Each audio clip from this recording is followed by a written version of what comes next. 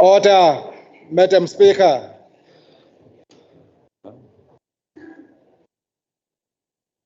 My sister.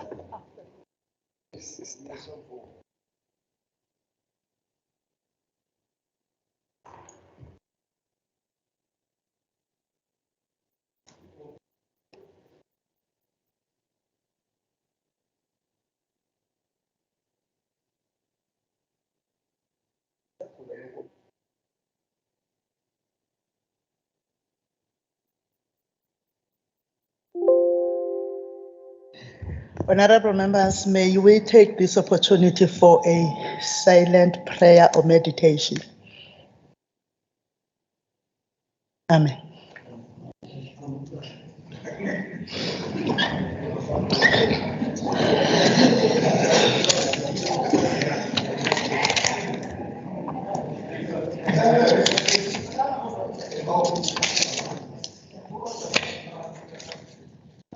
Good morning, honorable members. I hear that there are comments after prayer. Each body's prayer is as long as their frequency of communication with their God. Oh, honorable members, we now go to item number 2 on the order paper, which is obituaries. And we are going to start with the passing on of Dr. Protas Hlogohlogo Madlala, a respected political analyst who passed away on the 1st of September 2023. In addition to his work as a political analyst, Dr. Madlala was also a founding member of SANCO and the Congress of South African Trade Unions. He was also a recipient of the Order of Luthuli, South Africa's highest civilian honor. Mr. Raymond Ackerman, founder of Pick n Pay retail chain, who passed away on the 6th of September 2023. Mr. Ackerman was a visionary entrepreneur, humanitarian, and a great South African. In 2014, he was awarded the Presidential Award of the Order of the Boer in silver. Honorable members, the passing on of Prince Mangosuthu G. Buthelezi, the father of Honorable PATN Buthelezi, who is a member of our house. Prince Buthelezi was a member of parliament, a traditional prime minister PATN to the Buthelezi, and who is a member of our house, party official opposition in the house. Prince Buthelezi passed on the 9th of September 2023 and was laid to rest on the 16th of September 2023. He was fondly known as the Prince of KwaPhindangene, his homestead, and he will be remembered for his role as a political leader in South Africa and a leader of the former KwaZulu homeland. He was also a scholar and alumni of one of the most highly revered institutions on the African continent, namely Fort Hare University. May his soul rest in peace, and officially looking at the official opposition, because he's the founder of the party that is in this house, we send directly to you our condolences, Honorable Hlabisa and your party. Mr. Important Mkhize, who also served as a member of the KwaZulu-Natal Provincial Legislature during the 5th term, who passed away on the 10th of September. Mr. Mkhize has served in the legislature's various portfolio committees and was chairperson of the Portfolio Committee on Human Settlements. And at the time of his demise, he was chairperson of the Luthuli Museum. He was renowned as the trade union movement activist and as a former leader of Sakau during the apartheid era. He was also an activist and an educationist for the South African Communist Party and the Congress movement in its entirety. He will be fondly remembered as one of the stalwarts who played a key role in the attainment of freedom that we enjoy today. Mr. Thabani Christopher Sithole, father of Miss Sindisiwe Mshengu, who is the manager in the office of the Chief Whip. Mr. Mzwandile Nganono Shandu, a councillor in Ward 7 in Umkambatini local municipality.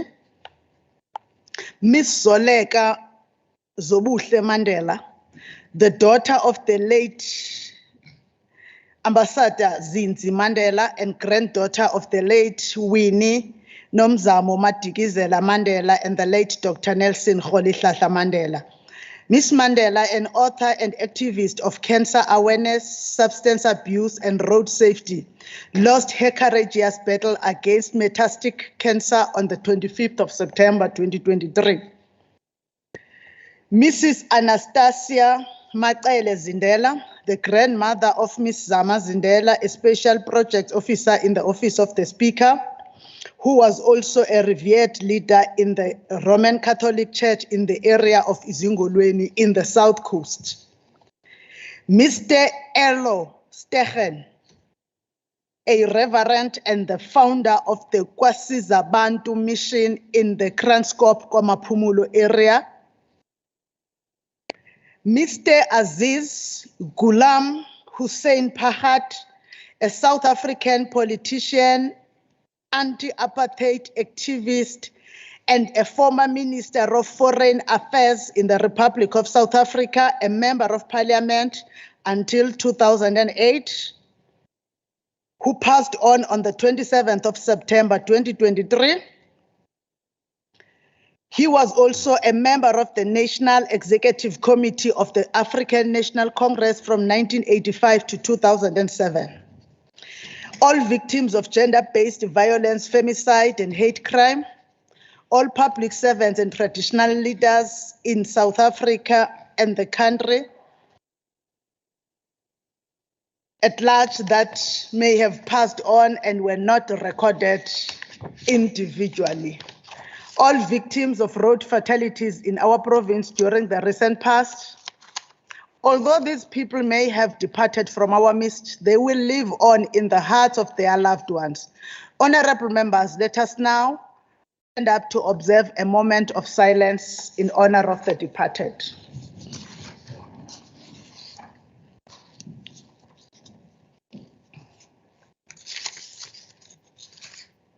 May their souls rest in eternal peace. Thank you. Honorable members, we now move to the announcements by the Speaker, which is item number 3 on the order paper, and we will start with apologies.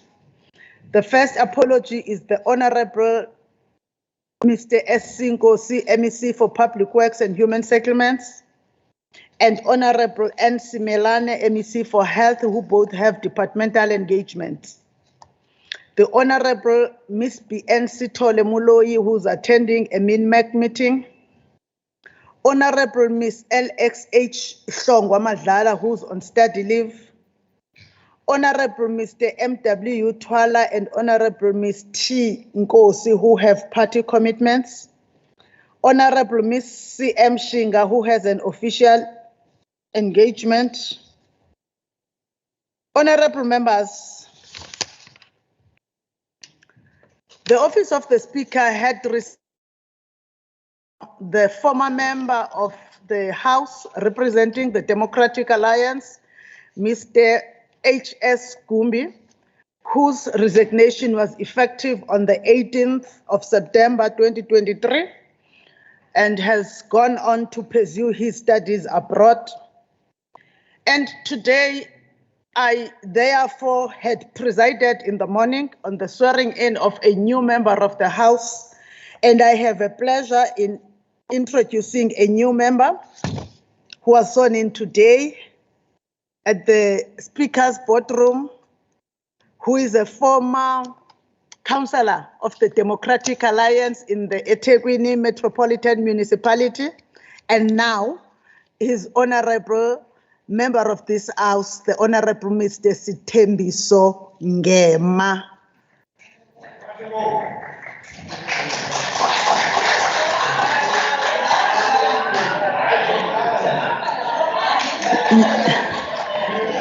You are welcome to Sienkomo. On birthdays, honorable members, I want to take this opportunity to wish belated birthdays to Umabedla, the Honorable MEC NP Nkonyeni, whose birthday was on the 8th of September. The Honorable Mr. F.A. Rogers Ujwaha, whose birthday was on the 10th of September. The Honorable Miss VP Taluza Uprecious, whose birthday was on the 13th of September. The Honorable Miss H.P. Chiliza, whose birthday was on the 17th of September. The Honorable M. Govender, whose birthday was on the 19th of September. The Honorable N. Dombela Umahlobo, whose birthday was on the 25th of September. We trust that all of you had pleasant days on your birthdays, and we hope that your wishes were fulfilled or will be fulfilled in the rest of the year. But honorable members, today is the birthday of the Honorable Angimboni Umaphethela, the Honorable Ndlamini. May I therefore take this opportunity to wish her all the happiness and blessings this life has to offer. It's the birthday of Honorable Ndlamini. That was the birthday greeting that you had. You will pass it, Honorable Mbaipeli and Honorable Harris, when you see her.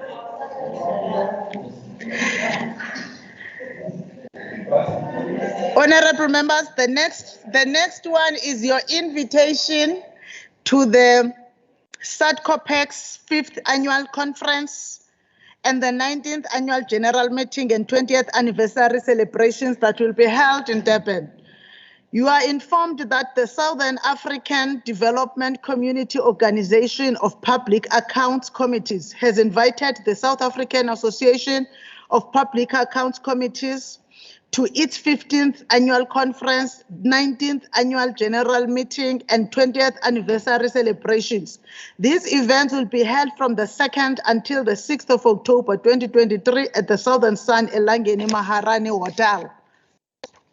Honorable members, they understand those that are members of the SCOPA. Ungaze uzixake kakhulu Kapisa.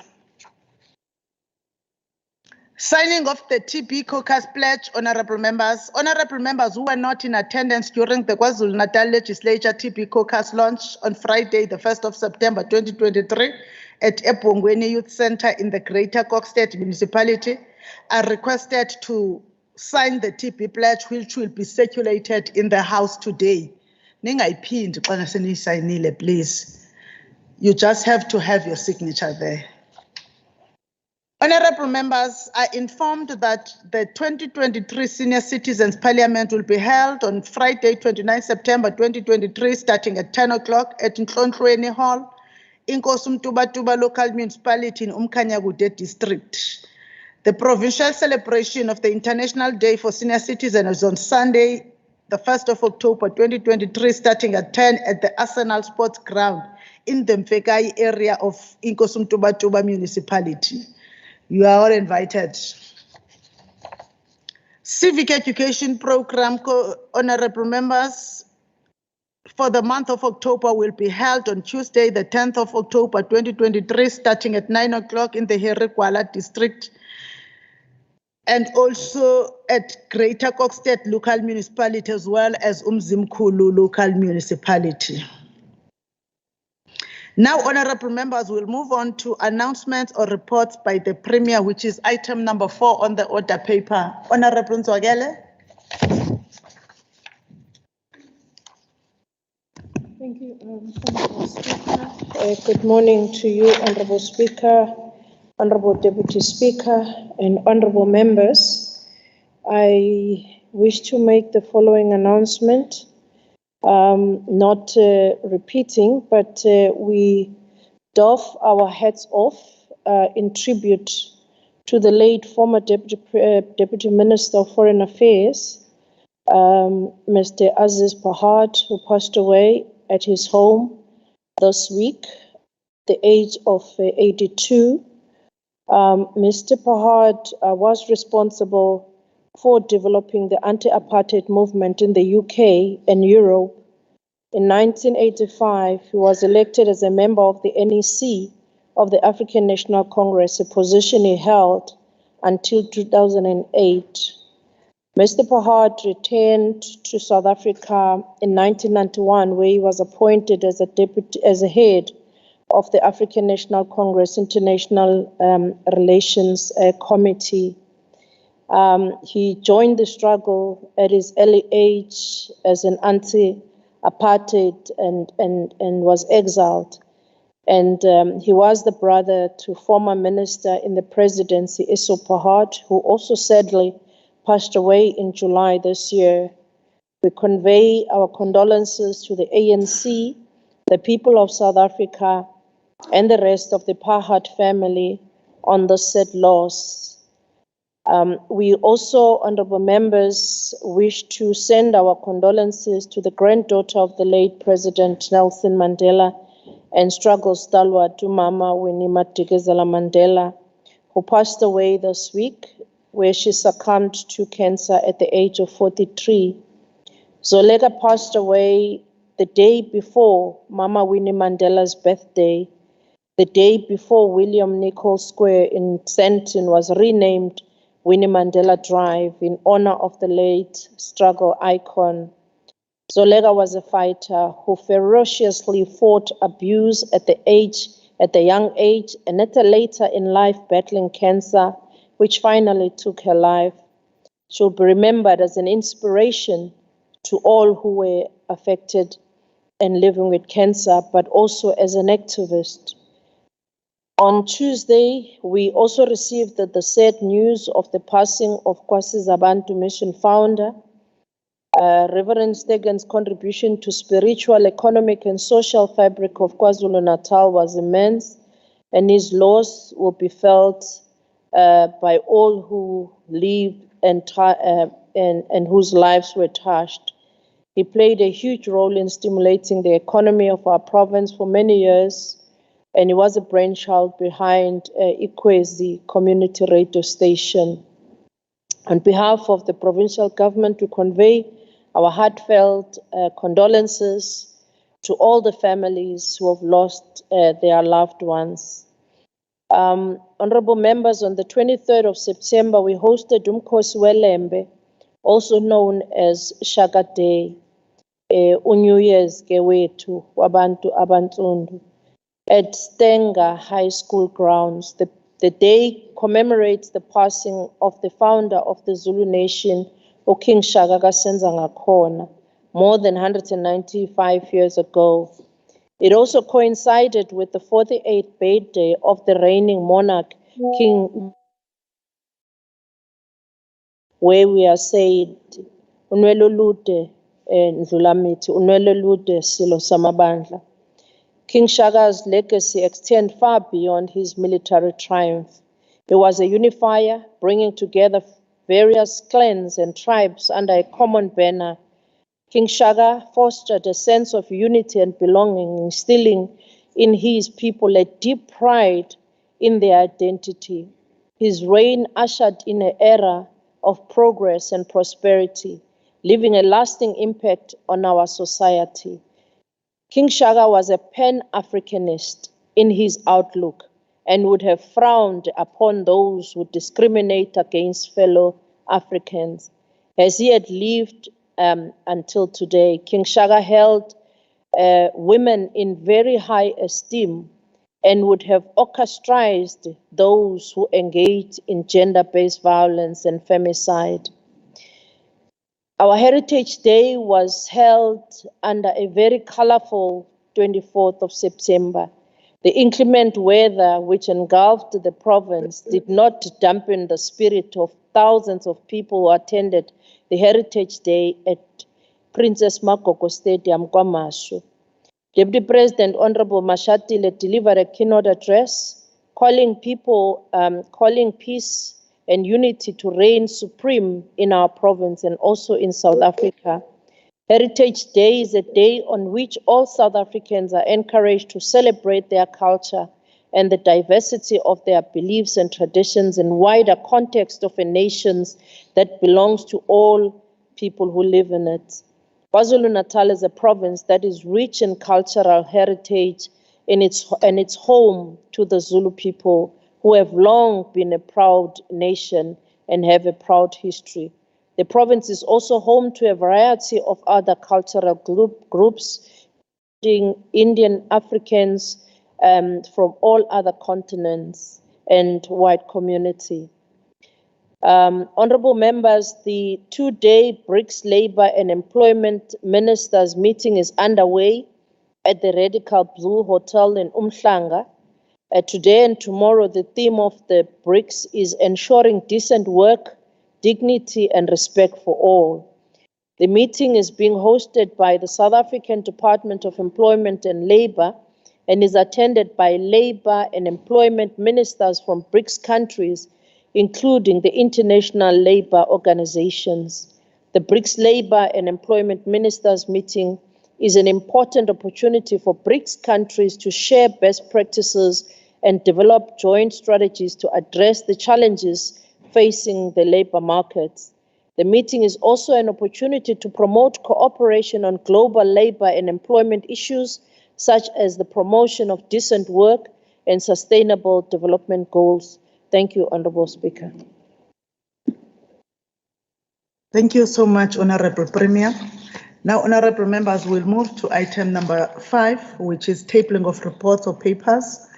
The first one is the KwaZulu-Natal Legislature Budget Performance in-Year Monitoring Report for the month of August 2023, the KwaZulu-Natal Legislature Annual Report 2022-23, the Office of the Premier Annual Report 2022-23, the Department of Economic Development, Tourism and Environmental Affairs Annual Report 2022-23, KZN Film Commission Annual Report 2022-23, the RBIDZ Annual Report 2022-23, Moses Kotane Institute Annual Report 2022-23, Tourism KwaZulu-Natal Annual Report 2022-23, Gaming and Betting Annual Report 2022-23, Liquor Authority Annual Report 2022-23, Shark Sport Annual Report 2022-23, the Trade and Investment Annual Report 2022-23,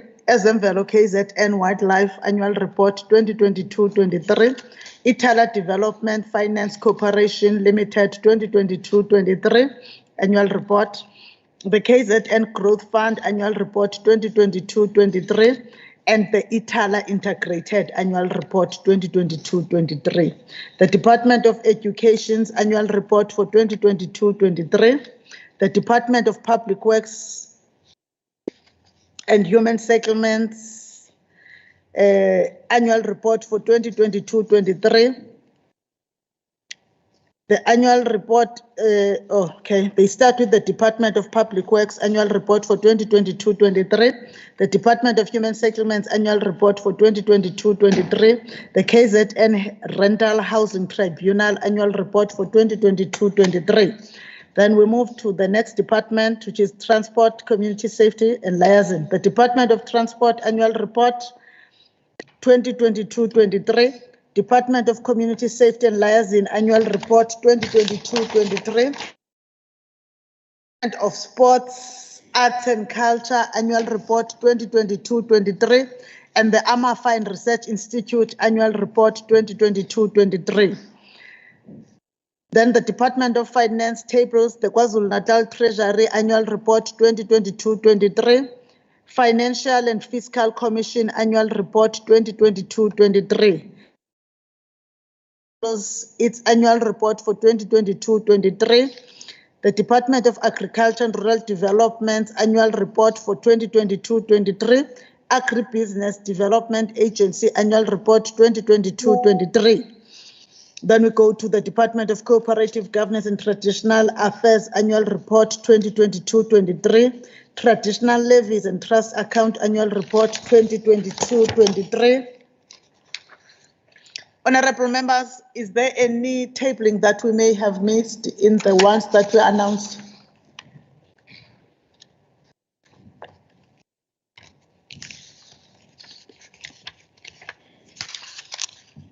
If there is none, we will move to item number 6, but we will indulge whenever that comes. We will move to item number 6, which is formal motions or notices by the Chief Whip. I will give this opportunity to the Chief Whip. Thank you very much, Honorable Speaker. Greetings to Honorable Premier and Honorable members. I must say that there are no formal motions or notices by the Office of the Chief Whip. Thank you so much. Thank you, Mkhatshwa. We now move to item number 7 on the order paper, which is notices of bills and motions. Honorable member, I will start with the Honorable E.V. Dube, Bishop of the ANC.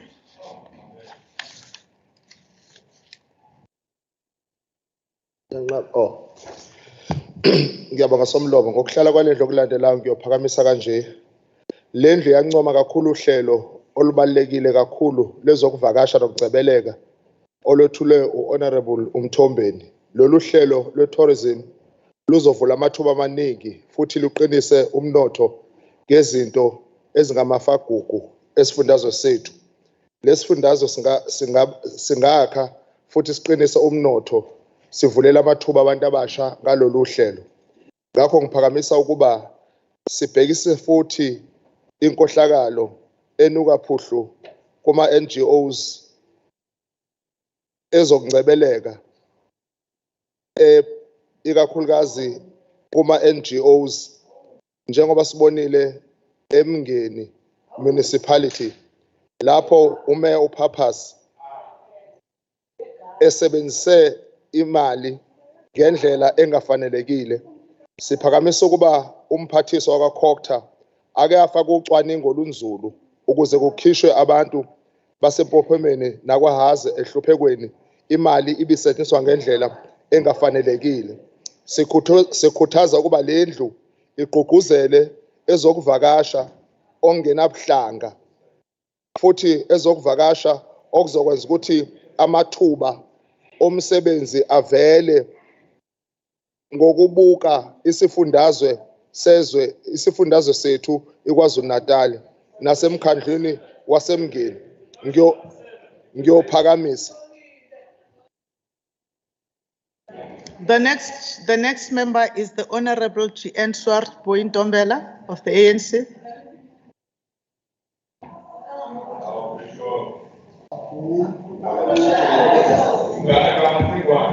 Is Honorable Swart Bointombela, is she connected? Thank you, Honorable Speaker. I'm connected.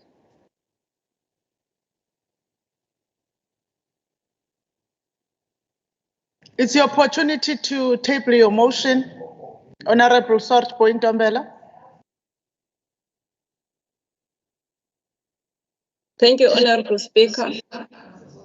In the next sitting day of this House, I'll move on behalf of the African National Congress as follows. Sort Point Ombela, please show your face, Honorable. Thank you, my leader. On this next sitting day, I'll move as follows, on behalf of the African National Congress. This House notes the Heritage Day is annually held on September 24 to recognize and celebrate the cultural wealth of our nation. Further notes that the purpose of Heritage Day is to preserve two diverse cultures that make up South Africa's population, including historical legacies, languages, and the food we consume. This House therefore resolves that the theme for this year's Heritage Month is celebrating our cultural diversity in a democratic South Africa, which intends to promote a national identity that is self-conscious of its liberation heritage, which will in turn promote unity in diversity among all sectors of South Africa's society. I so move. Thank you, Honorable Speaker. Thank you. The next member is Honorable MP Kwala.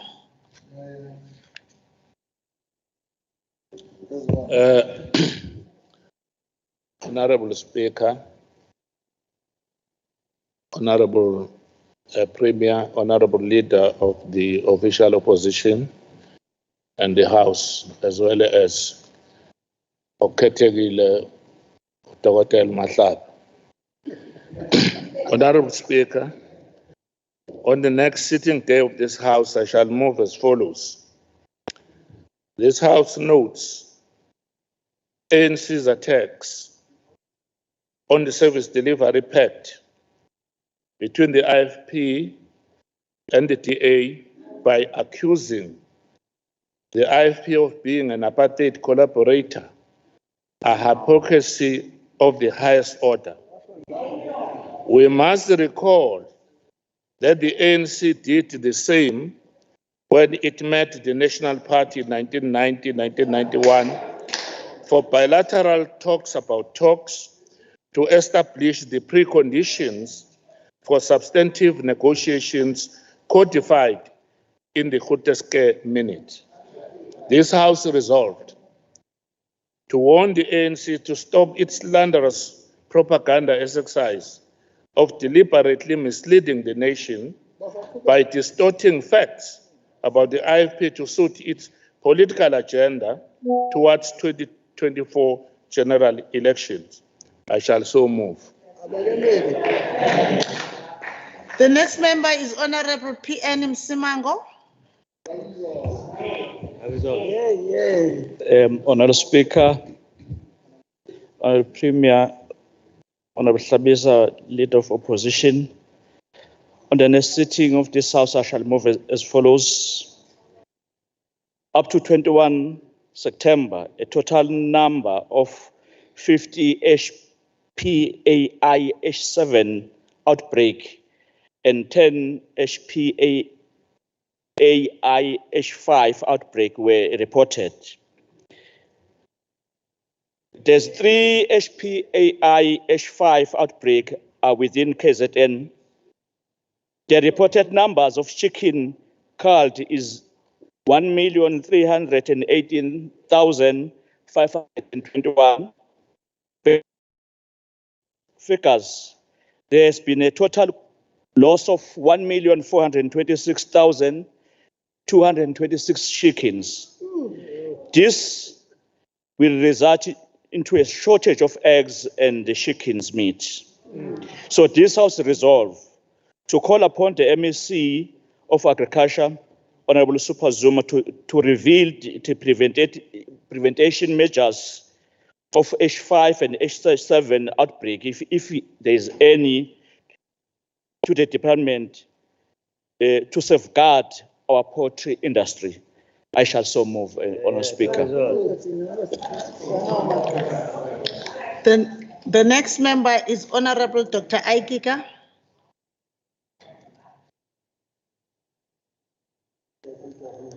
Thank you, Madam Speaker. Madam Speaker, I give notice that at the next sitting of this House, I shall move as follows.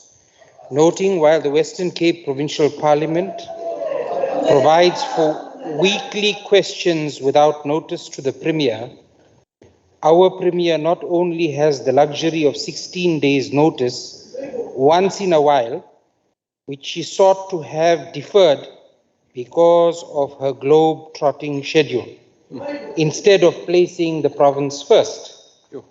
The DA wanted to ask her about placing eThekwini under administration and the excessive and merciless political killings in KwaZulu-Natal. Instead, through consultation, the majority of the members of this House sanctioned her dereliction of legislature duty. This House resolves, consider reviewing the rules to allow for Premier's questions without notice more frequently. So shall I move.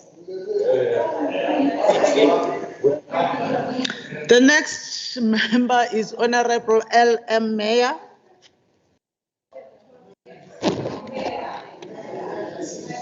Madam Speaker, I hereby give notice that I shall move on the next sitting day of the House as follows.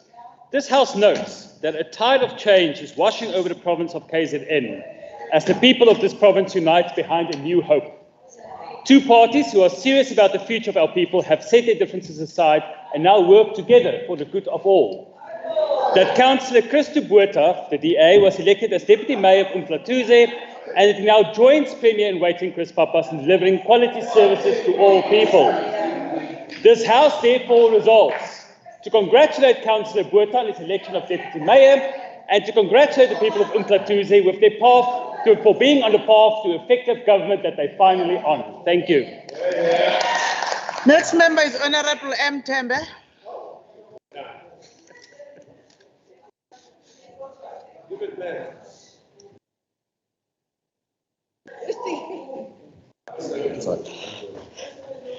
Good morning, Speaker.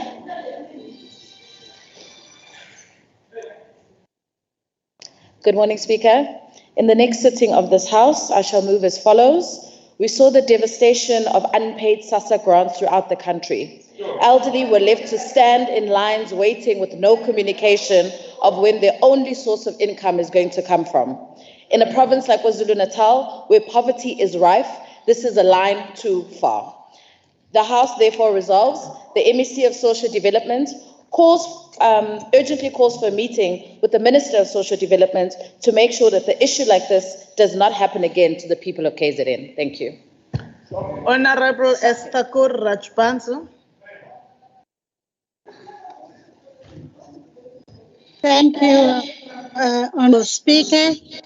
The Minority Front congratulates the Honourable Prime Minister of Bharat, that is India, on hosting a successful G20 summit themed One Earth, One Family, One Future, noting that the New Delhi Leaders' Declaration was unanimously passed on the 10th of September 2023 by all countries, further noting that India, being a key BRICS member, ensured that the African Union gained membership in this elite G20 economic grouping so that no one is left behind. This Honourable House notes this feat being the result of South Africa choosing strategic partnerships for Africa's progress. Moved by Mrs. S. Thakur Rajbansi of the Minority Front. Thank you. The next member, thank you, Mrs. Rajbansi. The next member is Honorable SE Manqele of the ACDP.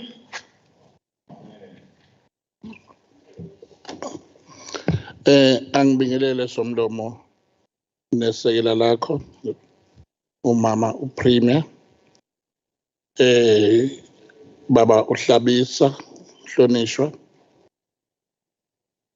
nabo bonke oza kwethu ngokuhlala kwalendlu ukulandelayo ngiyokuphakamisa kanje Umshado uyinto ehloniphekile eyamiswa uNkulunkulu phakathi kwesifazane nowesilisa. Ngakho ke akufanele ukuba uthathwe kalula nje. Uyisimiso esethembile sikaNkulunkulu uba sikhulise abantwana abaqotho abanokwakha isizwe esiqotho. Ngakho ke le ndlu ngiyacela ukuba iphakamise ukuba kukhuthazwe ukuganana kulabo abanethuba lakho nokuqwashisa ngokwenza imibuthano ngenhloso yokwakha imizi nangenhloso yokuzala abantwana abazokhuliswa ngobuqotho. Ngiyakuphakamisa. The next member is Honorable M.E. Phakathi. I don't know why members are looking this side. They should be looking towards M.E. Phakathi. I'm fully protected by the Constitution of the Republic, honorable members. Honorable M.E. Phakathi.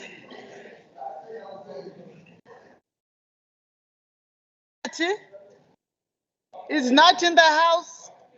Therefore, we will move to the next member, Honorable H.U. Depur. I'm fully protected. Honorable H.U. Depur. Thank you, Honourable Madam Speaker. Good morning, honourable colleagues. I give notice that at the next sitting of this House, I shall move as follows on behalf of the Democratic Alliance, noting that more than 100,000 residents and hundreds of businesses were left without water for 8 days in what has now been described as the North Durban water crisis.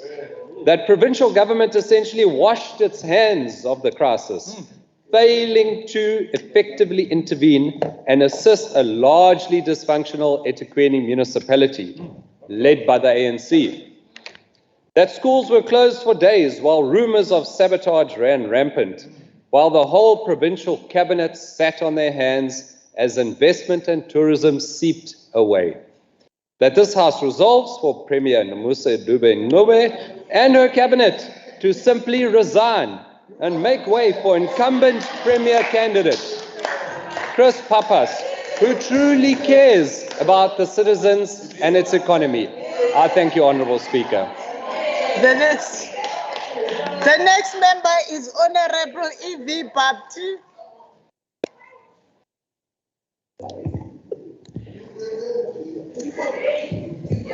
Good morning, Honourable Speaker, honourable members. I give notice that at the next sitting of this House, I shall move as follows.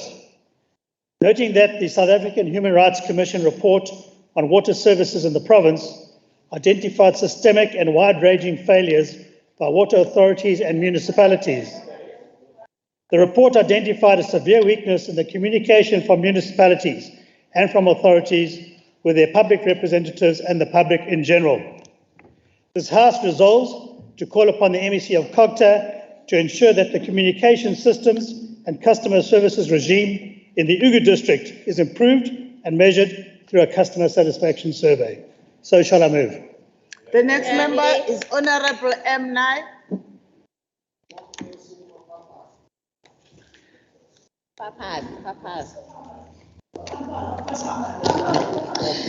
Thank you, Madam Speaker.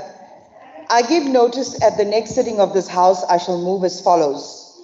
Noting that since 2010, beneficiaries of the Presidential Housing Project Lansdowne have had to deal with the result of several construction fails that has made their living conditions unbearable, dangerous, and inhumane. In 2014, the NHBRC was requested to conduct a forensic engineering assessment on this project. Recommendations were made, but never materialized despite concerns. This House resolves that the MEC for Human Settlements immediately call for an update to the 2014 NHBRC report, implement the recommendations, and bring closure to this project. I so move.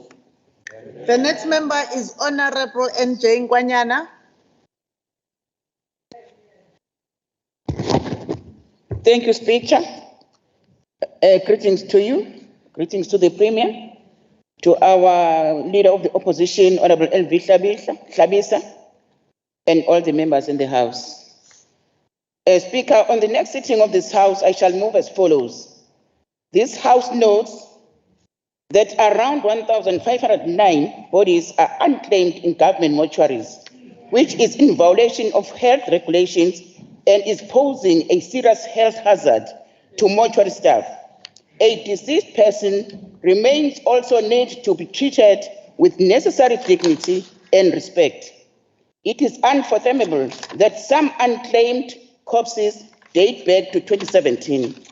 This is most prevalent in Fort Napier Mortuary in Pietermaritzburg. This House resolved to call upon the KZN MEC for Health, Namagugu Smelane, to provide plans to address this issue, which deserves an urgent solution. She must take the public into her confidence about these delays by the Health Department. I shall so move. The next member is the Honorable T.P. Mthethwa.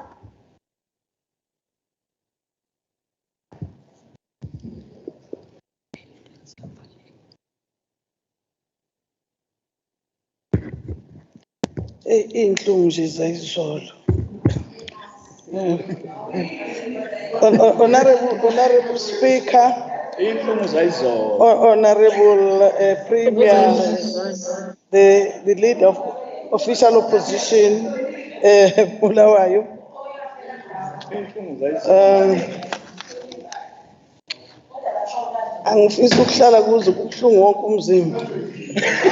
On the next sitting of this House, I shall move as follows.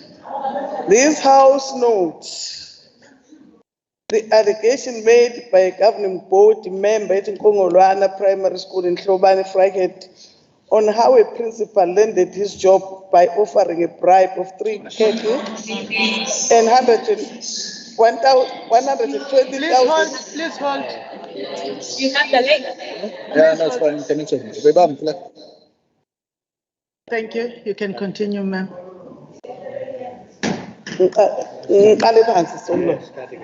Continue, not start afresh. Continue. Memo Mkhulu.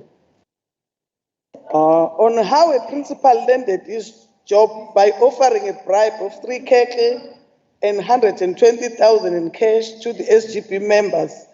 Further, they sold a post of a deputy principal for 80,000. It is evident that the process of selecting candidates for appointment in the education sector is rigged with inconsistencies. This House resolved to call upon the KZN MEC for Education, Honorable Mbari Fraser, to institute an urgent investigation into this matter, to call for a review of the process of hiring of teachers. I shall so move. Thank you, Honorable Member.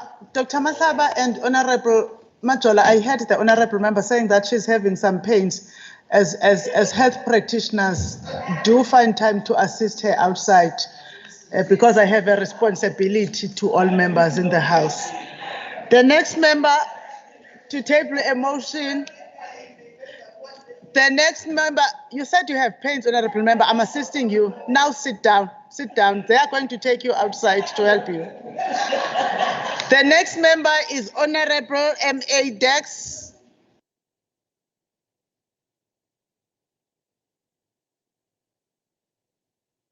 Honorable Speaker, on the next sitting day of this House, on behalf of the ANC, I shall move as follows.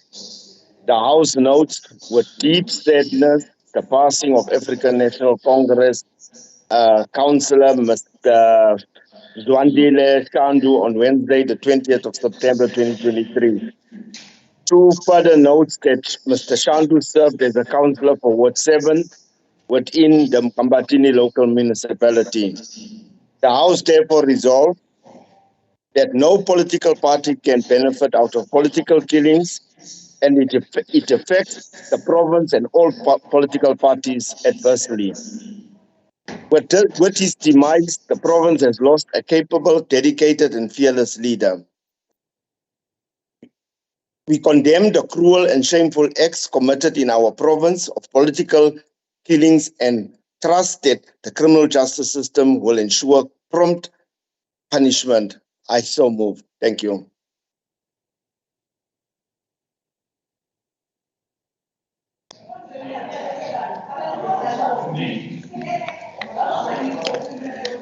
The next member is Honorable B.N. Mthethwa. Honorable B.N. Mthethwa.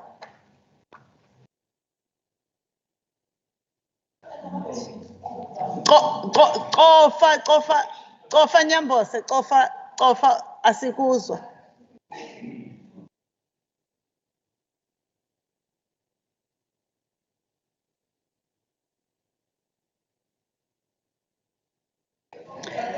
Unmute yourself, Nyambose. Unmute yourself.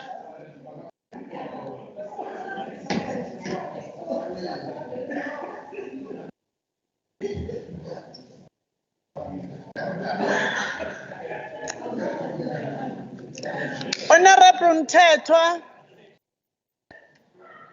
Honorable Mthethwa, your mic is off. Your mic is off.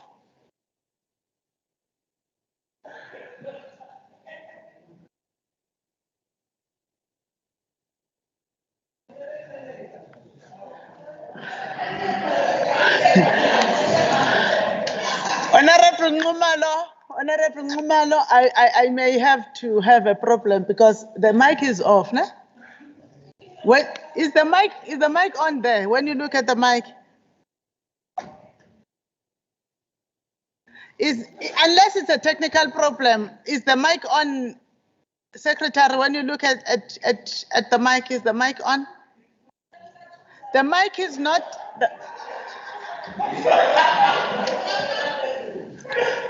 The mic is not on.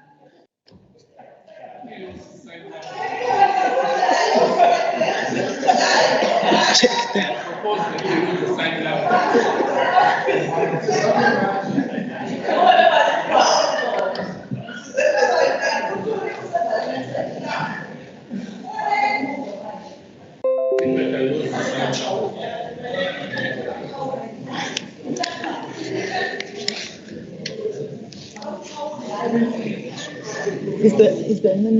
Is the mic on?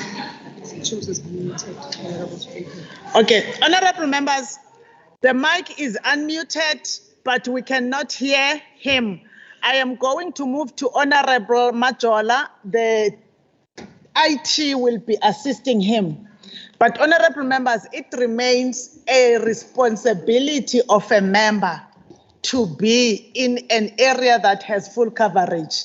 Now I call upon, as they are still assisting him, Honorable Nxumalo, if he is still unable, the other available opportunity is that he sends the motion through and the motion be read by someone else in the House. Otherwise, he will miss his opportunity. But now may I hand over to the Honorable N.R. Majola. Thank you, Speaker. Speaker, in the next sitting of this House, on behalf of ANC, I shall move as follows. This House notes the continuous ugly face of gender-based violence affecting the community of Umzumbe local municipality. As from the first quarter of this year, the list has gone up to 76 cases that have been attended by the social workers and other partners. This has been seen and experienced recently by Nqeke family that has lost their 8-year-old girl child, who got lost from Makoso's primary school and never returned home. The body was found not far from home in a bad state. May her soul rest in peace. This House resolves intensification of crime fighting by KZN. This House resolves intensification of crime fighting by KZN police, implementing the 4 major pillars that the government have in place. I shall so move. Thank you, Honorable Majola. We now go back to Honorable Mthethwa. Honorable Mthethwa.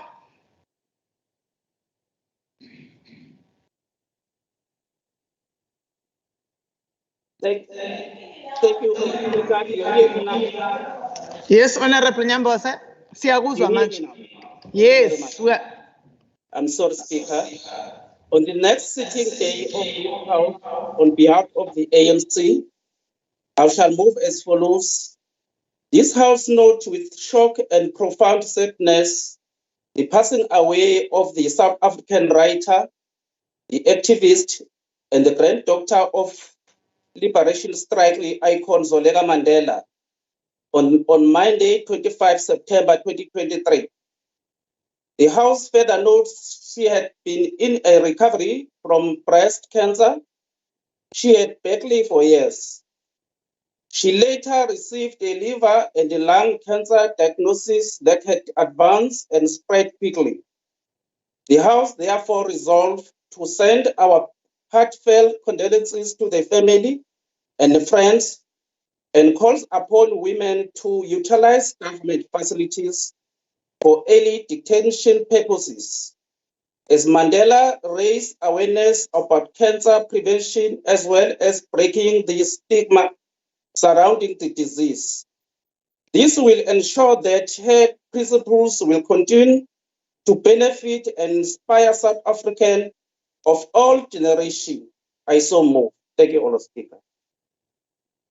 Thank you, Honorable Mthethwa. Thank you that your problem was attended to and you were patient. The next matter now, we are going to the main orders of the day, honorable members. We have dispensed with the motions, notices for motions.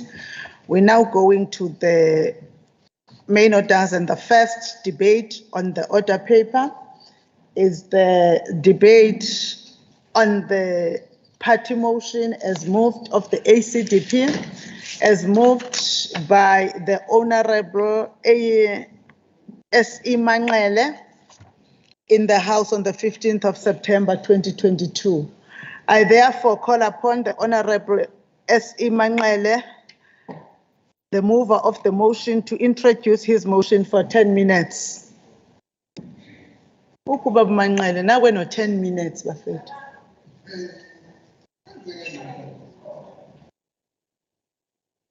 Manqele, u-10 minutes longa uthandi, sithi yakubiza, naku no 10 minutes.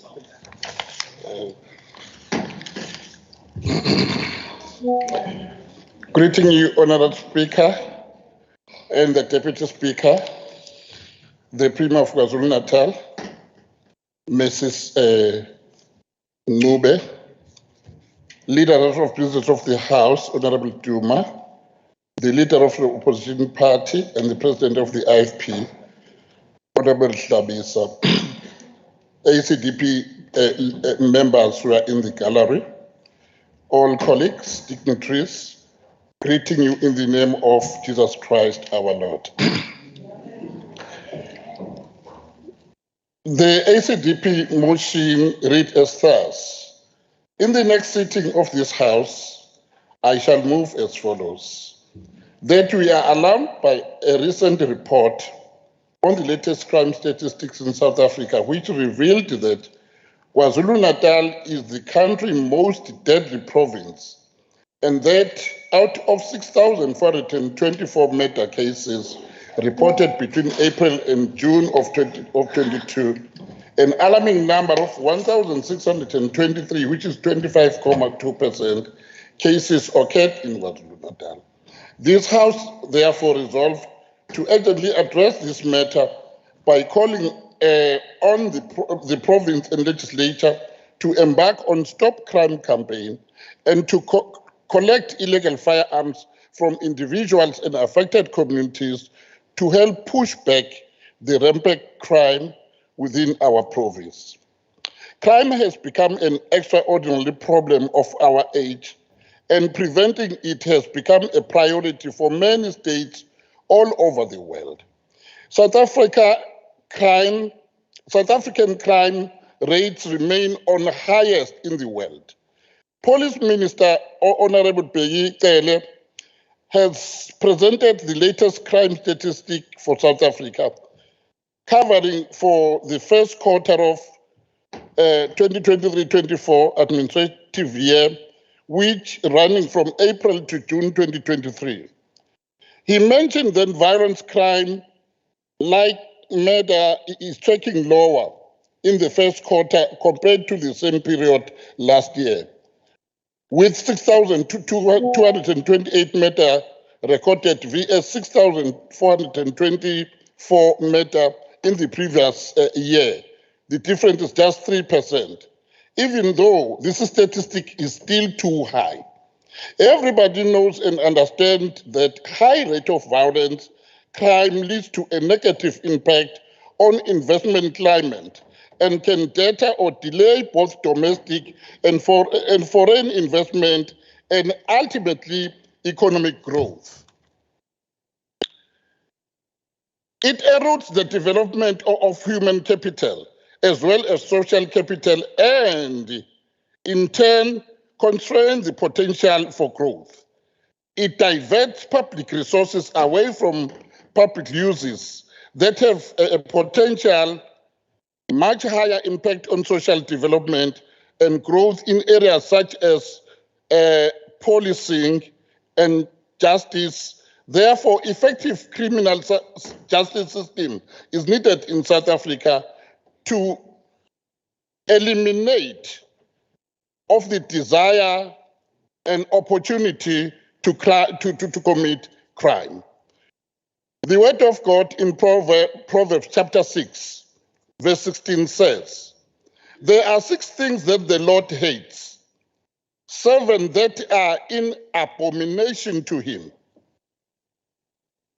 haughty eyes, lying tongues, a hand that shed innocent blood, a heart that diverts wicked plans, feet that make haste to run to evil, a false witness who breathing out lies, and one who sow discord among brothers." It is not only violence associated with criminal activities and depicted above, but phenomena such as domestic violence, violence labor protest, violence economic beginning, and violence behavior on the sports field are also becoming common in South Africa today.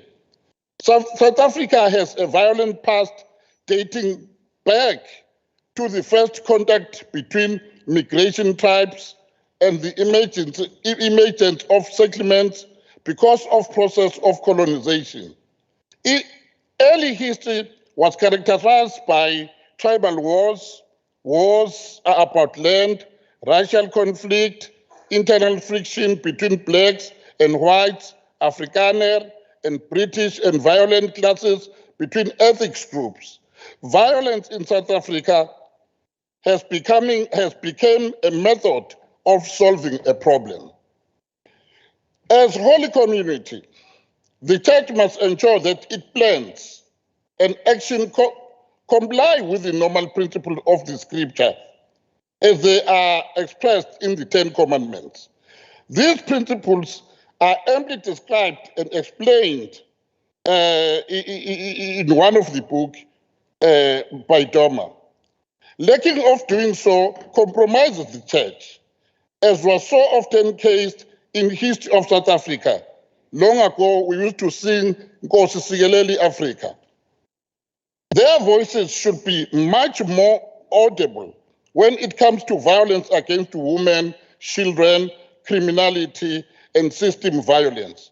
The government must formulate a strong partnership with the Church to assist on Stop Crime campaign. The regulations of firearms should be strengthened by incorporating additional measures to ensure that firearms licenses are granted only to responsible gun owners. Former license holders should be implored to hand over their illegal firearms to SAPS if they are unwilling to obtain a license for their firearms. These unlicensed firearm owners should be convicted and be fined heavily for their violation and lack of support for the provision of the state. The problem of SAPS providing firearms to criminals require a serious forum.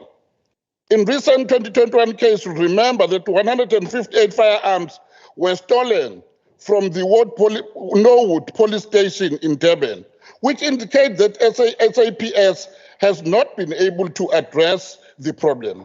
It is recommended that all SAPS officials involved in the control of firearms asset be subject to a regular psychometric test. Such tests will determine whether these officials are conducting their duties with honor and discipline. It is also recommended that the SAPS establish a dedicated and independent team to address the issue of illegal firearm within our regime. You remember previously there was a team called Internal Stability, which was specializing on illegal firearms. Violence in South Africa has many causes and phases. It needs a multi-faceted approach. In this process, churches and government has an important role to play as moral agent, motivating by the Christian social ethic laws of the country. To be involved in all the above mentioned means that churches and government can contribute to solving the problem of violence and set a sign of hope for the troubled South African community. And ngale kwalokho siyadinga ukuthi sibuye ama-campaign okwavunyelwana ngayo kulendlu siwabone ukuthi ayaqhubeka ayenzeka ngoba ngaphandle kokuqwashisa sivuselelane asiyukwazi ukulwa nale mpethu ehlasele izwe lethu. I thank you, Speaker.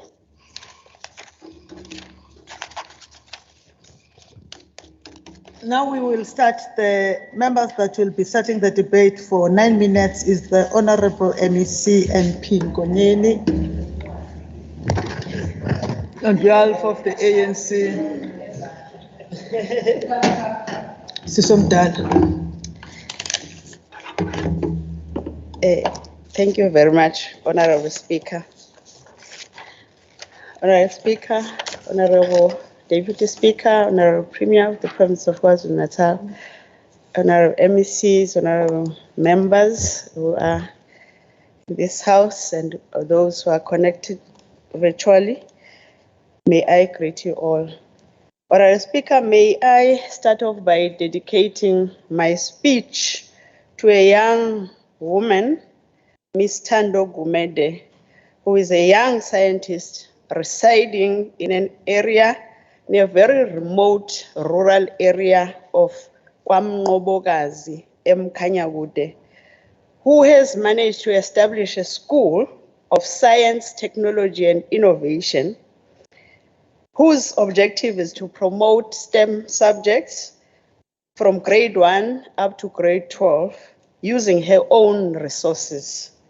She has been crowned as Miss South Africa. She has been crowned as Miss South Africa for promoting the important STEM subjects.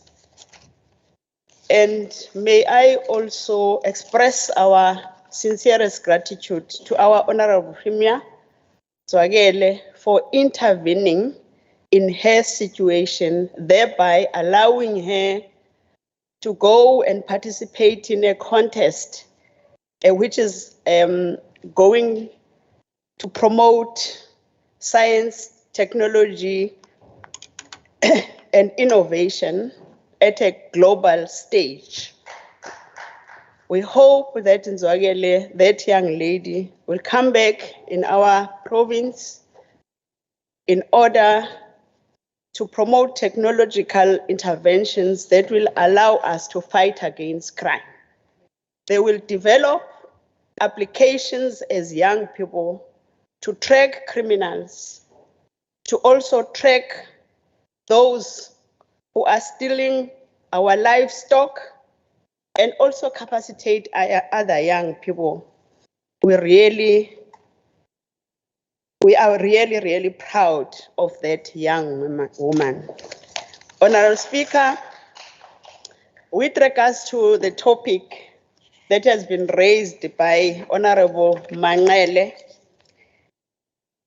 I would like to begin by reminding the House about the fact that the historical background of both apartheid and systematic colonialism is by and large responsible for the continuous systemic perpetuation of crime, lawlessness, poverty, unemployment, and inequality in this country. We argue that apartheid was instituted on and represented an escalation of the colonial system of subjudication of Africans, Coloureds, and Indians. The law enforcement agencies were only established to persecute the black majority, lacking the essence of law, crime prevention, and community policing. In KwaZulu-Natal, the state-sponsored crimes during apartheid were common. These include the incident in various areas, including KwaShoba in the South Coast, where 19 people were murdered. They were brutally murdered in cold blood for choosing the ANC as their political home. In the Midlands and in other townships, it was the same. In fact, in the entire province of KwaZulu-Natal, KwaZulu-Natal became a crime scene. Various publishers indicated that in the 70s, South Africa had high rates of violent crime and organized crimes compared to other countries, and had a known reputation for being consistent as one of the highest murder rates in the world. For instance, in the New York Times in 1978, the New York Times published more than 75% of the killings that were committed with firearms, whose widespread distribution places white South Africans among the most heavily armed citizens in the world. It was very glaring during the July unrest that most white people in the province of KwaZulu-Natal do possess firearms. Almost in all families, they do possess firearms. Whilst in 1977, there were more than 1.3 million firearms in white hands. Ask yourself, where are those firearms? One for every family. Whites who opposed equality for blacks frequently pointed to the crime rate in the black community, overlooking the similarly high rate of crime amongst that were perpetrated by whites at that particular point. This is our view rendered the society, in our view, that rendered the society more armed white people, even more than the law enforcement agencies. And it is our considered view that apartheid and colonialism are still the reason for South African people to face abject poverty, and also that today we are reeling with an issue of unemployment rate which is quite high, just because of the policies that were developed at that particular time. You can imagine if through Bantu education you were taught to dissect a tadpole, you know, and the locust. What are those people doing right now? In other words, the apartheid system was actually producing potential criminals. It is very true. So we need to argue, Honorable Member, who has raised this matter, that indeed the current government, which is led by the ANC, is still dealing with that barbaric system, the acts of that barbaric system of the apartheid era. Of course, we are trying our best to combat crime. There are various crimes that are really hurting us, like the gender-based violence and femicide, human trafficking, drug trafficking. And you can imagine and ask yourself, who are the perpetrators of drug trafficking? Who are the perpetrators of human trafficking? There is gangsterism in other provinces. But we must also highlight the fact that we were fortunate enough to have a very, very practical or pragmatic police commissioner in the province of KwaZulu-Natal. Commissioner Nhlanhla Mkhwanazi is actively involved in fighting crime, working together with MEC Shomuka. Their actions are there for everyone to see. Honourable members, the ANC-led government committed to creating a better South Africa, free of crime and social ills, as evident in the adoption of the first policy position, the Reconstruction and Development Programme, that was meant to completely eradicate poverty, racism, and inequality. The RDP on peace and security is succinctly clear that people should be at the center, which will enable building, and therefore, Honourable Speaker, thank you very much.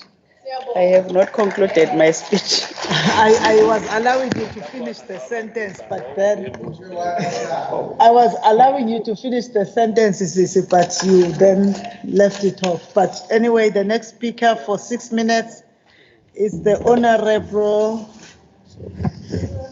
MV Gwala. Honorable Speaker, Excellency, the Premier of the province, Honorable Leader of the official opposition, honorable members, guests. The latest crime statistics covering the first quarter of 2023-2024 administrative year, which runs from April to June 2023, revealed that violent crime like murder is tracking lower in the first quarter compared to the same period last year, with 6,228 murders recorded, vis-a-vis 6,424 murders in the previous period. 6,228 murders over a period of 3 months are a staggeringly high number, averaging 68 murders a day in the country. Further, although the crime statistics report revealed that the number of murders in the province of KwaZulu-Natal decreased from 1,623 to 1,584 cases, we are not satisfied.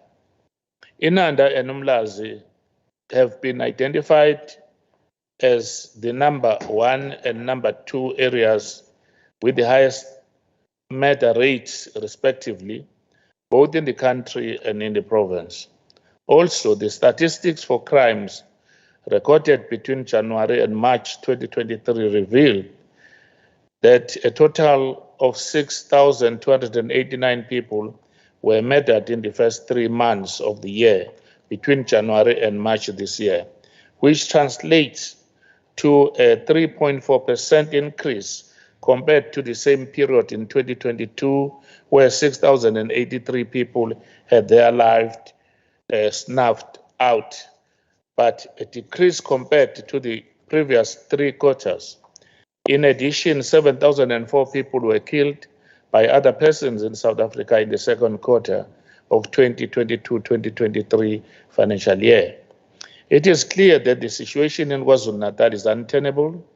Something has to be done as citizens are living in constant fear of being robbed or even killed by gun-toting criminals who are on the rampage and ruling the province with impunity. The killing of councillors and ordinary citizens proves that KZN is a province at war. This has led to many people requiring bodyguards and improving security measures in their homes in order to protect themselves. Mass killings are another cause for concern.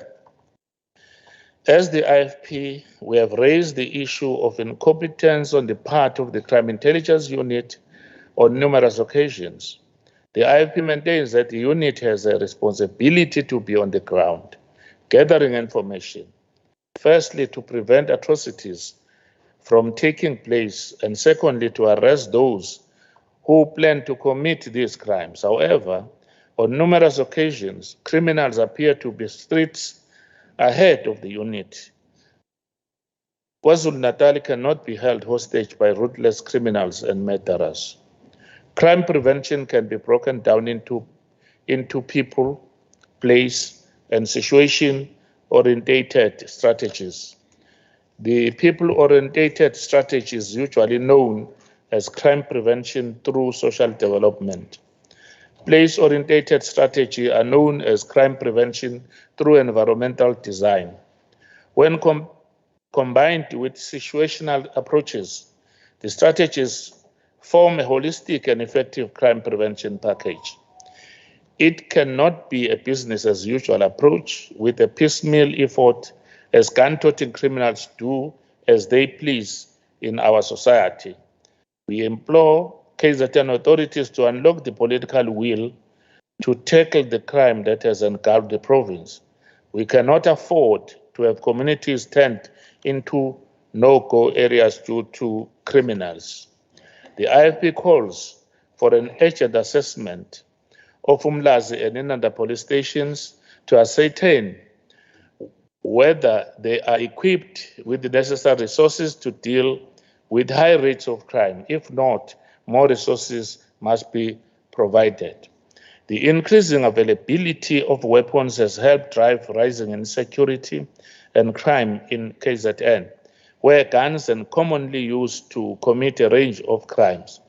It is the duty of the authorities to launch a thorough investigation on armed syndicates, whether guns used by criminals to kill are smuggled into the province or if syndicates collude with gun sellers to buy illegal guns.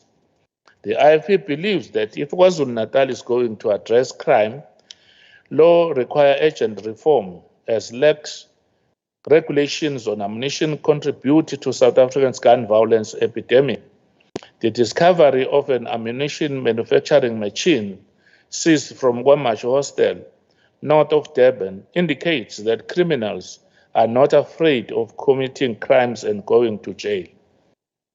The current national debate about gun violence is largely focused on firearms.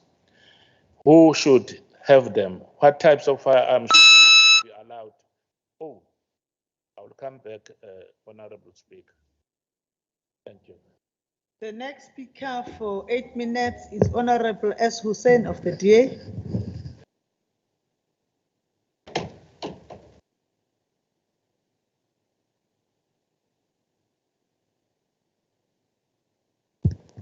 Madam Speaker, I rise on behalf of the Democratic Alliance, as we have done on many occasions, to raise our voices on the increasing crime rate in our province. Two things have always been consistent in this province. The first is that criminals do as they please and they get away with it. The second is a government that has no idea what to do.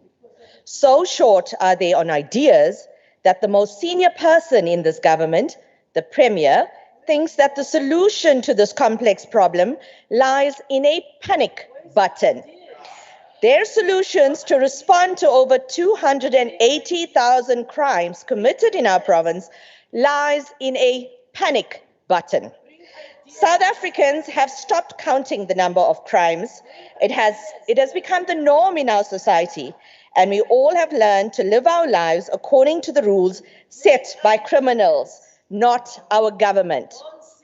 Children have the inherent right in our laws to grow up in a safe society, protected from abuse and harm. But they cannot exercise that freedom because criminals are in charge, not the ANC. Children don't walk our streets or play in our parks anymore. They are locked up in homes behind high walls and locked gates because our government, instead of making our communities safer, they're handing out useless panic buttons. Women too have the inherent right in our laws to go wherever they wish, whenever they wish, wherever they wish. But we cannot exercise the freedom to do so because criminals are in charge, not the ANC. You will hardly ever find a woman walking alone on our streets at night anymore. You will either get robbed, raped, or killed, and in most cases, all of the above. This was the experience of a woman who I refer to as Sarah. She was one of the lucky ones. So common is her experience that now even we have a common term for people like her. She is a rape survivor. She was a victim of a heinous crime and changed the trajectory of her life forever. As she mustered up the courage to report the violation of a young female body, she was hopeful that she would find comfort, compassion, and protection from the police to get justice from the violation of her rights. Unfortunately, what follows was a horrific experience which redefined her understanding of a very institution to set up specifically to serve and protect her rights. After entering a local police station, she was met by an overweight, unprofessional, and uncaring policeman who began interrogating her as if she was the perpetrator of a crime. She was questioned repeatedly in full view of other officers. Her choice of clothing and her reason for being out at night became the topic of the interrogation. She walked away knowing that while she has all the rights protected in our laws, she does not have the freedom to exercise those rights in this government. In fact, they are not in charge, criminals are.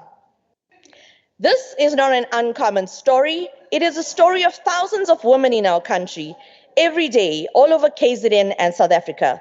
The ANC is a government of choice for criminals, not a government for women and children.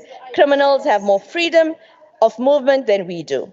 Speaker, KZN has consistently had one of the highest crime rates in South Africa, and we continue to see an increase in rape and murder, making our province the hotbed of violence and suffering. The recent release of Global Organized Crime Index reveals that South Africa has been overtaken by a mafia state.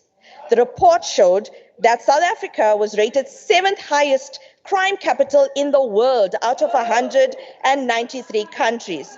The crime networks were often fueled by corrupt relationships, which has led to the crisis in government and law enforcement. The report further states, the ruling party has used its majority in parliament to block crucial legislative oversight investigations, protecting its representatives from corruption and inquiries. These are the words not of the DA, but from the Global Organized Crime Index report. But it reiterates what we have been saying for a while now. This useless ANC government and the government of choice for criminals, they are in charge. Police were promised body cams, installation of cameras in hotspot areas.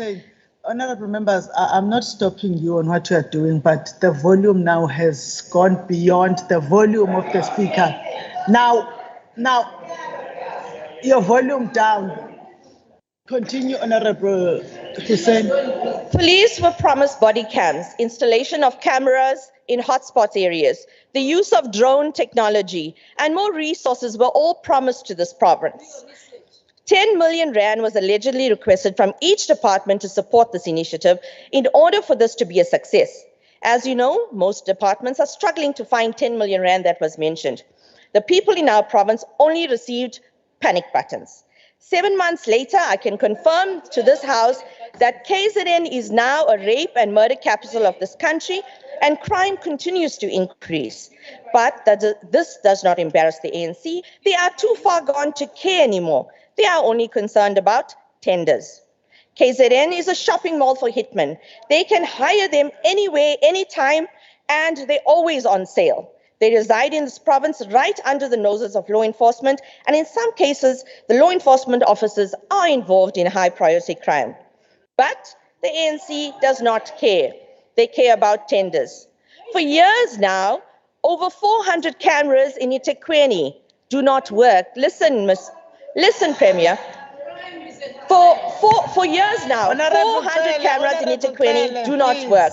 The drones are missing. The body cams. Honorable Hussein, Honorable Taile, Honorable Taile, Honorable Taile, please withdraw that. The last part, please withdraw it, ma'am. Please withdraw it, Honorable Taile.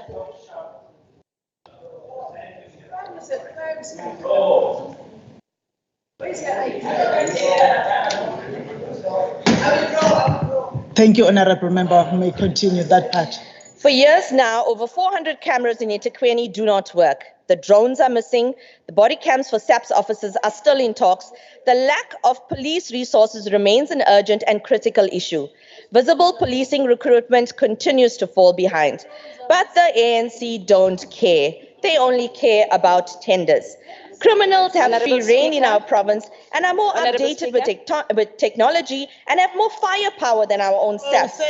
Please take your seat. The time, Madam Secretary. Honorable Mapena. Thank you, Honorable Speaker. I rise on Rule 57, Honorable Speaker. Okay, let's go to Rule 57. Which one? B. Okay. I beg your pardon, if whether the member itself, I think it's D, is willing to take a question specifically relating to the fact that the panic buttons do not work at all. Okay, now you are asking, Honorable Hussein. No, the Speaker will Honorable Hussein. The Speaker will rule. Come back. The Speaker will rule. She's asking whether. No, the Speaker will rule. The Speaker is here. Okay, the Honorable Mapena, you better trust me. You sent the question to me. You rose to me. So allow me to proceed with it. Leave the other honorable members. Honorable Hussein, Honorable Mapena is checking whether you're willing to take a question. She knows nothing. Yes. Okay, she's willing to take a question. Have the time rolling, Madam Secretary. Have the time rolling. Go on with your question, Honorable Mapena. Thank you, Honorable Speaker. The Honorable Member attests or alludes to the fact that the Premier only uses, or the only tool of trying to protect our people is panic buttons. This is incorrect. I would like to find out from her if this is information she has a material facts about. And the second part to it, Honorable Speaker, is whether or not she thinks these particular buttons do not work at all. I ask because, Honorable Speaker, we've been on the ground and we've heard our people being grateful for the very thing. Thank you. What is the question, Speaker? Yeah. Honorable. Yeah, well. Honorable members, hold the time. Hold the time now at 39. Hold the time at 39. Honorable members, I had over when you agree to take a question, your question will be taken from your time. You are aware of that.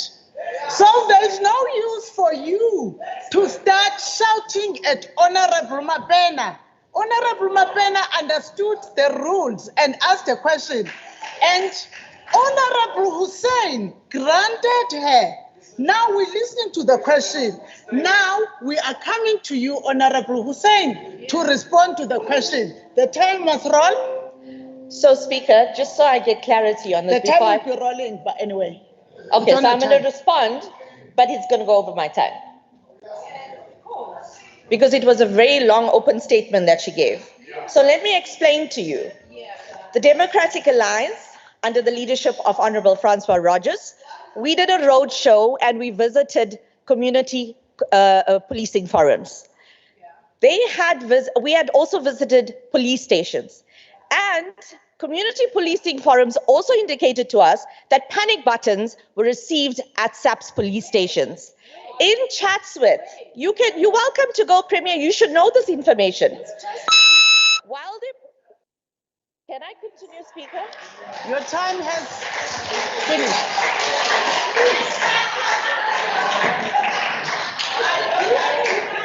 The next speaker on Well, the Premier, podium, maybe you should go and do an oversight. We're doing your job for you. On behalf of the EFF,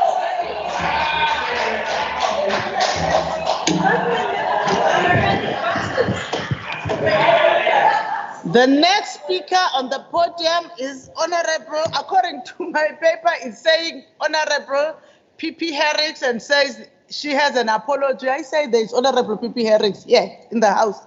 The next speaker is Honorable P.P. Herricks for 6 minutes on behalf of the EFF.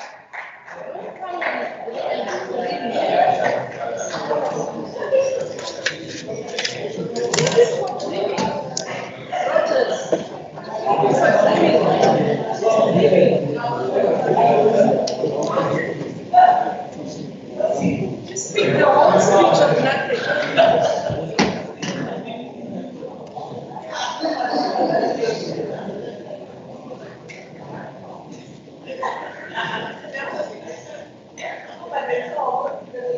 Where's the button? Show us. Show us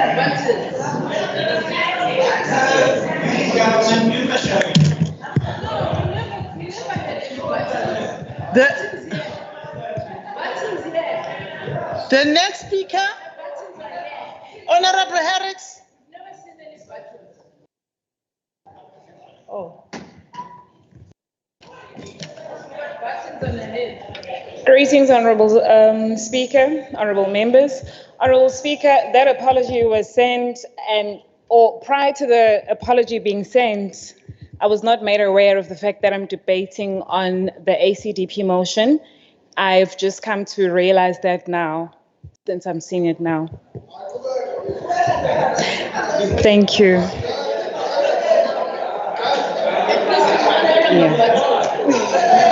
Thank you. That concludes the debate. That concludes the contribution by the EFF to the debate. Now we move to the next. The next speaker is Honorable C.M. Shinga, is not in the House and has apologized. The next speaker on behalf of the ANC for 9 minutes is Honorable M.A. Chiliza, the chairperson of the Portfolio Committee on Community Safety.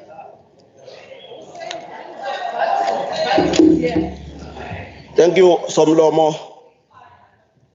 Greetings, Somlomo nendlu yonke. Siyabingelela kakhulu kule nkulumo mpikiswane nesihloko nokho esibalekile kakhulu kuthina. Somlomo, I prepared my speech in Zulu, but I feel that I have to start by some responses to the previous speaker. You see, Speaker, the problem that Honorable Hussein is ignoring is that in Cape Town, where they always refer, there's no other province that has crime more than Cape Town, Western Cape, in particular in black areas. Even in other provinces, even here in KZN, where they are in charge, they use something called public profiling. Public profiling is when you see a black man next to your yard, you call police. When you see a white person, you are fine. It's just throwing, it's okay. So that is what the DA is doing. That is why now she calls the ANC government useless. Actually, you become useless when you do not service the whole every people in your province. Now, what they are doing now, they pick and choose who must be protected, and they protect white people more than black people. So that is why they criticizing the ANC. You see the ANC. Let me tell you. You see the ANC. ANC programs are protecting everyone. Our programs are dealing with everyone in our province, black and white. You see, so you must understand. You must fix your house first, then come and criticize here. You see, and I'm saying you ignore it because I know that you know it. You know that Cape Town is the worst area when it comes to crime. You see? So, and those people who are killed, they are not killed in what areas? You must know that if you don't know it. But I know you know it. Somlomo, ngifisa ukusho nje ukuthi ke siwukhongolose izwe sasiphokophele kulona ilapha abantu bezozizwa bephephile ukuhlala kulo baphinde bathole ukusizakala enhlakeni ezokugcinwa komthetho njengoba sasikubekile nakumqulu wenkululeko lubeke enhlakeni zezwe ezahlukahlukene kanye nangaphandle kwezwe lapho ke sasimeme naye uqobo uhulumeni lo engcindezelo eyayikhona iDA kuwona njalo lo uhulumeni nokho abazange bazibalibhade kulapho ke savumelana khona ukuthi ke amasosha namaphoyisa ayovuleleka kona wonke umuntu aphinda avike asize aphinda avikele umphakathi siyakubona nokho ukuthi phezulu kwezinhlelo ezikhona ke ezibe impumelelo eziningi zazo kodwa siyazi ukuthi kukhona lapho kusafanele kulungiswe khona. Please take a seat. Honorable Hussein. Speaker. Take your seat, Honorable please. Who's the member that was speaking there?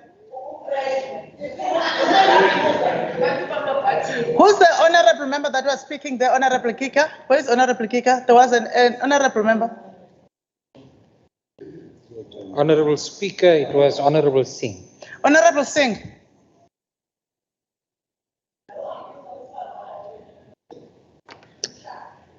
Stop assisting us because the manner that you did it, I don't know how it is said in English.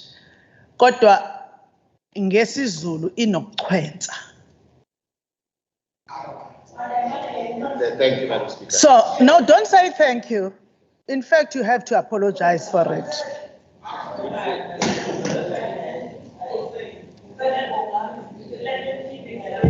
Madam Speaker, I withdraw. Thank you.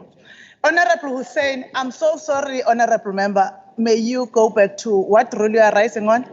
57(1)(d), Okay. Madam Speaker. Honorable members, we are requesting to have the attention because it's 57(1)(d). You can come back, Honorable Chiliza.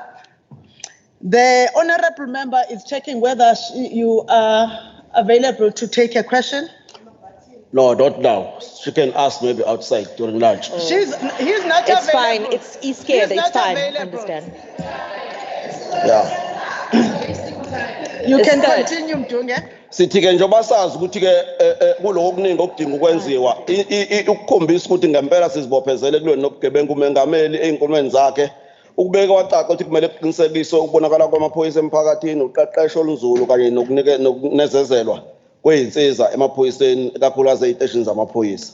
So khumbula ukuthi noNdunankulu wesifundazwe ukubalulile ukuthi yonke iminyango ngaphansi kwakhe kumele ilwisane nobugebengu ibambe iqhaza elibonakalayo futhi iminyango lena ikwazi ukuthi inikele noma ngegidi ezishumi umnyango ngamunye kulwa nalesihlava lesi.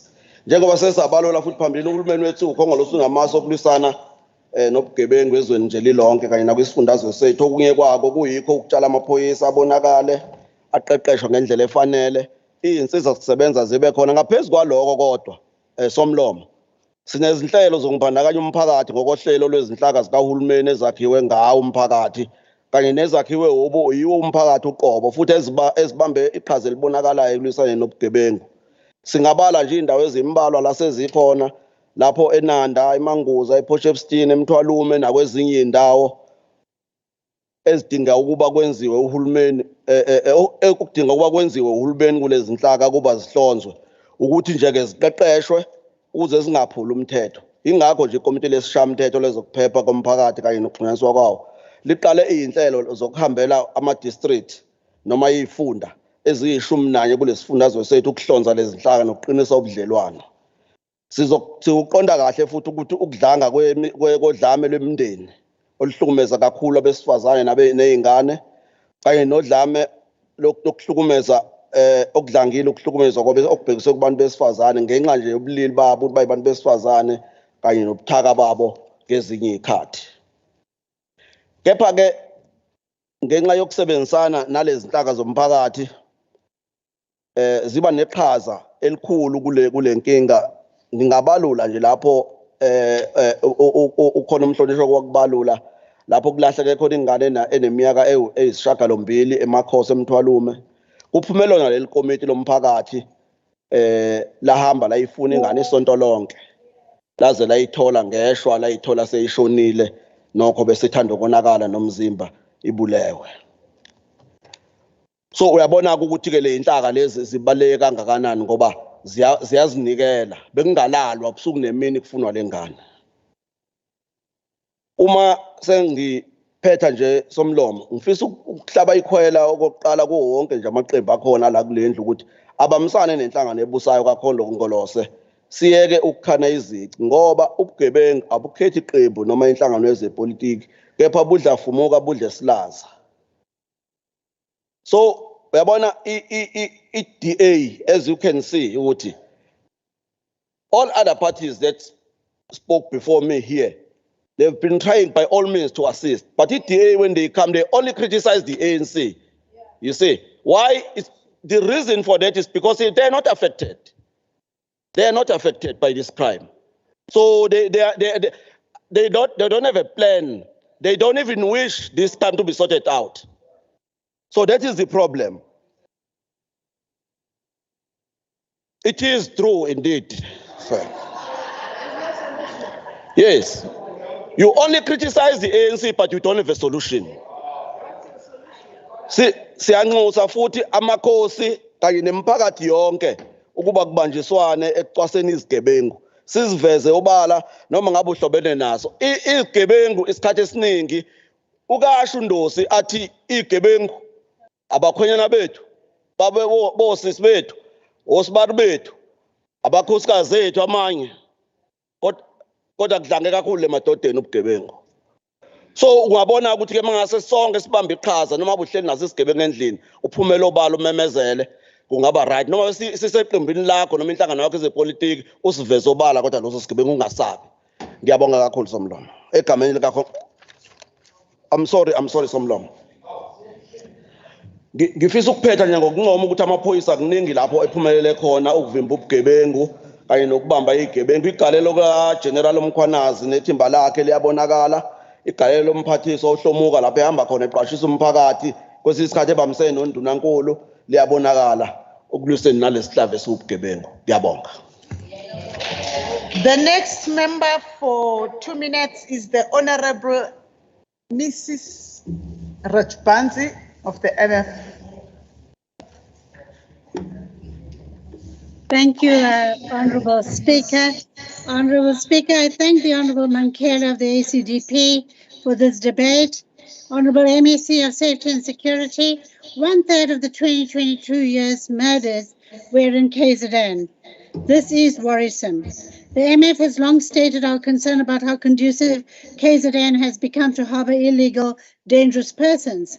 Therefore, Honourable MEC, given the daily newspaper reports on hijackings, kidnappings, farmer murders, rapes, drug dealing and other forms of organised crime, the Minority Front requests an executive report as soon as possible on what steps the department is taking in reducing these crime statistics. It's about time we have dedicated toll-free lines for citizens to report death threats and other organized crime-related information. There is definitely a rise in mafias of all kinds in KZN. We have to send a strong message that KZN is not your home. We need strong collaboration with NIA, Metro Police and SAPS.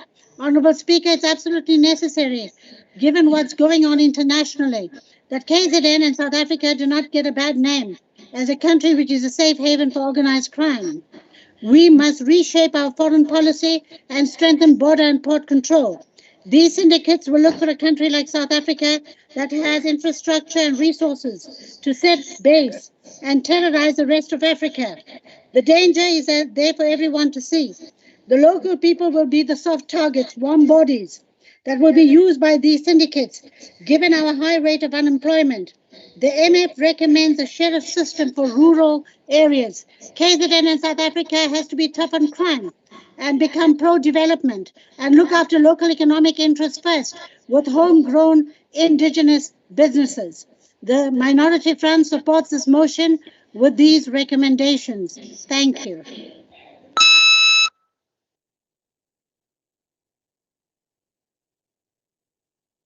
The next speaker for 2 minutes is the Honorable M.E. Pakati of the ATM. Honorable Speaker, the men of God, Honorable Manqele, who have raised this motion, I'm sure he raised this motion as a matter of concern, not to politicize, for us to politicize it. I will say what I said before, Madam Speaker, that we are supposed to all join hands and fight against crime in our province.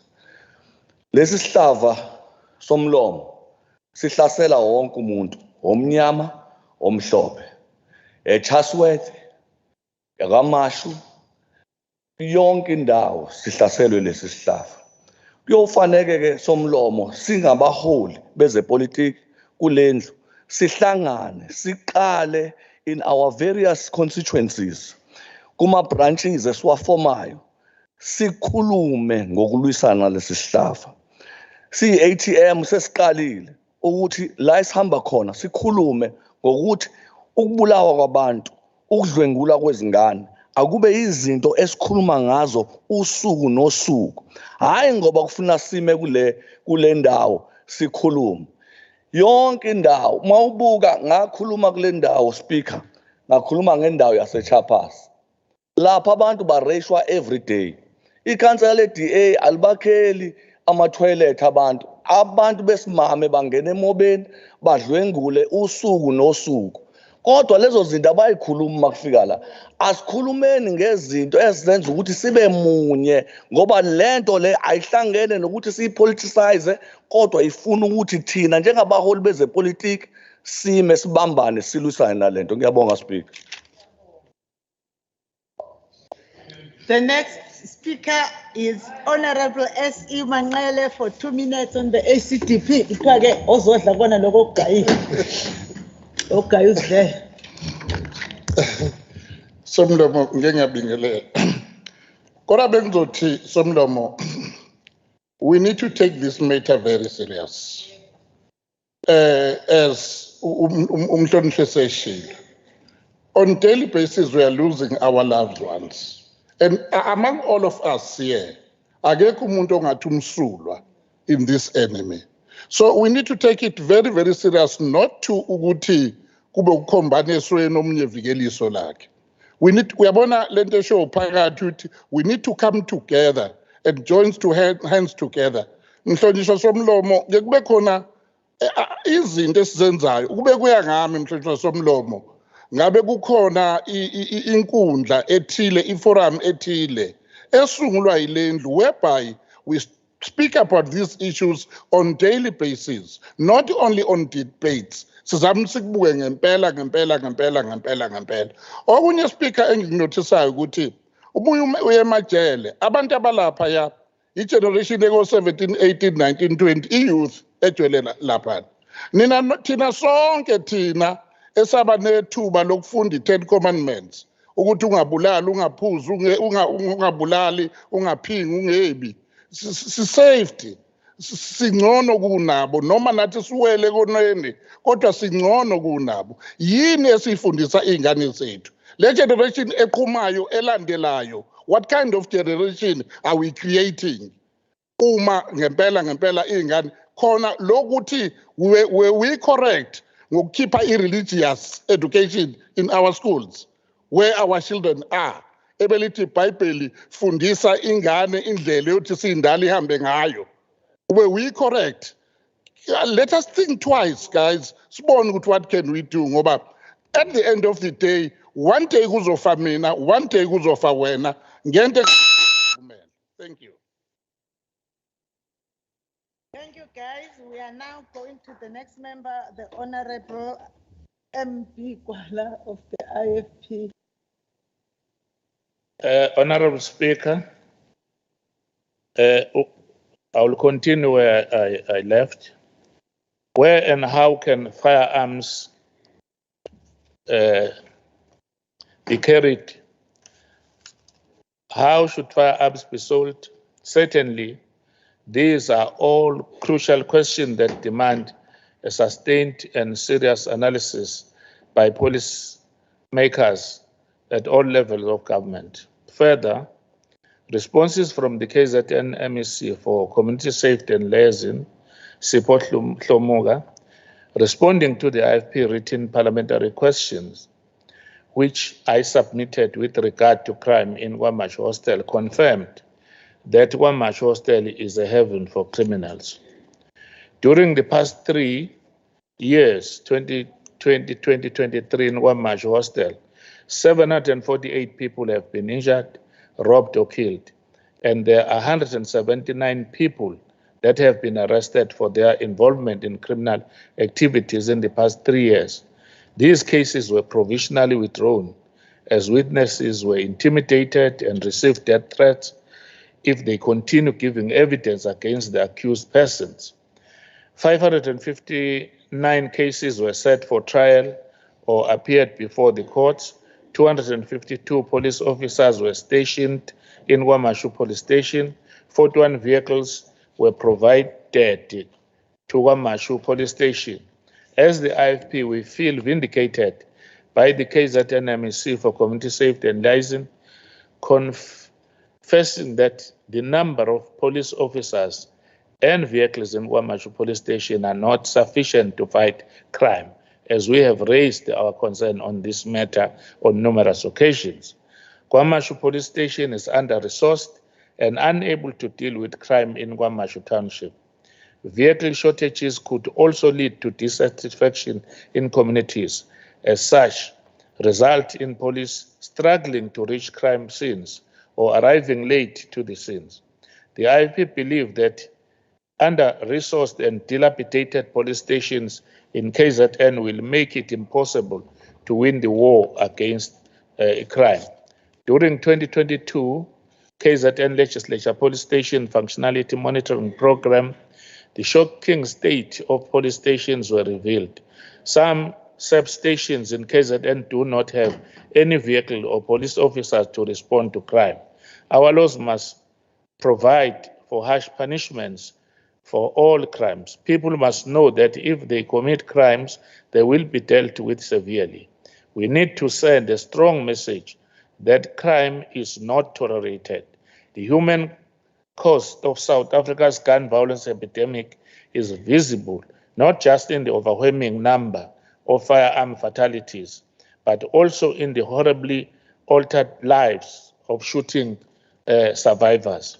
The government worked hard to eradicate all the many challenges presented by the COVID-19 pandemic, and the same enthusiasm should be applied to eradicating crime.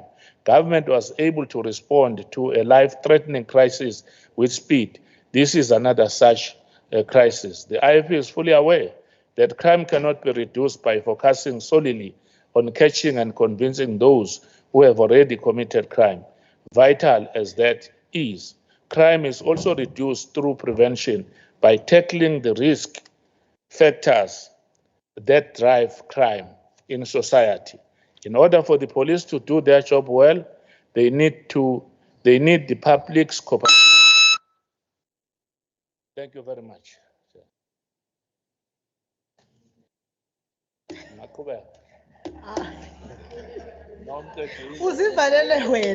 The next speaker for 10 minutes on behalf of the ANC is the Honorable Chairperson of Committees, HGS Mavimbela.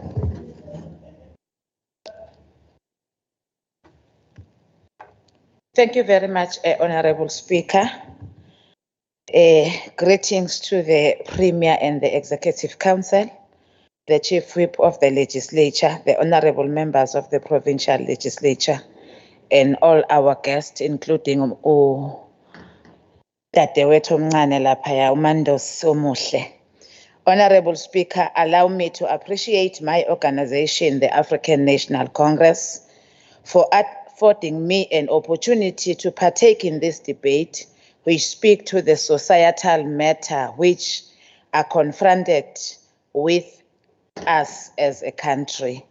Honorable Speaker, Allow me to start my debate by reflecting that fighting crime and achieving the noble goal of having a crime-free province is the responsibility of collective. The action to achieve this vision include strengthening the criminal justice system, strengthening a professional police service, use an integrated approach to safety, and build community participation in community safety. In dealing with this dimension, the Department of Community Safety and Liaison continues to implement its holistic approach to building community safety structures. This is in line with the resolution on peace and stability of the ruling party, the African National Congress, which stated that, and I quote, "The central strategies to achieve our vision includes an integrated and holistic approach to crime prevention and poverty alleviation that entails the improvement of the service and working condition of the personnel in the security services, improvement in service delivery by the criminal justice system, and public-private partnership, amongst others." Through the Premier of our province, uDadewethu uNomsa Dube-Ncube, the government took an initiative of aligning strategic plans, policies, and budgets towards reducing crime and building safer communities. Honorable Speaker, such initiatives from our progressive government are yielding results, as property-related crime as a total has been on a steady decline over the 5 years period, and saw a further decrease of 0.4% in the latest quarterly release.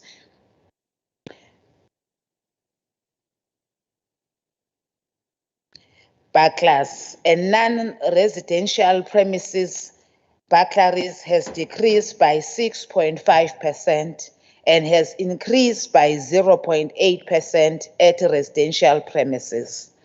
Theft of motor vehicles has been on a decline over the last 10 years, except in 2015 and 2016.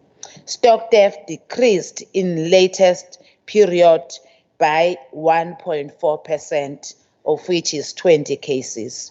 We also applaud the good work done by the Integrated Multidisciplinary Task Team. The task team continues to investigate incidents of threats targeting and directed at a high-profile individuals, hits on councillors, political office bearers, and traditional leaders in the province. However, we are concerned about the increasing number of attacks targeting public representatives in eThekwini, Zululand, Umgungundlovu district. So far, 321 dockets have been investigated. This figure includes 134 cases reported from 2011 to June 2018. Before the commencement of the work of the task team, the breakdown of cases being investigated includes 155 cases of murder, 51 attempted murder, 77 cases of intimidation, and 12 cases of conspiracy to commit murder. Thus far, the task team has arrested 348 suspects who have been charged on 233 cases. Following this investigation, 62 suspects have been convicted, while 155 are going through the court processes. 17 arrested suspects have since died during the court processes. Further to that, we applaud the recovery of 46 firearms from suspects. These firearms have been linked through the ballistic to multi-political related murder cases, which are being investigated by the task team. As the leading government, we call upon political parties to preach tolerance amongst their office bearers and members. This follows relevation by the task team that there are several intra-party squabbles or motives that have resulted to the murder of fellow political members. As part of continuing with the matter, we have convened a multi-party intervention committee on the 9th of October to deliberate on these matters and also strengthen our safety plans for communities that are holding by-election and as we approach 2024 general elections. Indeed, as our Freedom Charter declared, there shall be peace and friendship. As I said at the beginning, Honorable Speaker, that crime is a societal matter. So we need not to point fingers to each other, but we need to collaborate and make sure that we are making KwaZulu-Natal a province that is free of these criminal activities. And criminal activities must not be looked at as if there are better criminal activities that can be just a by the way thing. All the criminal activities must be dealt with by all of us. I am pleased as Honorable Gwala was talking to the issues of KwaMashu, and those incidents that you were talking to Honorable Gwala are happening in KwaMashu Ward 39. We must ask ourselves, where are those guns coming from? And if you do your own investigation, you can find out ukuthi kulawo mahostela kugcwele izinkabi yizona ezenza ukuthi kube nabantu bakithi abashonayo nababulawayo, and who is responsible for lezo zinkabi, and we must deal with that as a collective, all of us as abantu bakwaZulu-Natal. We are also having a responsibility, Honorable Speaker, when we are dealing with criminal activities, of taking into consideration these small things which are pertaining to these criminal activities that are happening in our province in particular. Yesterday, we were having a by-election in Ward 13, Umhlatuzi, because a councillor resigned and some criminal activities happened. Those criminal activities need to be dealt with, because if we do not deal with those small things, they escalate to a level where we are seeing our people dying, where we are seeing our people using money. We really appreciate the government of the African National Congress in making sure that they are dealing with the criminal activities and in a blanket approach. Asibheki ukuthi ubani, yingakho ama-investigation eza nakithi uqobo as the government of the day.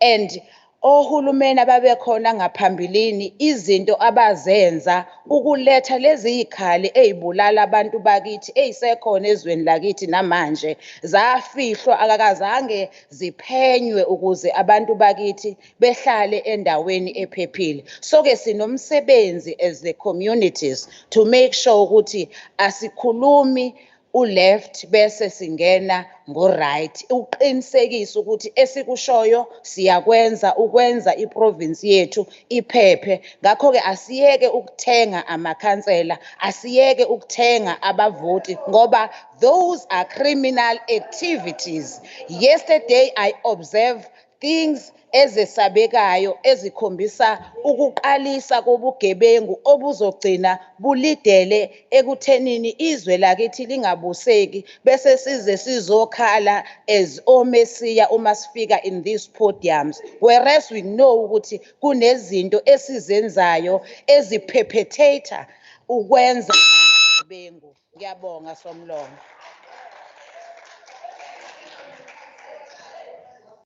Now the debate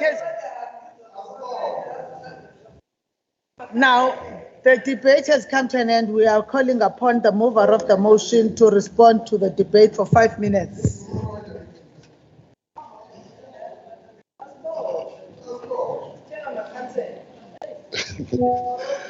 Thank you, Somlomo. I've got one thing to say. I want to thank first all members who debated here, they encouraged us and the whole world that something is going to be done. But I want to mention that most of the problems that we have mentioned here are known by us, also by the community or the masses. People down there, they are aware of these problems, but they voted for us because they believed in us that we are going to fight against this enemy and conquer it. That's why they brought us here. They brought us here with hope that we are going to stop crime. We are going to stop violence. More especially because I've noticed that we know where it is coming from and what is happening. Thanks so much to all speakers, Honorable Nkonyeni, our MEC, that young woman. We need more of them. We need more of them. It's very important. I've noticed about the history of violence as well. Then the question is, what must we do? The issue of the budget, Honorable Kuala, is very important. That how much do we bring to safety and security?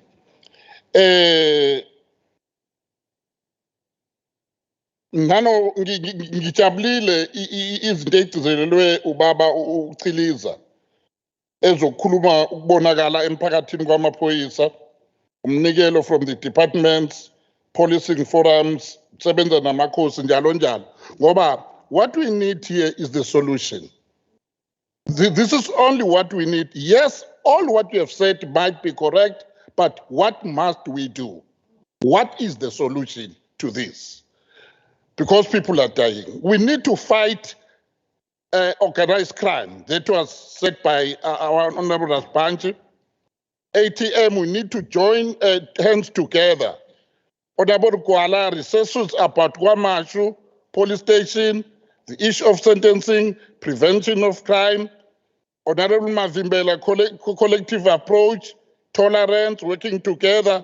Yonke lento esiyisho la isemqoka and ibalulekile kubo bonke abantu abakhulumela, and I'm so glad. But Speaker, the buck lies with us. People voted us, not only a leading party. If the leading party is misleading us, what are we doing as opposition parties to stop the crime? Because we are also allowed to do something. Let's come together. Here, I'm not talking mina indaba party politic. I'm talking about it as the nation, as the government who is leading everybody. We need to assist, to be seen as a helper of the nation. Let us go outside. Sicele abaholi bethu abasola ukuthi ayibe khona iforum independent whereby we always talk about crime nanokuthi kwenzakala. Uma sikwazi ukwenza ama-awareness ukuthi kuyavotwa, ama-voter registration awarenesses, sihlulwa yini ukwenza ama-voter crime awarenesses as well all over, sixoxe nabantu nalokhuyana kwenzeke. Speaker, ngijabulile kakhulu nami namhlanje ukuthi nje ukunginika isikhathi esingaka. Ngiyalifisa impela ihlombe ukuthi ngijayela ihlombe lokuthi ukunika isikhathi sokukhuluma. Ngiyacela ukuthi ke sengathi ke konke sikushilo lapha uNkulunkulu engakwenza kube impumelelo. uNkulunkulu enibusise nonke. Siyakubongela Duyazi, ingathi nawe ungayifunda iconstitution njalo.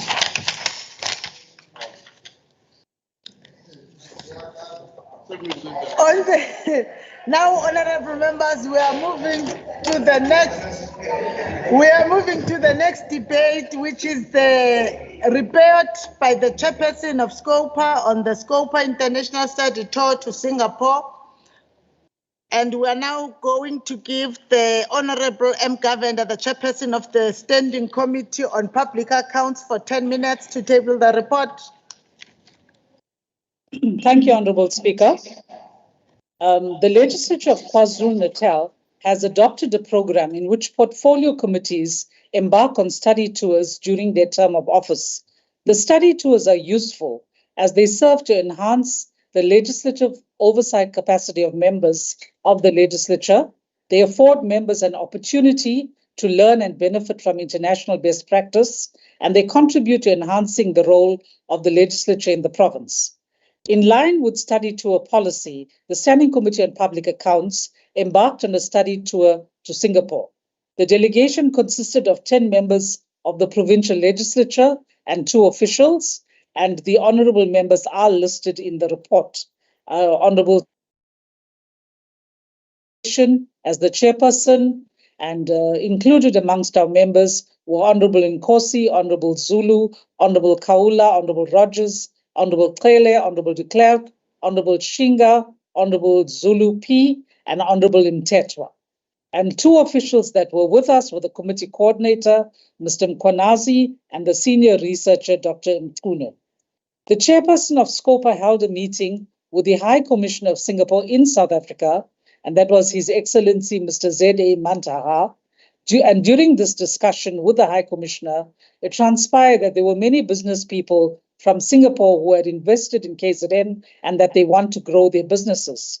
In Singapore, the delegation met and interacted with the South African representatives who were the High Commissioner, Her Excellency Ms. Lobe, and the Senior Political Councillor, Mr. Makubela. The purpose of the study tour was to learn and share best practices with Singapore because of its internationally acclaimed good record on good governance, open government, and transparency, and this translates into good public finance management.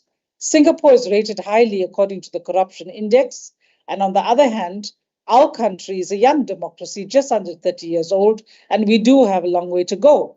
We are confronted by challenges that come with a newly found democracy, and basically our objective was to learn from the Singapore experience and share some of the difficulties that South Africa and the KZN province encounter. The province is striving to strengthen its public fiscal management, accountability, transparency, and fiscal discipline, and it goes without saying that wasteful, necessary, and excessive expenditure affects service delivery.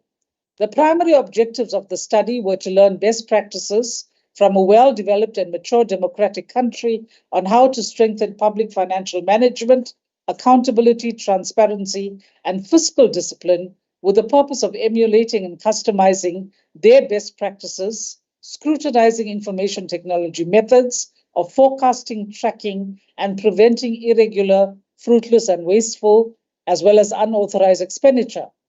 Systems of public finance management to improve governance, enhance the quality of service delivery, and achieve greater value for money on public expenditure were particularly scrutinized. The committee met with its counterparts, the standing committees that oversee public spending in Singapore, the Civil Service College, and the Port of Singapore Authority. Openness of government, accountability, transparency, and consequence management were focal points of the meetings. The delegation robustly engaged its counterparts, the Public Accounts Committee of Singapore, on public finance management and on measures to help prevent or eliminate corruption.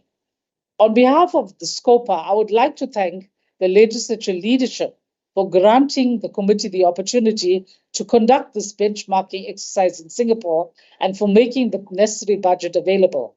The committee extends its sincere appreciation to the government of Singapore, the consulate in Pretoria, and the South African Commission in Singapore. Lastly, I would like to thank the members of SCOPA who were part of the delegation for their hard work and commitment, as well as the support staff of the committee. The report of the SCOPA study tour undertaken in the 22-23 financial year is hereby submitted for adoption by the Honourable Speaker, by the Legislature. I do so present, Honourable Speaker. Thank you. Now, honourable members, I call upon the Honourable Rejoice Z.P. Zulu of the ANC, the Chairperson of Public Participation and Petitions, for 14 minutes. Zibu ile tonumtu.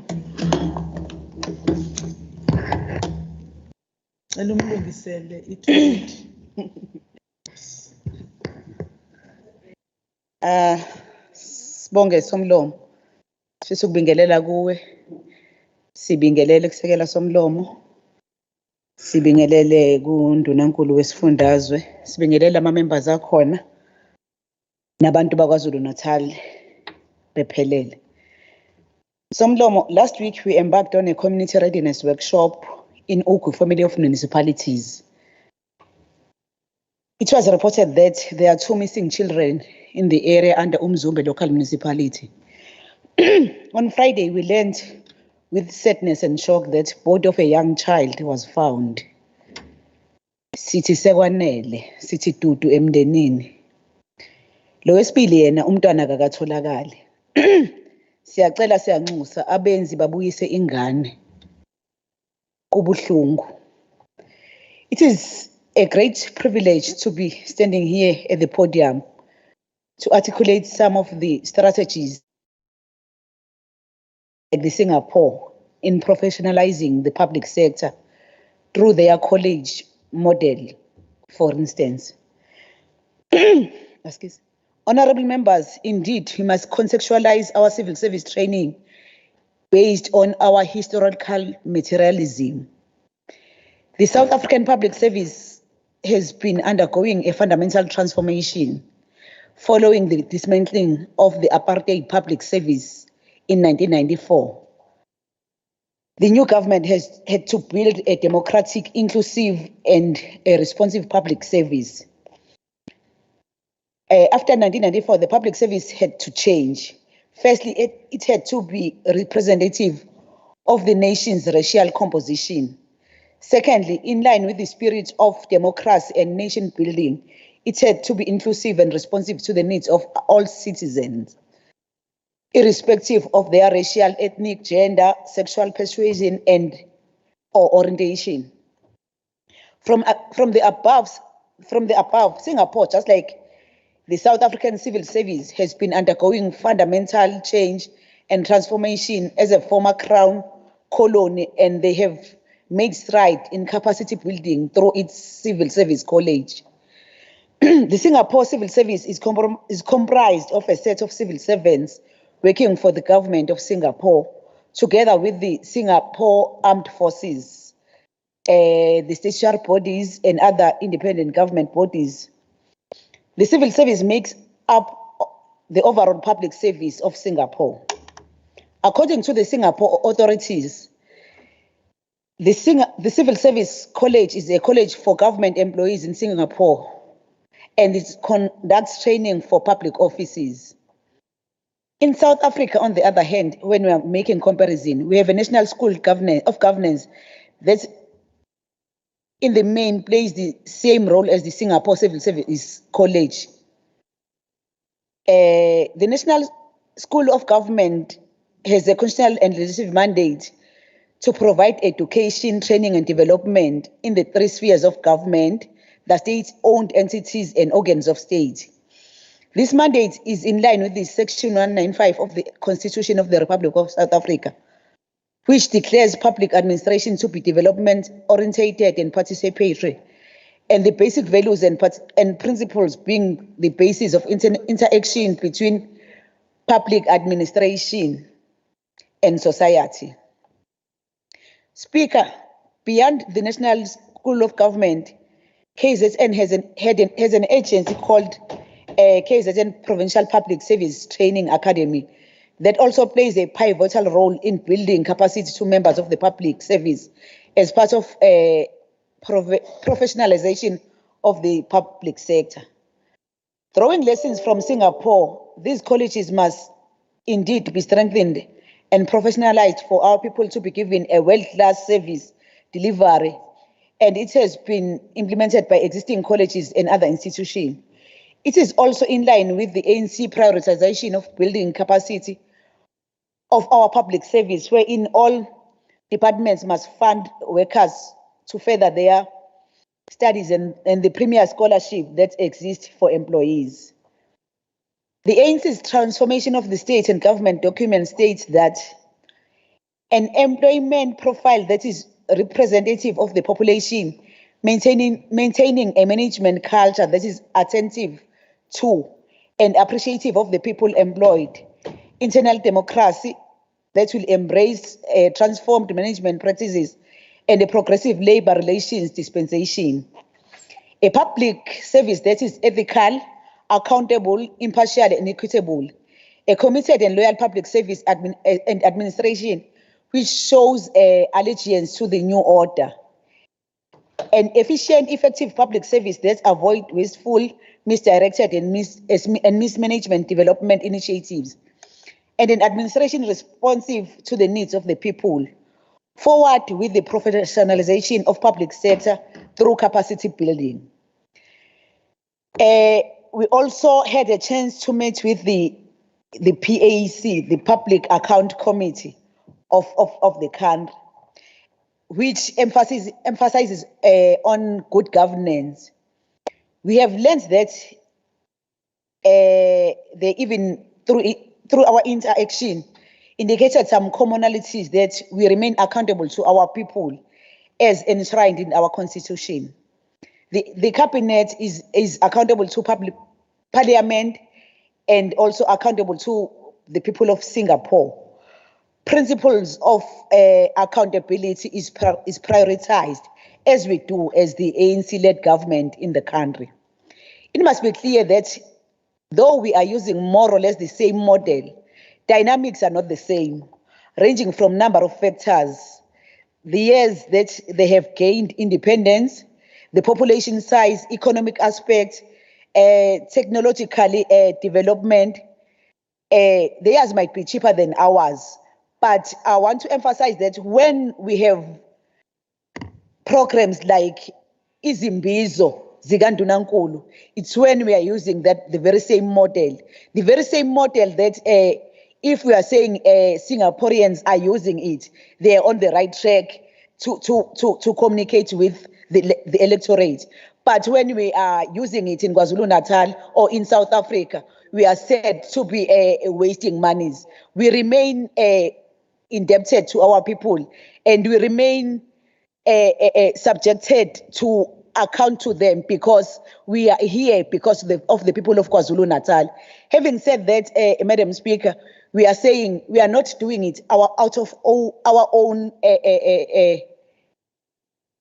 willingness, but it is through the constitution that we normally say it is one of the best constitutions of the country that we account to the electorate. I thank you, Madam Speaker.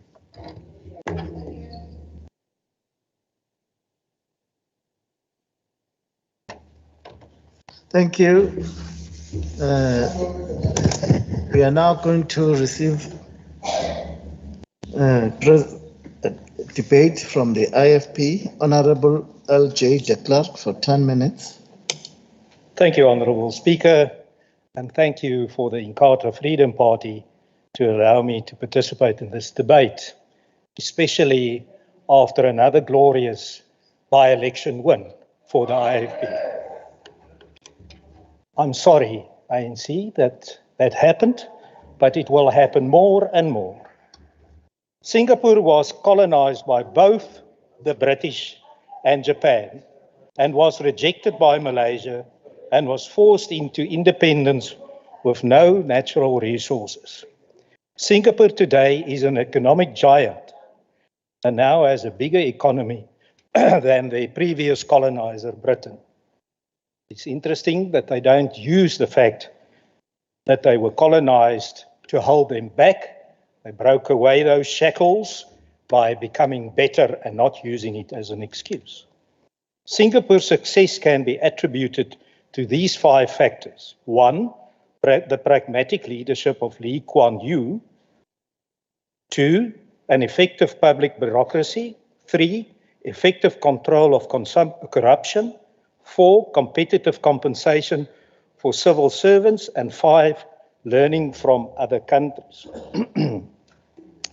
The ANC only complies with 4, and that's a competitive compensation for civil servants. In his memoirs, Lee Kuan Yew wrote, "My experience of development in Asia has led me to conclude that we need good men to have good government. Bad leaders will bring harm to the people.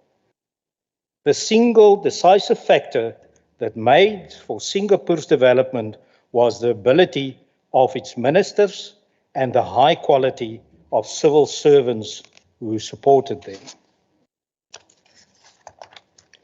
Already in 1993, Lee advised African leaders to adopt a pragmatic approach in formulating economic policy, rather than a dogmatic stance. Singapore invited a United Nations mission led by a Dutch economist, Albert Winsemius, to advise Lee and Singapore to formulate an industrialization program for Singapore. Winsemius advised Lee that two preconditions for Singapore's success in industrialization were: one, get rid of the communists; two, say publicly that you accept strong ties with the West because you will very much need them in your economic program and effective bureaucracy.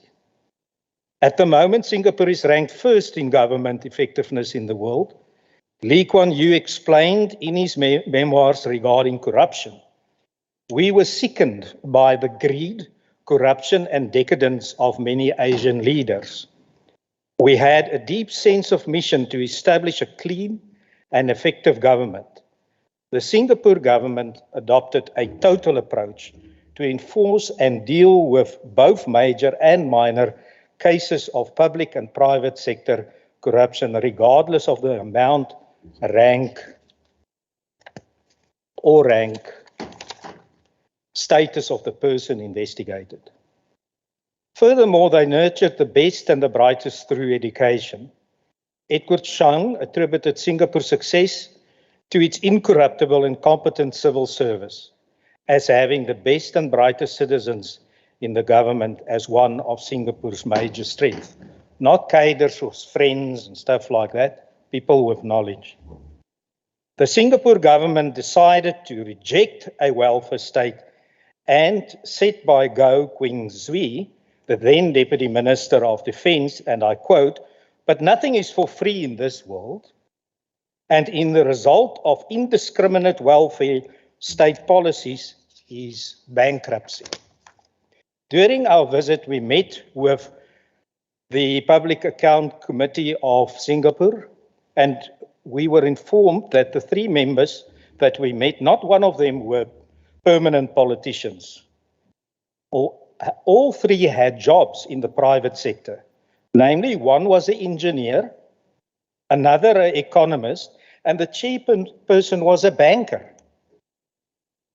It was clear that the members was highly educated, vastly experienced, and absolutely capable of performing the duties as members of Parliament and especially of that committee. Singapore is a capitalist, free market orientated economy that understands that efficient and honest government with friendly business policies towards foreign investment is needed to grow their economy. Taking all into account, if we compare South Africa to Singapore, Transparency International in 2022 Corruption Perception Index scored us at 43 on a scale of 0 to 100, 100 being very clean. We ranked by score 72nd among 118 countries in the index. I'm not criticizing, these are facts. In the ease of doing business rankings, in 2020, South Africa was placed 84th of the 190 countries globally tested. South Africa is clearly on the opposite side of the spectrum compared to Singapore. The ANC is clinging to dogmatic policies. A good example is the communist policy of a national democratic revolution and the anti-business policies and the resistance to an open and free market underpinned by capitalism.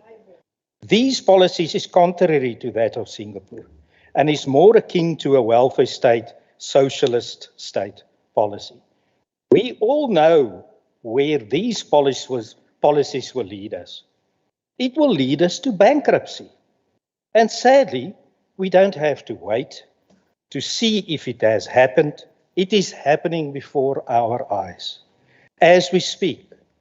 Just this month, National Treasury revealed that the budget moved to a deficit of 143.8 billion rand. It is time for change. I heard the side of the house asking, what must we do? Give advice. Listen carefully. Let's become the African Singapore by removing the ANC from power in 2024 and implement good policies that will grow our economy and make a better country for all of its citizens, not just favor a few through cadre deployment. May we learn from the Singapore experience. I am sure the ANC won't, but we will. And that's why we win the by-elections. Thank you.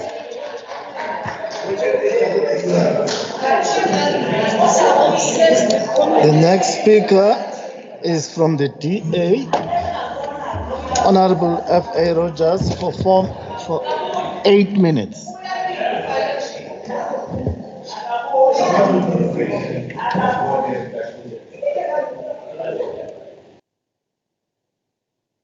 Ndiyabulela Somlo. Mr. Speaker, having read John Q's white paper, which is entitled Why Singapore Works, 5 Secrets of Singapore's Success, it reveals clearly why Singapore has been able to achieve one of the best models of a capable and ethical state. Those 5 issues are the following. Number 1, pragmatic leadership. Number 2, effective public bureaucracy. Number 3, clean government. Number 4, education and competitive compensation. And finally, number 5, policy diffusion. These have to be the most important pillars of building the capable and ethical state. Something Singapore has clearly been able to achieve, and something that we still struggle with. If indeed we had a capable state, we'd not be facing some of the social ills and challenges that we have over the last 27 years of democracy that have actually deteriorated and not improved.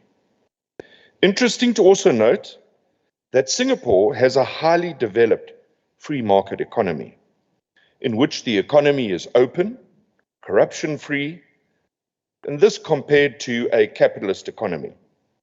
However, because there's a large amount of oversight in our South African and KZN model of capitalist economy, it is borderline socialist. It is best described as an economy with some capitalist ideas and some socialist characteristics. If indeed we want to emulate the successes achieved by Singapore, then we need to start with the fundamental economic structure of our province and our country. Clearly, our very confused mixed economy has not yielded any substantial results, particularly when it comes to the poorest of the poor. Triple challenges of poverty, inequality, and unemployment remain the proverbial wolf at the door. And unless we review the way we operate, we will never become the Singapore of Africa. In his memoirs, as was quoted by Honorable de Klerk, I've had it in my speech and I'm going to repeat it. Now, you'll remember he was the first Prime Minister post-independence. And he had the following to say, and these are important words if we want to learn from Singapore. And I quote, "My experience of developments in Asia has led me to conclude that we need good men to have good government. However good the system of government, bad leaders will bring harm to their people."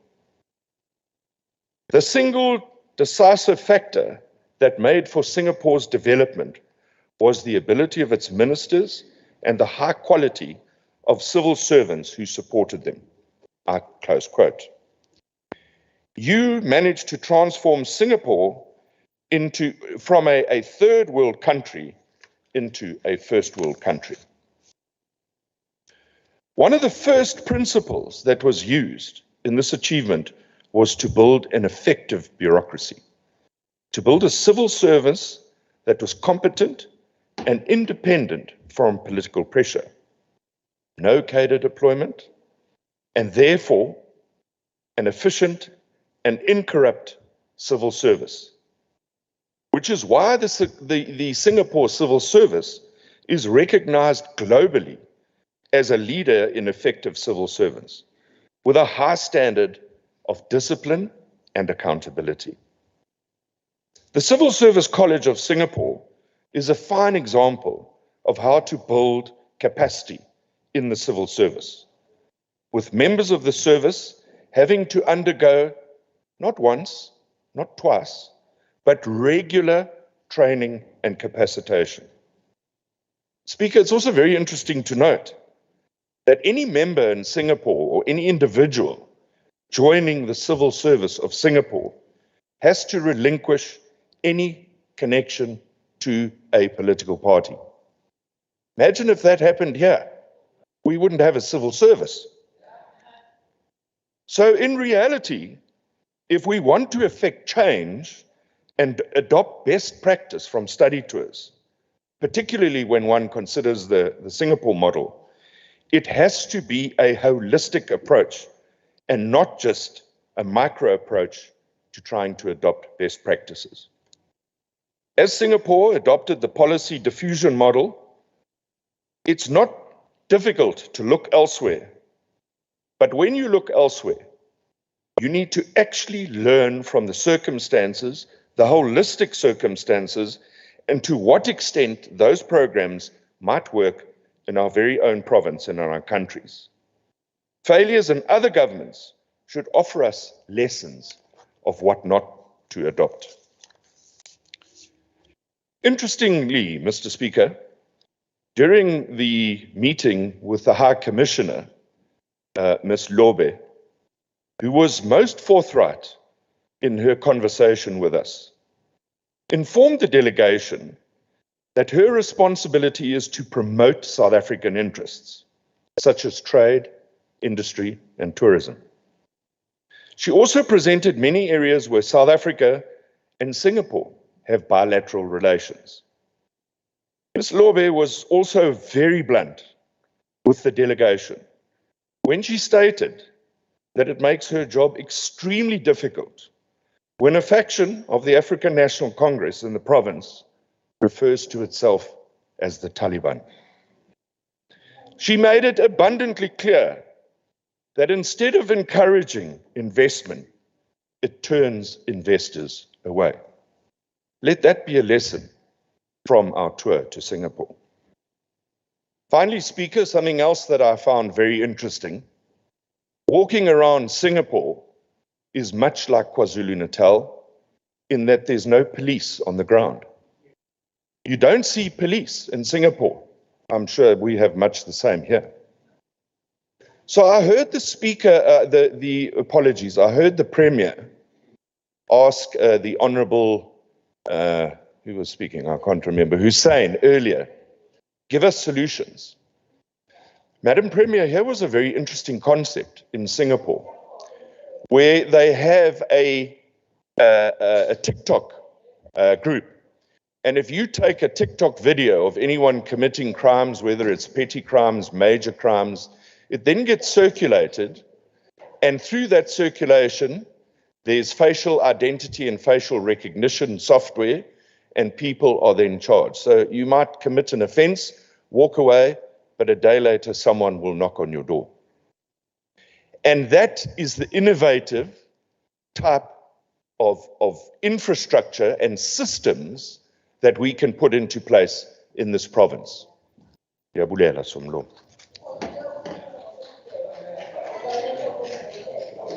Okay. We are supposed to be receiving a speaker from the EFF, Honorable T. Nkosi.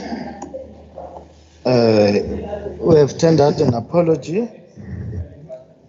We also supposed to be receiving a speaker from NFP. They have also tendered an apology. So we'll go straight to the speaker from the Minority Front, Honorable Esther Karashpansi.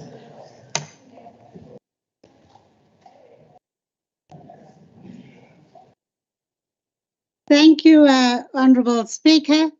On this Singapore Scopa study tour debate, it is important to congratulate Mr. Tharman Shanmugaratnam, the renowned economist who is the 9th President of the Republic of Singapore, on his appointment on the 1st of September 2023. And this, of course, shows their policy of inclusiveness. On reading the report, Honourable Speaker, a must visit is the Parliament of Singapore. It's world class, I've read. Everything in the report makes one reminisce on the founding father and the first Prime Minister of Singapore, Lee Kuan Yew, referred to as LKU or LKY, who established strong institutions that have lasted beyond his demise in 2015. KZN and South Africa can learn a lot from this 6 million population island, that we need to remove a corruption and an unethical mindset from not only civil service sector, but also the private sector.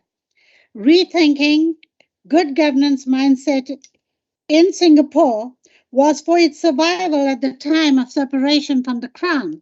And South Africa needs to be collaborative more with Singapore for economic growth, which is mainly driven by exports in electronics, manufacturing and machinery, financial services, tourism, and of course the world's largest and biggest cargo seaport. Singapore is a great friend to have because it does not have an expansionist policy, but rather it exports its knowledge.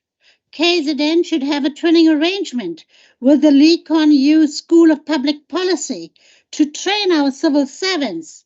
Honourable Speaker, the MF thanks the SCOPA Chair and her team for this comprehensive report, and each department should pick areas to engage with the Singaporean government. Thank you.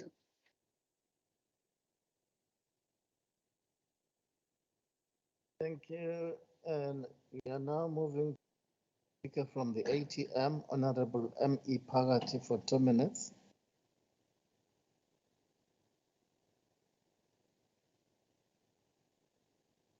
Sibonga kakhulu Somlomo.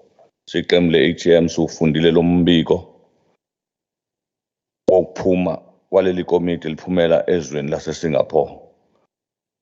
Esingakubalula yilokhu ukuthi ukona konke abakufundile engathi bengabuya konke abakufundile bazo kusebenzisa la KwaZulu-Natal. Ukuphathwa kahle kwezwe lase-Singapore kubalulekile ukuthi nalapha KwaZulu-Natal lezi indlela zokuphatha izwe abazifundile khona bakwazi ukuthi bazozenza lapha KwaZulu-Natal. Thina si-ATM siyakusupporta ukuthi makuhanjiwe kubuye nemibiko efana nale. Siyabonga kakhulu Somlomo. Thank you, ATM. Now let's have ACDP. Honorable SE Manqele. It's not 10 minutes today, now it's 2 minutes. Thank you, Speaker. In my reading, I discovered that Singapore focused on how the country will deepen and diversity its international network, how citizens and enterprises will move into real of deep skills that the new economy requires, how the state and other role players will support enterprise innovation and scale up to the next level of digital capacity and ensure Singapore's industry remain ahead in an era of fierce global competition. That will require transformation change in an expansive scope of industrial solutions such as manufacturing, logistics, sales, transport, medical care, financial, and public services. Then I read in the latest crime statistic of our country, South Africa, that our murder rate is up yet again. I reflected on the extent to which Singapore's progress rests on having one of the lowest crime and corruption rates on the earth. I reminded myself that Singapore is truly free. We are also free. Singapore sometimes took tough decisions to achieve such results. I remember that sometimes in Singapore, they sentenced people to death for drug smuggling. I suppressed my thought that in our free country, our government is backing on its first duty to ensure that safety and security of its citizens is in place. The biggest real life problem in Singapore faced then, just as South Africa today, was mass unemployment and poverty. Every time I drive by a school and see hundreds of children streaming out, I wonder how on earth these children are going to find jobs. Thank you, Honorable Manada. Thank you.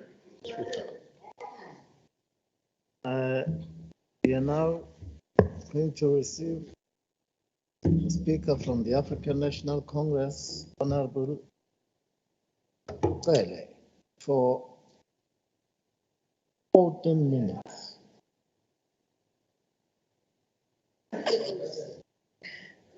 Honorable Deputy Speaker, Honorable Speaker, Honorable Premier, honorable members of this august House, ngicela ukubonga iqembu lami African National Congress ngokuthi bangiphe ithuba lokuthi ngibe ingxenye yale debate nokuthi bangenze ilunga lelesishamthetho ngikwazi ukuthi ngibe ingxenye ezimember ebezihambile ziye eSingapore ziyobona ukusebenza kwezwe lakhona. Ngaphambi kokuthi ngiqale i-debate yami ngifisa nje ukudlula kumhlonishwa lapha uDeclerk esimbona ethokozela ukuwina weqembu lakhe i-by-election eMhlathuze Mama Dlophe ngithi no ngiyaye ngikubone wena kwi-by-election makusetshenzwa lapha angikaze ngimbone nakanye umhlonishwa noma kumapha ama-by-election asikaze simbone noma kuvalwa ama-gate noma kuphushwana noma kwenzeka noma yini lapho ekukhombisa khona ukuthi khona into eyenzakalayo ama-by-election kodwa uzoma lapha phambi kwethu e-celebrate into angakaze ayisebenzele. Siyabuka siyabona. U-Honorable de Klerk uma lapha phambi kwethu uzo-celebrate i-Singapore uthi it's a capitalist run country. I-Singapore is a socialist country. Uma every day la kuma-platforms ethuka i-socialism ethi akabhiliveli kuyo kodwa today uzopraise ukuranwa kwezwe by one party for over 64 years. And angikholwa ukuthi lonke lento ayikhulumayo uyayikholelwa kuyo le kade isho lapha phambi kwethu. Ngidlulele kumhlonishwa wethu lapha upremier candidate wethu uthi singamalunga eshamthethwa la e-DA ANC support i-DA ukuthi kumele ngabe uRogers uye kahle kahle oyoba upremier waKwaZulu-Natal. Manje uyasixaka amayema la lokho edefendana nalabantu abangamboni. Thina ngapha siyabona kumele ngabe umele i-DA eyoba upremier candidate. Hayi uphaphasi lo bequbulwa umhlonishwa omusha okhona ngaphakathi endlini.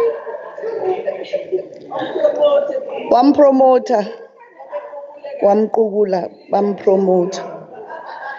Naye umhlonishwa uRogers uyangixaka ezoma phambi kwethu e-celebrate iSingapore. And uyaziconfuse mayikhuluma. Uyasho kodwa ukuthi Singapore is a socialist run country and halfly socialist, halfly capitalistic. But mayisekhuluma nge-ANC uthi it's confused when it tends to speak of almost the same. Let's be socialistic because our people need assistance, some social grants. Uti we are going to be a failed state. Singapore, even also my business premier, bakhona bancane bonke basizwa uhulumeni. Everything Singapore is done by uhulumeni. Because it is, we know with Asia, yonke into is socialism. there's no capitalism lapha. Uhulumeni oyedwa, which has been in charge, one political party, nje ANC izoqhubeka nje iphathe. NaseSingapore nje kunjalo. Deputy Speaker, Singapore politics has been dominated by the People's Action Party since 1959 general election, where Lee Kuan Yew became Singapore's first prime minister. Singapore was then a self-governing state within the British Empire. The PAP has been the only ruling party to form the government since then. Singapore joined the Federation of Malaysia in 1963 and gained independence in 1965 after being expelled. Honorable members can now draw its own conclusions, as I've been saying, that one party has been running this country for over 64 years and President wakhona awushintshwa, Prime Minister indodana kaPresident. Honorable members, Singapore Port Authority, formerly known as Port of Singapore Authority, was a statutory board regulated, operating and promoting the Port of Singapore in 1960s. In the 1970s, PSA started a container port and handled their first container ship. A parliamentary bill was passed on the 25th of August 1997 to convert the Port of Singapore Authority to a state organization into an independent commercial company. PSA Corporation Limited was corporatized on the 1st of October 1997. The company kept the initial PSA as its broad name, but it is no longer an acronym. Today, PSA is a world-leading port and the terminal group in the world. In comparison, Honorable Speaker, it's worth nothing that here in KwaZulu-Natal, there are ports in Durban and Richards Bay operated by the state agency Transnet. The primary one in the Durban under eThekwini Metro, the port is not only important for South Africa, but it is a gateway to Southern Africa. About 12 countries rely heavily on this port. The metro experienced severe flooding in April 2020, which caused major destruction on the infrastructure, including access to the Durban port. The KwaZulu-Natal government is looking at reconstructing infrastructure access to the port. The state is intervening to a large extent in this, but is also working with the private sector as public-private partnership. Honorable de Klerk, to what Singapore is doing. During the tour in Singapore, the main interest in the South African delegation was around the management of the port, expenditure and infrastructure and technology. The focus on these areas is informed by the fact that in South Africa we have challenges around these components. Honorable Deputy Speaker, while the success of the PSA is inspiring with a lot to learn from them, it also remains evident that they do not have any African footprints. However, through this visit, the PSA shown that they were keen to work with South Africa under the ANC-led government, as PSA recognizes that Durban Harbour is the #1 port in Southern Africa, and they have indicated that they are interested. Furthermore, the delegation found it intriguing that PSA does not have a single model of a partnership which they enter, but they are flexible. This is useful because it gives some flexibility and is tailor-made to conditions within the particular country. Such are amongst the many important lessons that we have learned, making this trip a resounding success. One of the main challenges in KwaZulu-Natal, in particular for SCOPA and the Finance Portfolio Committee, is that these two committees have tremendous work. The problem, however, is accountability and consequence management. This is where the province and the country is falling short on. The delegation wanted to engage the PAC of Singapore in order to hear what is done as the best practice in Singapore so that KwaZulu-Natal can deal with issues such as corruption, negative perception as a weak, failed state when it comes to accountability. Concerning policies and cleanliness, there were very few policies on the streets, police on the streets of Singapore, as Honorable Rogers has said. The delegation has seen only one police vehicle in Singapore, yet the crime level in Singapore are very low.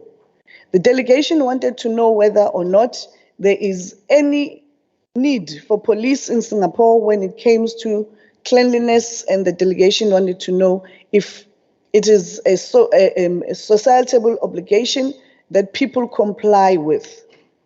Singapore is very tough on crime. They will kill you if you murder someone. Perhaps that is the reason why their crime rate is so low. And when it comes to corruption, they don't tolerate corruption either.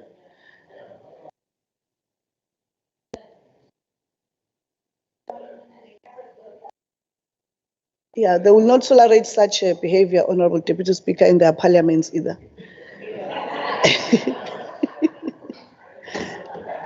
At the end, I would like to thank my organization, the African National Congress, for the opportunity. Thank you, Speaker.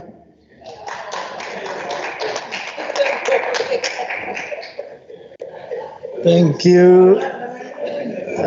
We can now receive a response from Honorable M. Governor for 5 minutes. Thank you, Honorable Speaker. Honorable Speaker, the visit to Singapore has been an eye-opener in that we have learnt a lot.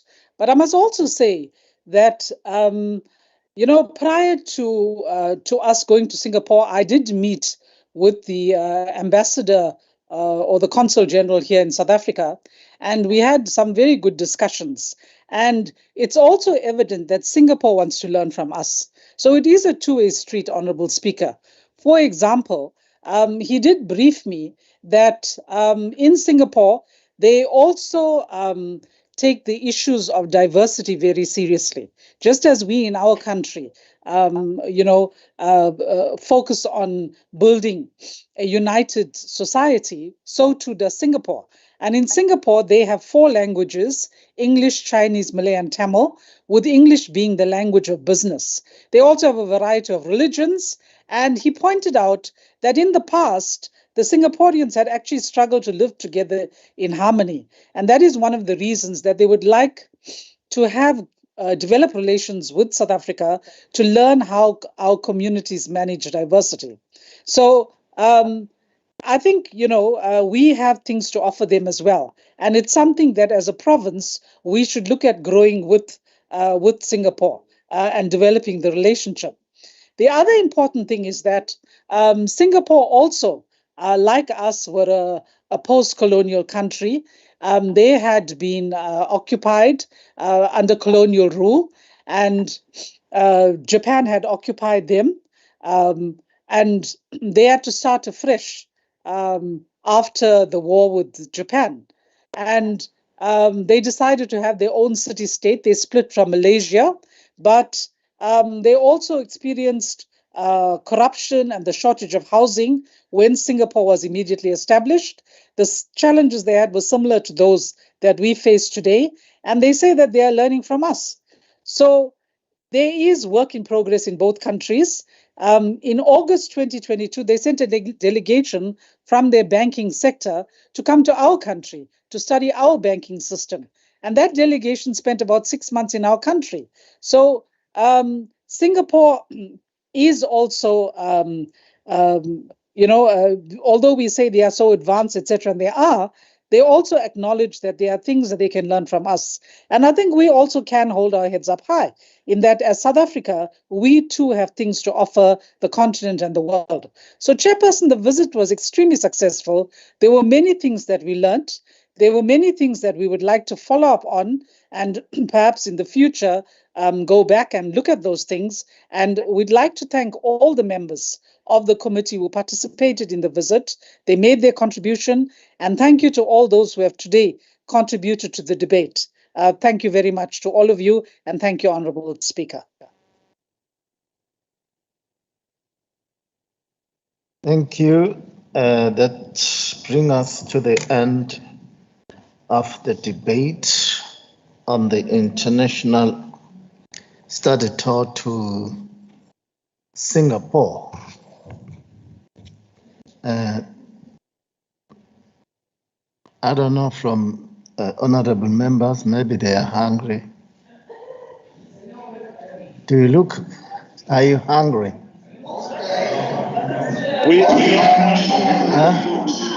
Okay, you can continue.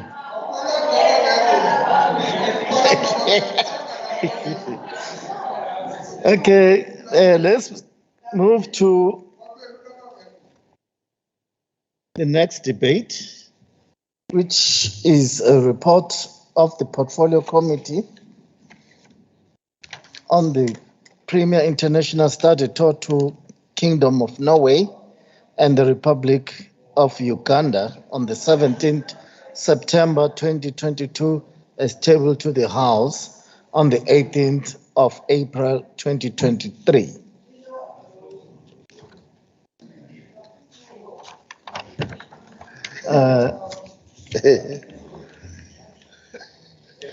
We can now give an opportunity to the chairperson, Honorable Evie Dube, for 10 minutes.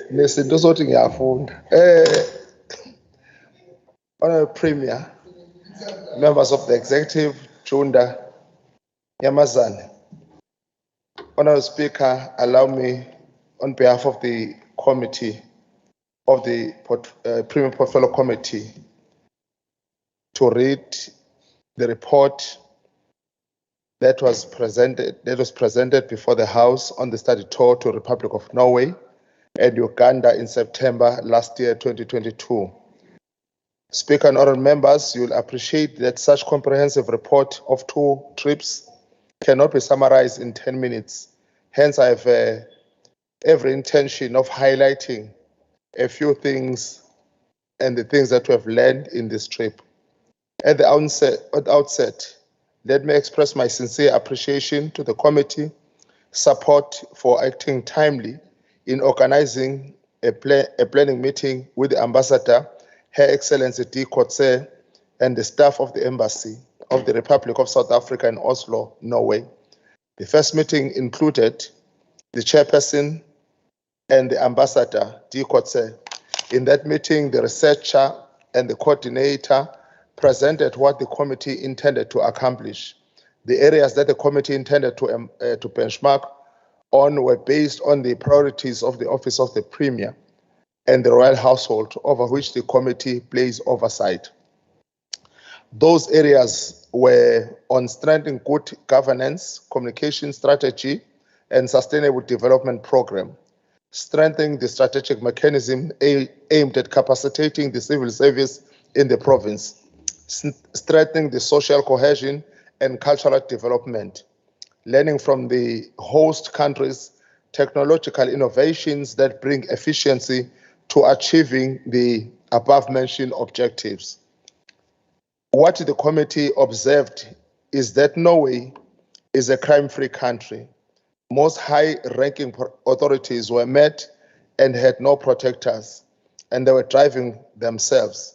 City of Oslo, which is the capital of Norway, is where the committee was based at Grand Hotel, which is separated by the street with the Norwegian Parliament. This made our tour to the Parliament the shortest trip we have ever experienced, as we will have to just walk across. Let me state that the committee learned a great deal in Norway, from their inclusive communication strategy to how countries equivalent of provinces are run. We also observed and were informed that the citizens bear a huge tax burden which is used by government to maintain high levels of inequality in the society. The committee spent 2 days in Tromsø, which is the 2-hour flight away from Oslo. The intention was to meet with the Sami community leadership and Center for Sami Studies at the University of Arctic. Arctic University in Tromsø The Portfolio Committee on Premier commenced its formal engagement with Arctic University in Tromsø Center for Sami Studies. The Samis are an indigenous group of people whose existence predates the establishment of Norway as a formal state. They were recognized under the legislation as an ethnic group with certain rights and privileges that encompasses their ancient nomadic and linguistic lifestyle. Their main source of livelihood is agriculture, such as reindeer husbandry, small-scale fishing, farming, etc. It is also in the main report that there is also Sami Parliament, which deals with all the matters concerning the Sami community. The Portfolio Committee spent most of its two-legged tour in the Kingdom of Norway. In as far as the objectives of the study tour are concerned, the Portfolio Committee trip to Norway was a great success. The time spent in Norway increased the Portfolio Committee's knowledge of best practices in governance and development. In Norway, has a clear political and administrative structure that is simplified by a philosophy of accountability, loyalty, and responsibility. The civil service, as well as service delivery networks, have become adaptive to technological innovations. The development of vulnerable groups is a priority. Recognition of minority groups such as the Samis is commendable, although there is more than we can do to bring about equality between ethnic Norwegians and the Samis. It was noted that the royal institution form an important part of the Norwegian society. His Majesty King Harald and the royal family are seen as unifiers and promoters of social cohesion, a clean environment, and healthy living.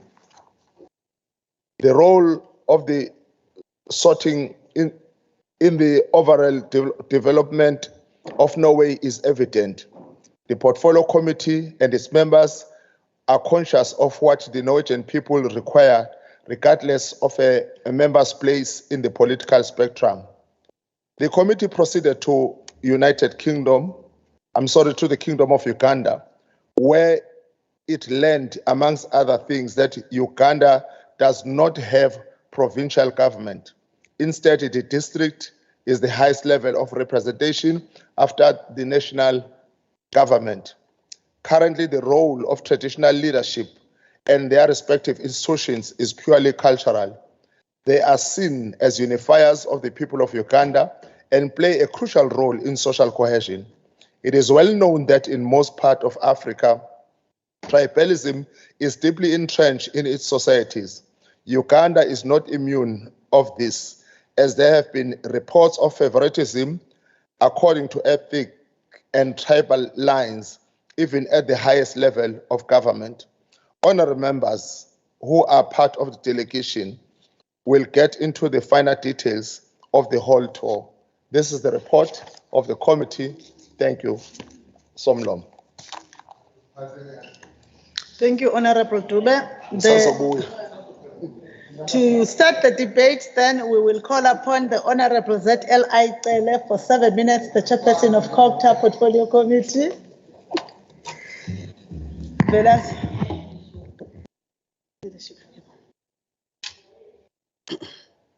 Honorable Speaker, Honorable Deputy Speaker, Honorable Premier, members of the Executive, present, honorable members of this august House, I would like to send my gratitude to my organization, the African National Congress, ongiphe ithuba lokuthi ngibe yingxenye yale debate, ngibe yingxenye yamalunga lesishayamthethwa, nokuba yingxenye yokuba i-study tour, ukuhamba kule study tour. Honorable Speaker, President Reginald Tambo formed a series of intense international relationship fight against the apartheid government. Norway was one of the countries that supported the fight against apartheid in this country. President Reginald Tambo while speaking on behalf of all liberation movement at an international conference of experts for the support of victims of colonialism and apartheid in the Southern Africa, mobilized world support for African liberation struggle on the 9th of April 1973 in Oslo.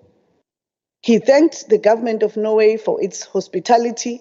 He especially praised the Norwegian government for its courageous stand in NATO, where it clearly expressed its opposition to Portuguese colonialism. He also praised the cooperation between the Organization of African Unity and the United Nations in the fight against apartheid and colonialism. In 1962, President Tambo, addressing the Africa-Scandinavian Youth Congress in Oslo, Norway, the Congress responded by calling for, I quote, a total economic, diplomatic, and cultural sanction against the apartheid regime. President Tambo was truly an internationalist. That's how we gained our freedom in this country, through hard work of ANC leaders. Honorable Speaker, members, the visits that visited the Kingdom of Norway and the Republic of Uganda, the visit was facilitated by the South African Embassy in Norway and the High Commission of Uganda in conjunction with the Portfolio Committee support staff. We would really like to thank them. The visit took place under the theme, Good and Cooperative Governance, Improved Communication and Effective Coordination towards Continued Development and Quality of Life. In the main, it's worth mentioning that this visit was part of strengthening good governance in KwaZulu-Natal. We also would like to thank you, Honorable Speaker. Honorable members, the delegation of KwaZulu-Natal Legislature commenced its formal engagements with the Arctic University in Tromsø Center for Sami Studies. The Samis are an indigenous group of people who predates the establishment of Norway for a formal state. They are recognized under the legislation as an ethnical group with certain rights and privileges that are comprises their ancient nomadic and linguistic lifestyle. What stood out is that under the ANC-led government, one must say that the ANC has done a good job in terms of recognition of traditional leadership and ensuring their rights and protected by the Constitution of South Africa. The semi-indigenous group in Norway is excluded on many aspects, including social conditions they live under is very poor. Honorable de Klerk. Honorable Speaker, it was stated that Sami people have made it their tradition to also recognize that they are part of Norway and therefore see the king as theirs as well. This is further highlighted by the now tradition of having the king officially open the semi-parliament. This draw comparison with the traditions of the KwaZulu-Natal Legislature, where His Majesty Isilo Samabandla Ndlulamiti officially opens the multicultural, multi-ethnical institution. Smang. Honorable members, posed question about the voting rights and land ownership of the Sami people. This question was premised on the apparent inequalities between the Sami and the ethnic Norwegian. It was stated that the Sami do vote, however, to do so, one must have a permanent address in Norway. This seems not to take into cognizance the fact that the Sami are the Nomadian people and do not dwell in the same place permanently. The delegation of honorable members from KwaZulu-Natal Legislature also visited the Stravolvoltren in Trom of Finnmark, Office of the Governor of Troms and Finnmark Country. The honorable members of KwaZulu-Natal were keen to find out the challenges of the Troms Kumo facing among the youth and what are the root causes that may be. in the presence of Councillor Hetma, states that currently Tromso is seeing a rise of the rate of high school dropouts, which is 15%, which leads to unemployment of 3%. Also, it has been noted that there is a large rotation influx of foreigners bringing in drugs. Of course, these challenges fades in the comparison of the case of KwaZulu-Natal, where there are similarities in the root causes of challenges currently being faced by the youth. Honourable members, on Norway tour, one can conclude that it is, as far as set objective of the study tour are concerned, the Portfolio Committee's trip to Norway was a great success.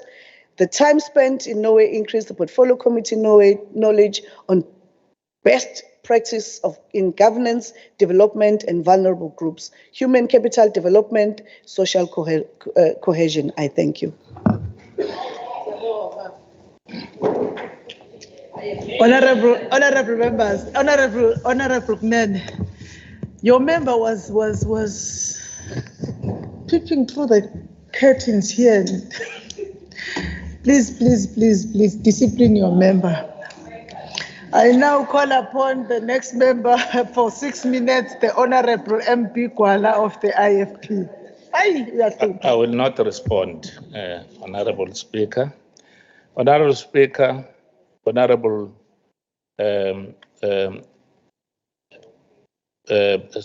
Premier, Honorable Leader of the Official Opposition, Honorable Members, guests, I was privileged to be part of the Portfolio Committee on the visit to the Kingdom of Norway and Republic of Uganda on the 17th September and to the 2nd of October 2022. There were many things that one learned, which our province can copy and adopt for the betterment of our communities. We accept the report as presented by the Honorable Chairperson. I apologize for the unbearable heat that the Ugandans are subjected to on a daily basis. It is the duty of any government to eradicate crime and keep citizens safe, and this is non-negotiable. What we witness in Norway proves that other countries are serious about keeping their citizens safe from ruthless criminals. In Norway, if 10 people died due to a hand of another person within a period of a year, that is called a disaster. Norway is known for being one of the safest countries in the world. The country has seen a decrease in criminal offenses over the past years, falling by around 90,000 cases during the past decade. This equals a decrease in the crime rate from 79 per 1,000 inhabitants in 2012 to 56 in 2022. There is nothing called bodyguards, as it has been the case with South Africa, where during the swearing in of office bearers, a massive phalanx of Praetorian security guards and vehicles stand at the ready. The legislature is not fenced, and even if a reindeer back is missing, law enforcement authorities try by all means to track down its owner. We are impressed by youth involvement in the fight against crime. Tromsø commune is the largest municipality in northern Norway. To fight crime, they use the strategy known as Youth 16. This is a crime prevention and social awareness program where young people are roped in to work with the police force to create a safe environment. Why don't you emulate such crime prevention strategies, as KwaZulu-Natal has become the haven of gun-toting criminals? In addition, nothing was said about corrupt police officers. Corrupt police officers must be exposed for their conduct. It is unacceptable for those entrusted to fight crime to be the culprits. The IFP believes in good governance.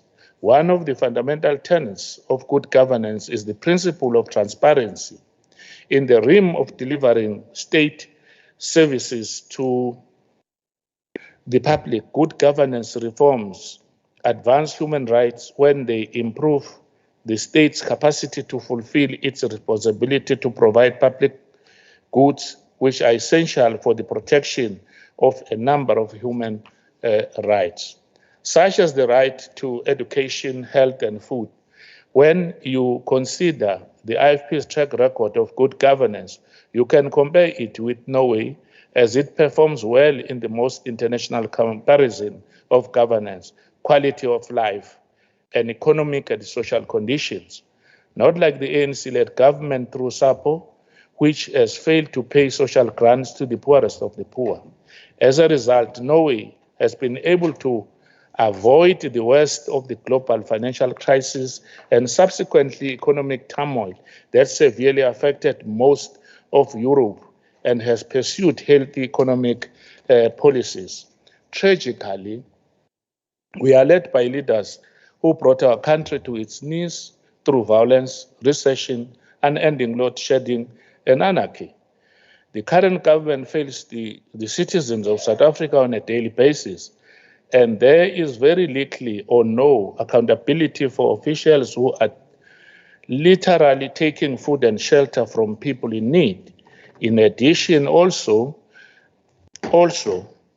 that is also a city, is the capital and the most populous city of the Kingdom of Norway. Good governance is prioritized.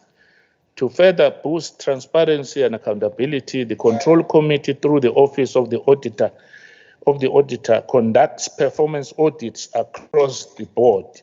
This means that politician, official departments, as well as units, are required by law to undergo these audits to gauge their performance stipulated in their respective mandates and agreements. This is totally different whether there is a lack of accountability and consequent management in local, provincial, and national government that impacts service delivery and municipal finance management. Further, no one is untouchable when it comes to wrongdoings. Here in our country, the public has accused the government of only catching small fish as big fish freely jumps out of graft net. I'll come back again. Thank you very much.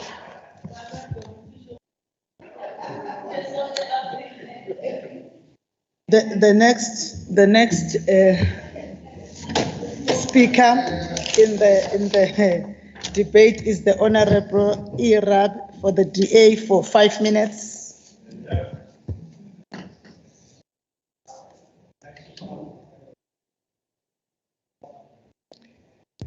Good afternoon, Honourable Speaker, fellow honourable members, ladies and gentlemen. Sadly, I was not part of the delegation to the Kingdom of Norway, nor to the Republic of Uganda at the end of last year. A political opportunist who posed as a colleague and friend took my place before jumping ship to another party. Oh, shame. It's crazy what people will do for relevance. Nevertheless, I have read the report from the Portfolio Committee with great interest, and I can see why these two countries were chosen for benchmarking. The theme of these visits was, and I quote, good and cooperative governance, improved communication, and effective coordination toward continued development and quality of life, close quote. So social cohesion was the aim of the game. I particularly enjoyed the reference to greater national wealth correlating with greater social cohesion. Nearly 30 years into our hard-won democracy, it is apparent that our current government is hell-bent on bankrupting our province and country, and this has impacted on social cohesion in every corner of South Africa. One just has to take a look at the political killings that plague KwaZulu-Natal and the lack of accountability, urgency, and political leadership to address the very essence of this. How many more people must die before our government steps up to the plate. We have raw sewage washing onto what was once blue flag beaches, down our streets and through our homes. Yet the government is determined to keep people in positions because it's convenient. Put up statues instead of fixing infrastructure, open community halls instead of supplying water and other basic services, and then pat themselves on the back for things that, quite frankly, don't matter to the people anymore. The government borrows billions every day, taxes our people till they're on their knees or committing suicide, deploy cadres to keep their mouths shut for a penny under the table. They promise food, promise homes, promise jobs, and then turn their backs on those who put them in power the very day after they cast their ballot until the next time.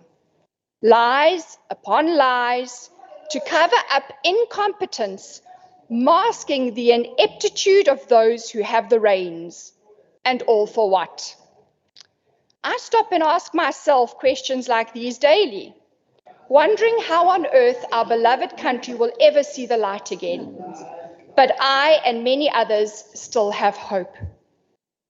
Another important aspect of Norway's success is the recognition of the diversity in spoken languages. Honorable Rep, please take your seat.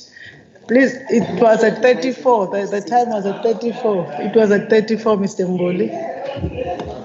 It was. Thank you, Speaker. I rise on Rule 60. 1. Rule 60. Yes. Okay. 1. Mm-hmm.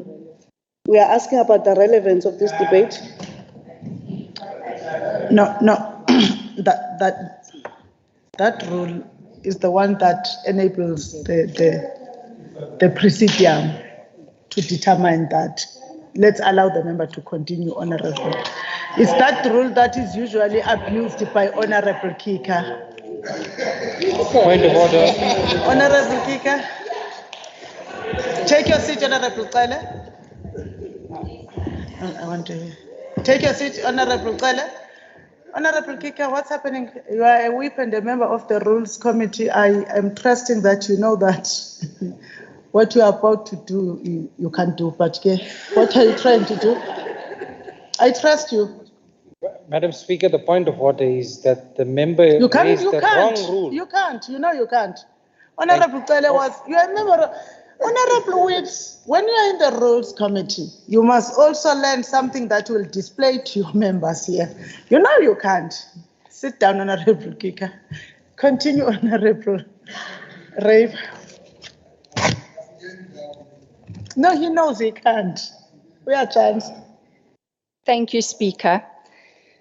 Another important aspect of Norway's success is the recognition of the diversity in spoken languages by their constitution, which too bolsters social cohesion. Didn't the ANC just use its majority to ignore tens of thousands of voices through public submissions to push through the Bella Bill, which will see the constitutional rights of South Africans trampled on? So we visit a country where things work and work well. And then at home, we do the opposite. Ja, nee? Wat nou, frikkie? Hierdie regering is 'n lagende kontras van die lande wat ons getoer het. The Democratic Alliance has... Please hold. I think I'm at the wrong thing after we stopped the honorable member. I believe that the time for honorable Rape was. I'll come back. I think that the time was 5 minutes initially, and when we stopped her, it was 1 minute already. Now she's already even gone beyond her time because she's coming back at 3 minutes. She's also coming back later at 3 minutes. I believe that you added her time. You added her time. I don't know who's saying no, and I believe that himself doesn't know what he's saying. I am informing you that what you have done, the honorable rep time is divided into 5 minutes and 3 minutes. And now, if the time is 5, in my own words that I use here, honorable rep should be at 1 minute, because she also knows, she said, I will come back. Go to where honorable rep is. She said, yeah. So exhausted. Okay.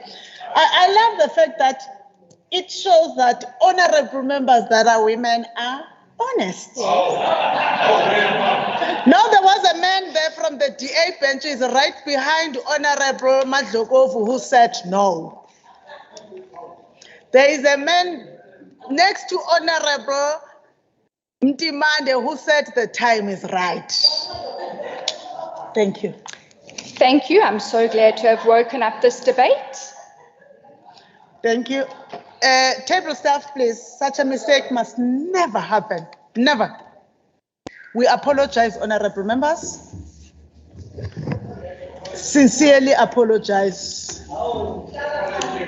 The next member for 6 minutes is Honorable P.P. Herricks. Linda, ngifuna ukubabona ukuthi sebeyibambile na.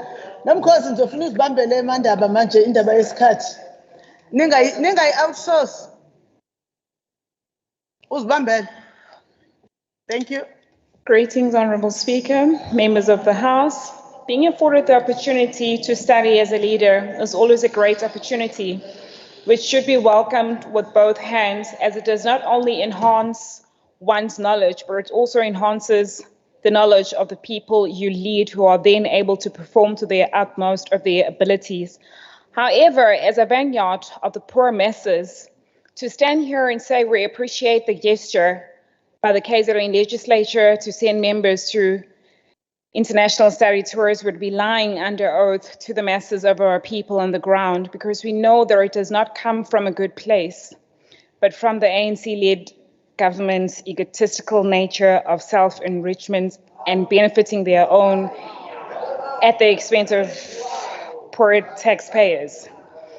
It is a shame to note that the study tour by the provincial legislature paid exorbitant amounts for people to go and learn about accountability, loyalty, and responsibility, which are basic human values.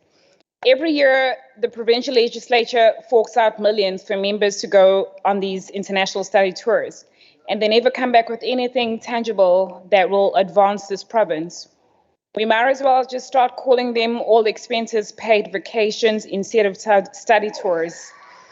This is the highest form of white-collar crime. Our provinces, municipalities are on the brink of collapse due to corruption, maladministration, cadre deployment, and many other factors which impact negatively on service delivery. Our people are left to fend for themselves. Our people are even deprived basic rights such as water and sanitation. Our province has the second highest unemployment rate, which is sitting at 6.7%.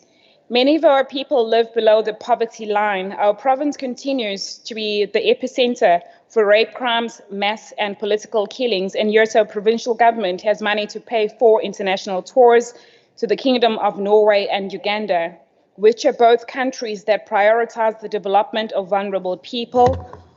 While our dejected masses continue to struggle to make ends meet, bakhohliswa ngo-350 kuphela ongafiki indawo kulesimo somnotho esintengayo. If we really had to be honest with ourselves, no foreign study tours undertaken over a period of less than 6 months will solve the province's problems overnight.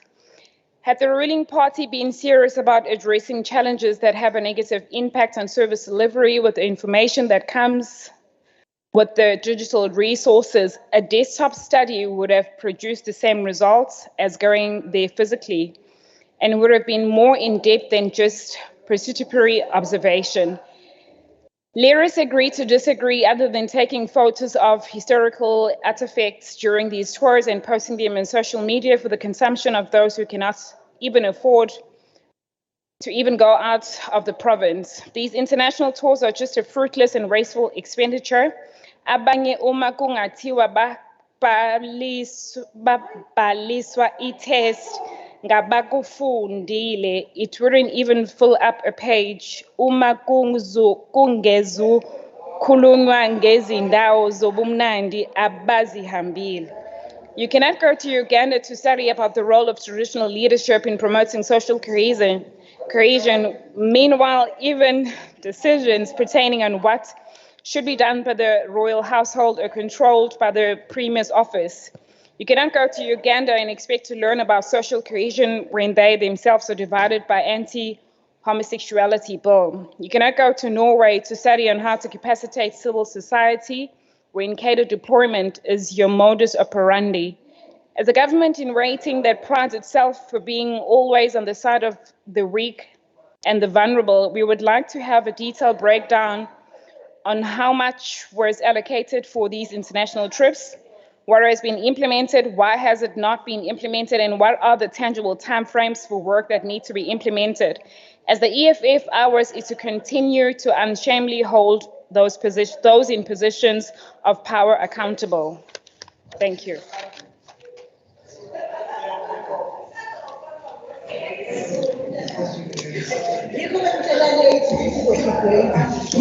Bengisacela ukusho ukuthi ilungu elilandelayo elizokhuluma kule ngxoxo mpikiswano imizuzu eyisikhombisa umhlonishwa uRejoice wakwaZulu egameni lenhlangano iAfrican National Congress obuye abe usihlalo we-public participation and petitions.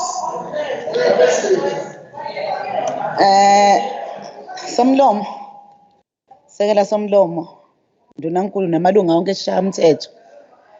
Sibingelele kakhulu kusihlalo wekomiti umbiko ongalo. Umnguni wakoNyathikazi. As former President Nelson Mandela warned back in 2009 that as long as many of our people still live in utter poverty, as long as children still live under plastic covers, as long as many of our people are still without jobs, no South African should rest and wallow in the joy of freedom. Indeed, as members of this august house led by our glorious movement, the African National Congress, we remain inspired by those words and Tata's selflessness, commitment, and unwavering dedication to making South Africa a better place for all her people, which drives us to continue working hard to find the best practices of building the South Africa he fought for so hard to achieve. As such, from the 17th September to the 2nd of October, the delegation of KZN Legislature Portfolio Committee on the Office of the Premier visited Kingdom of Norway and the Republic of Uganda. Visits that were underpinned by the following objectives: to share ideas and best practices on how to strengthen the governance, communication strategy, and sustainable development programs, focusing mainly on youth and the vulnerable groups, to strengthen the strategic mechanism aimed at capacitating the civil service in the province, to strengthen social cohesion and cultural development, to learn from the host country's technological innovation that bring efficiency to achieving the above mentioned objectives. The time spent in Norway has increased the portfolio committee's knowledge of best practices in governance, the development of vulnerable groups, human capital development, social cohesion, among other things, which then it's a direct opposite to what uDadewethu nongahlali ekomidini athi sasiyele nje ukuyovakasha, sasiyofunda ukuze sikwazi ukuseva abantu bakaZulu-Natal. Sibonele kwabenze kangcono nabathole inkululeko ngaphambi kwethu. This was achieved through a combination of presentation as well as visits. A typical consensus-driven democracy, Norway performs well in most international comparison of governance, quality of life, economic and social conditions. Continuity is the most conspicuous quality of the country's governance, which is typically steady and based on the implementation of cautions, incremental legislative measures, rather than spectacular ones of reforms. As a result, Norway has been able to avoid the worst of their global financial crisis and subsequent economic turmoil that severely affected most of Europe and has persuaded healthy economic policies. The state is by far the largest owner of capital in the country, holding about 40% of equity traded on the Oslo Stock Exchange.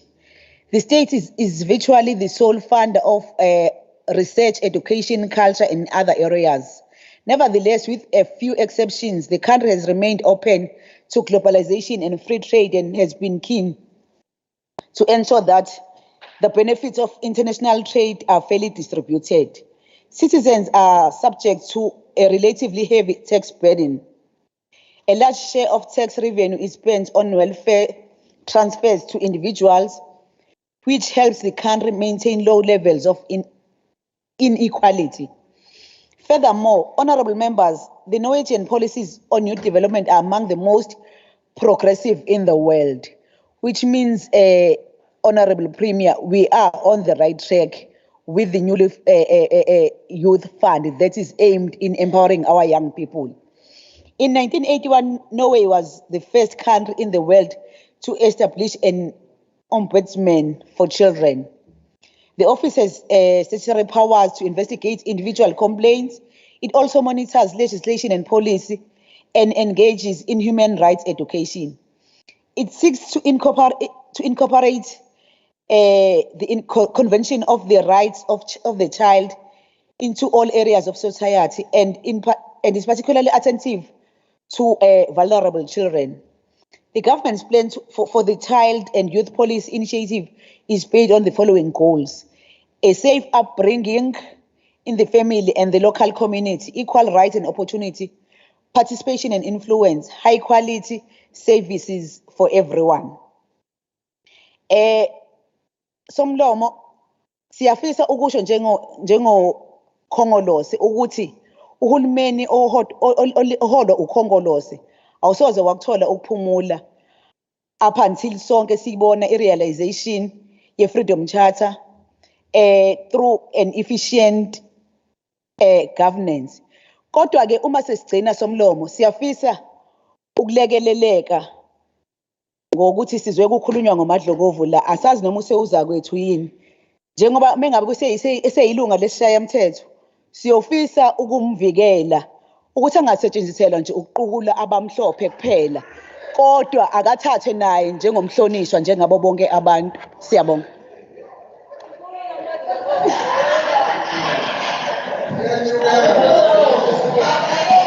The next member to participate in the debate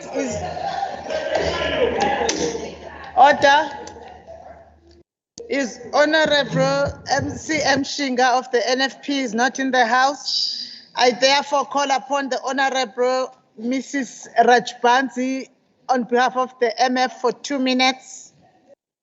Thank you, Honorable Speaker.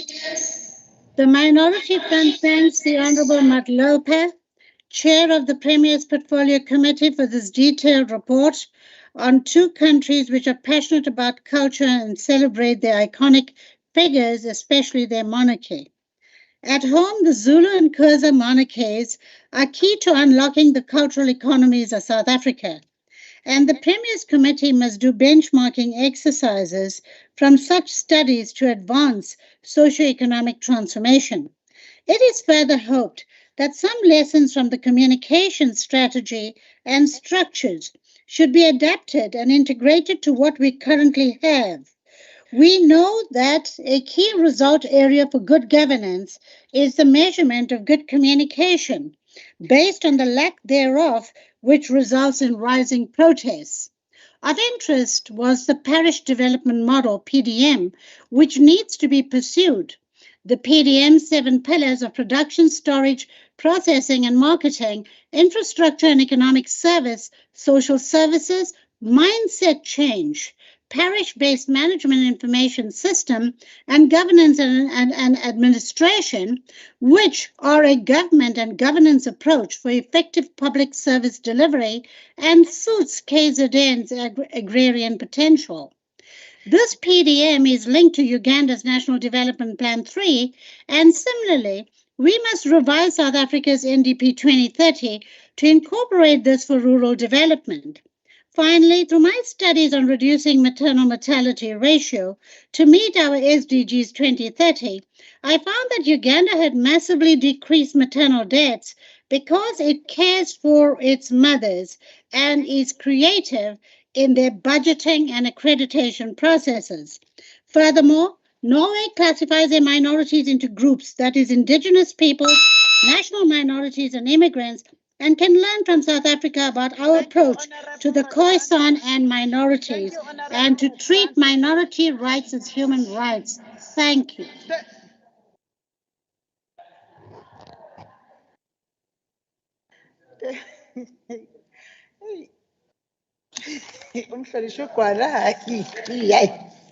The next member for 2 minutes is the Honorable M.E. Phakathi of the ATM.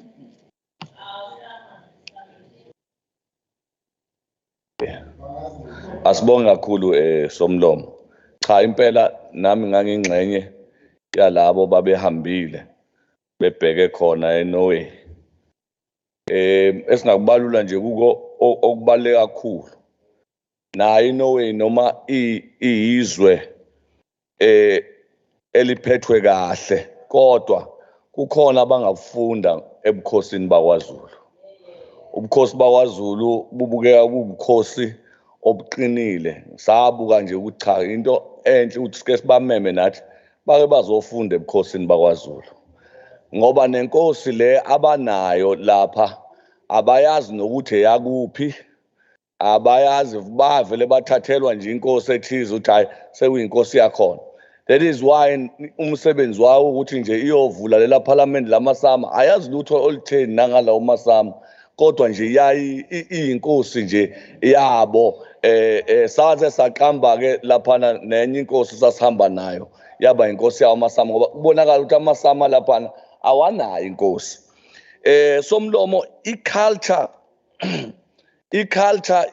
yethu kwaZulu ibukeka engaba iculture engabukwa umhlaba wonke ngoba thina la kwaZulu siyayazi inkosi yethu siyayazi futhi ukuthi ivelaphi Somlomo. Ukuhamba kwethu ke Somlomo safunda okuningi kodwa okwangithinta kakhulu Somlomo ukuthi masifika kulela lizwe sathola ukuthi izinga lokuzibulala kwabantu liphezulu kakhulu.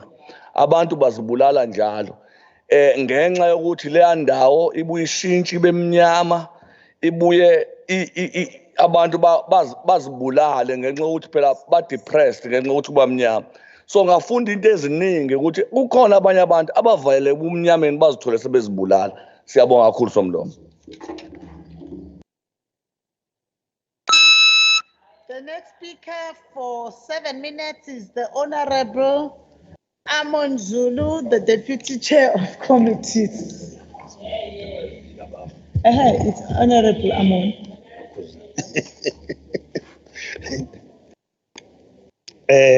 Mhlonishwa Somlomo Ndunankulu wesifundazwe saKwaZulu-Natal, mhlonishwa ubaba Mahlaba khona phakathi kwethu, abahlonishwa bonke abakhona. His Excellency President Cyril Ramaphosa once remarked that the people of South Africa desire action, answers and execution, as well as a government that works for them in his state of the nation. Then the National Development Plan charges us with the responsibility to work towards building closer partnerships between countries, firms, and people which will deepen our economic and social integration. That will contribute higher rates of economic growth and development. That's the reason why we went for benchmarking, Honorable Herricks. Equally, the African National Congress is steadfast in its commitment to the idea of capable and development states, one that is characterized by a capable, independent meritocracy, political leadership focused on growth, a close frequency, mutually beneficial symbolic relationship between some state agencies and market forces, and effective policy interventions that support our economic expansion. Honourable members, we ought to adhere to the rules of law and the truth when handling subjects like this of benchmarking. Our province in South Africa needs to maintain our commitment to its foreign policy principles. We were raised in a country that was prone to war and apartheid, and most of our people were subjected to any international visits. Therefore, we are duty bound to uphold the Freedom Charter's assertion that there must be peace and friendship. Over the past 20 years, the use and development of international benchmarks by governments, companies, and non-governmental organizations has increased tremendously. And as a result, international benchmarking is increasingly seen as an exclusive form of transnational governance. Looking ahead, important issues of political and are also highlighted, and procedures like audits, rankings, indicators, indexes, baselines, and objectives are also used to measure both good and bad performance. Although it could seem like an unequal technical activity, the usefulness of utilizing global comparisons to guide policy choices depends on the following premises: the transferability of policy lessons, the policymakers that are motivated to learn from other countries and apply these lessons to inform our domestic policy design. Such an approach to policy learning is objective and rational, therefore conferring a degree of legitimacy. Honourable Speaker, the overall pivotal role in providing coherent strategic leadership and coordination in policy formulation, review, planning, and overseeing service delivery planning and implementation in support of provincial and national priorities and plans. As a result, some of the observations that we made that represent the above contributions include the government of Uganda have also invested heavily in the development of vulnerable groups. Although the local government structure is different from that of South Africa, it is proving to be representative and considerate of those in the rural areas. The implementation of Uganda's parish development plan model will see us to become a vehicle to achieve its national development plan. Despite its high level of youth unemployment and a weak economy, the government programs are keen on promoting a positive mindset and cultivating a spirit of entrepreneurship. The government also understands the positive impact the roles have on the government of Uganda as a country and as a society. That's what we learned, Honorable Harris, when we were benchmarking. One day, if you get an opportunity, if your organization or your party will allow you once, you will learn this. Comparatively, historically, the ANC has always envisaged a society free of oppression and economic exclusion and subscribed to the fundamental tenets of democracy, which also will include the principle of African unity and self-determination, parliamentary democracy, a human rights ethic, an universal franchise for all citizens, irrespective of race and social justice. The rule of law and the separation of powers between and among states, institutions, and the respect for minorities, and an accountable and transparent government. Amid challenges, significant progress has been made in the implementation of agreements that the two countries have had in the past.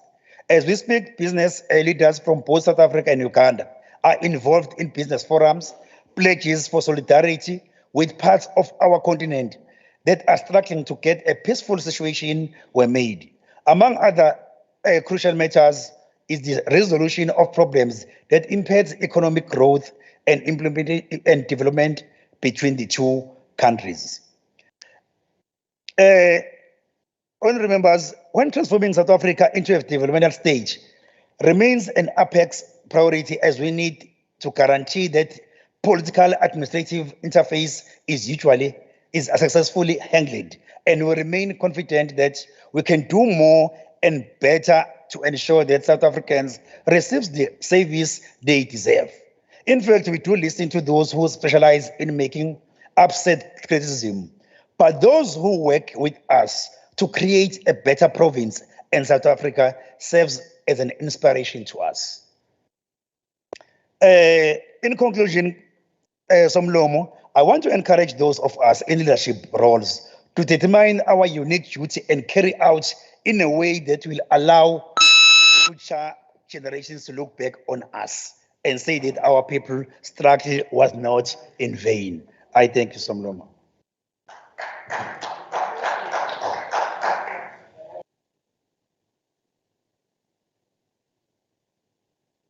Honorable Zulu, I want to draw your attention to Rule 55.1. You are not fully compliant with Rule 55.1, and because you are a presiding officer in the House, it is important that the four of us are always fully compliant to the rules.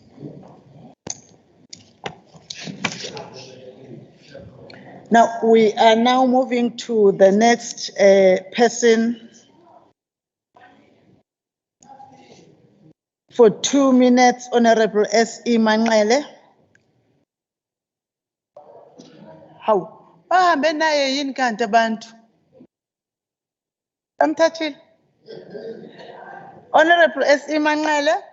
Honorable SE Manqele apparently is not in the house. Now we'll call upon Honorable Irep Onenhlanhla to come and have 3 minutes on behalf of the DA.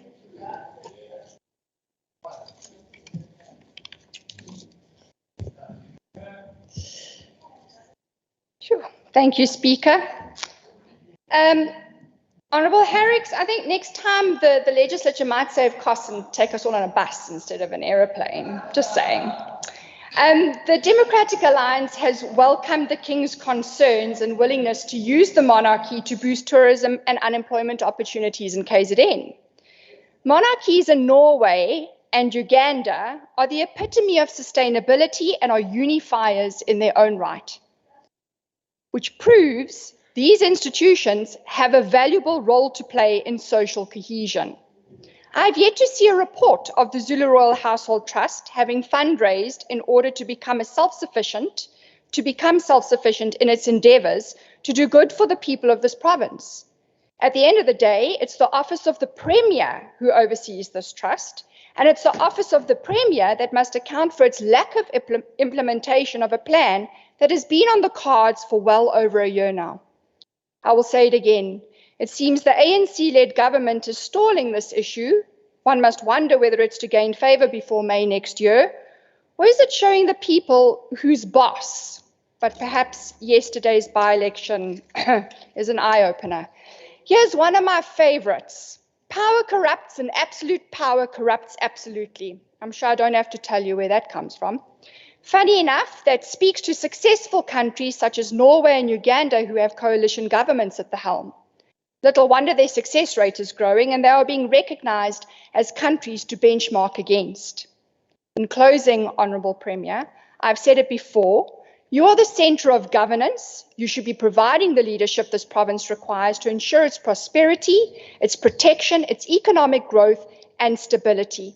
Stop focusing on destroying a municipality that actually works, and you know that I'm talking about Umgeni, and focus on learning from it and those countries we have benchmarked against, and do something that will change the trajectory of our province.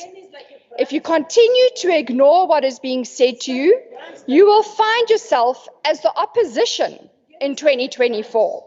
We are not about to give up this fight. Our cause and love for our province and our country is far greater than your desire to meet, eat, and greet as a smokescreen for the ANC-led government to destroy what is left. Sinathemba futhi ngeke siphele amandla. Ngiyabonga kakhulu.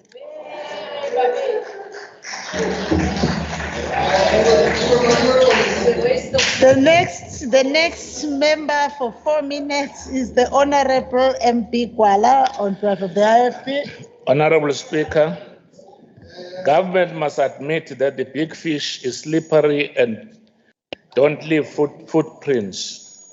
In addition, we can learn more from Norway with regards to the interventions on municipalities, not like as the Cooperative Government and Traditional Affairs MEC, Bongis Tolem Loyi, who is part of an ANC campaign to dislodge the IFP from power in the province's hung councils by abusing her powers under the guise of the law.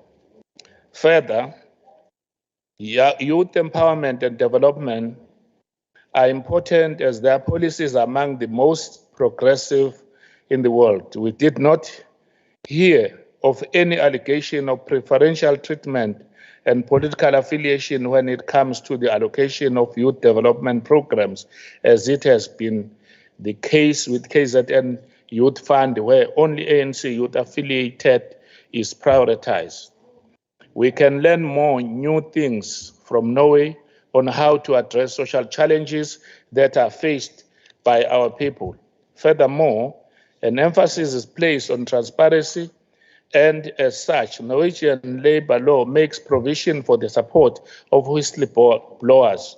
So far, its whistleblowing program is proving to be quite effective in that Oslo receives an average of 300 reported cases. This is not the case with South Africa, where whistleblowers are left to fend for themselves.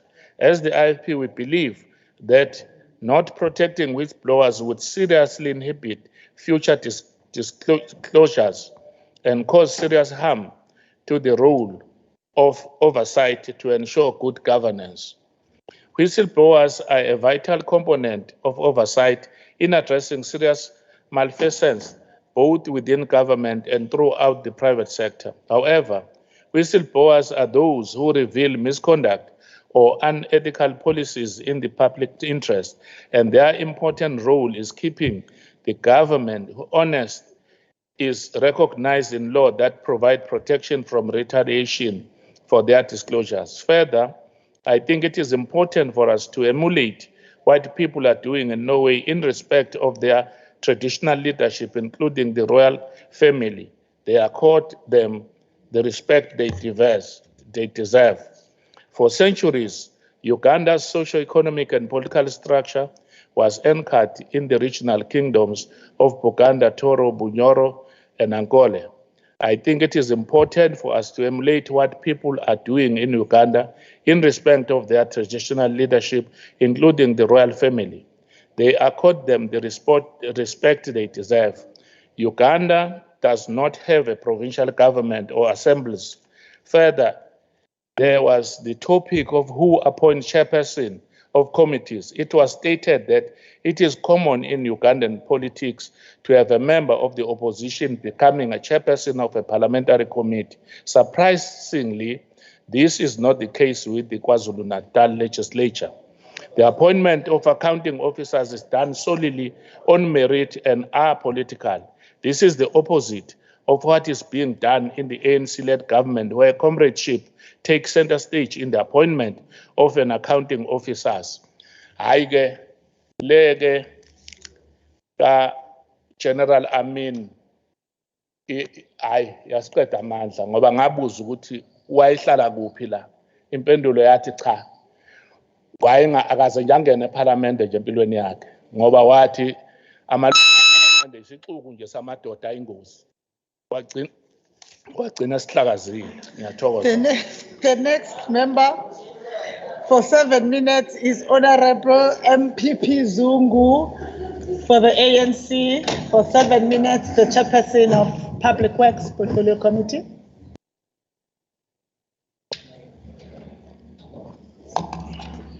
Thank you, Honorable Speaker. Greetings to the Premier, Honorable Premier, members of Executive, the Whipare, Umkatwe Kona, Nomguni in absentia, connectile, honorable members and distinguished guests. Honorable members, our visit to the Kingdom of Norway and the Republic of Uganda commenced its formal engagement with Arctic University in Tromsø Center for Sami Studies. It's very important to know that one of the interesting mandates by the center is to promote the study of Sami language, Sami culture, the Sami people, and other indigenous people, of which is similar to our center, the KwaZulu-Natal Mafa and Research Institute, which is the Provincial Heritage Resources Authority, which I'll abbreviate as PHRA for KwaZulu-Natal. AMAFA, the predecessor to the institute, was established as a statutory body in terms of the KZN Heritage Act of 1997, replaced by the KZN Heritage Act of 2008. The institute became the official PHRA on the 14th December 2018 when the new KwaZulu of 2018 was gazetted. It was our delegation's observation that the Sami people share similar history with the people of South Africa. The current effort to redress the loss of ancestral lands, as with the case of South Africans before and after 1913, are slow and disenfranchising. This sentiment was seen in the 2017 elections, where less than 30,000 Sami people voted for their parliament. Honorable members, the issue of land is critical, hence the delegation was interested in this topic of land, which the ANC-led government is committed to deal with in an amicable and responsible way. On education, it's worth noting that KZN delegation discovered that the promotion of education amongst the indigenous people of Norway is administered in the form of grants. I know abanye baphikisana nama-grants babona sengazuthi kuyamoshwa, kodwa futhi bese babona abacomplaina kuqala bekhulume ngokuthi kungani uhulumeni engakhokhi on time. The country government pays state subsidies to municipalities ngoba imkhandlu yalapha niyona interested with the responsibility noma i-function ye-education. And then the government ensure that they too receive the education through the subsidized distance learning programs. This was interesting as the KZN is a rural-based province, which we, as the province, if we can have such initiatives, benefit our province. Honorable members, on Uganda tour, it was stated that there are varying differences between the systems of government of Uganda and South Africa. The reason for that is the fact that Uganda doesn't have a provincial government or assemblies. Uganda's local government is also not regional, but rather a district level of representation. While in South Africa, we have provincial government system. The delegation was, however, interested in understanding how effective this government strategy is. Honorable Speaker, in Uganda, the colonial period created a similar issue that were also realized in South Africa, wherein the British administration unfavorably reconfigured historical traditional authorities according to those who were in support of their rule. On the topic of gender representation in parliament, it was stated that Uganda's constitution allows for a minimum of 30% of its members to be female. This is done through the affirmative action, where every district must send a female. In South Africa, gender representation under the leadership of the ANC is a priority where it gets expression in its gender policy. On youth initiatives, it was mentioned that their government is currently embarking on a project called Youth Livelihood Program, which provides resources to young people in villages to begin their enterprises. Such projects, honorable members, are critical as youth are our future leaders. We also have ours as KZN, which we pride ourselves, as we have seen that last month we embarked on a massive project for youth employment called Teshawaya Wire and Operation Vula, These projects have been added as part of speed up of youth empowerment to boost our economy as South Africa. This delegation from KZN Legislature was wonderfully accommodated with provision of all the required content in its study tours. It's also worth noting and mentioning, Honourable Speaker, that what we learned in terms of the Uganda ngokwendlobukhosi, bona indlobukhosi yakhona iyakwazi ukwakha umkhiqizo ogcina wakha uzinzo noma usiza ama-communities, thus assisting the government, unlike what is happening like I. So we will like to commend that what we've learned and wish that indeed we also grow as KZN to be that kind of a province wherein indlobukhosi ikwazi ukuthi ipartnerishe kungabi yona efundwayo but kube ukuthi kuma program akhona ewenza iyakwazi ukuthi size imphakathi kakhulu. This enabled the delegation to hold the meaningful engagements and necessary to benchmark our work of the oversight amongst others. We thank the organization that had sent us, mina ke njenge-ANC, ngiyabonga ithuba because I wouldn't have known what is happening kwamanye amazwe okusenza ukuthi sibe abantu abahlomile ngokwanele ukuthi sishintshe izinto esibonayo ukuthi nathi sidinga ukuthi sishintshe, but also encouraging them to also come and learn the few things that we have as KZN. Ngiyabonga somlomo. The next member, which now that we've finished with the debaters, we now hand over to Honorable Evie Dube for 5 minutes to respond to the debate. Siyabonga kakhulu somlomo kubo bonke abadebate kahle, ngaphandle kokuthi ke ngimzwile Honorable Rabe usakhala kakhulu ngozwakele ukuthi wahamba eseqoqoda imali la. Inkinga uzwakele wahamba ke eqoqoda imali waya kwenye organization wangeza lapho kwakufanele eze khona nganoma uyagigiyela yini. Kodwa ke futhi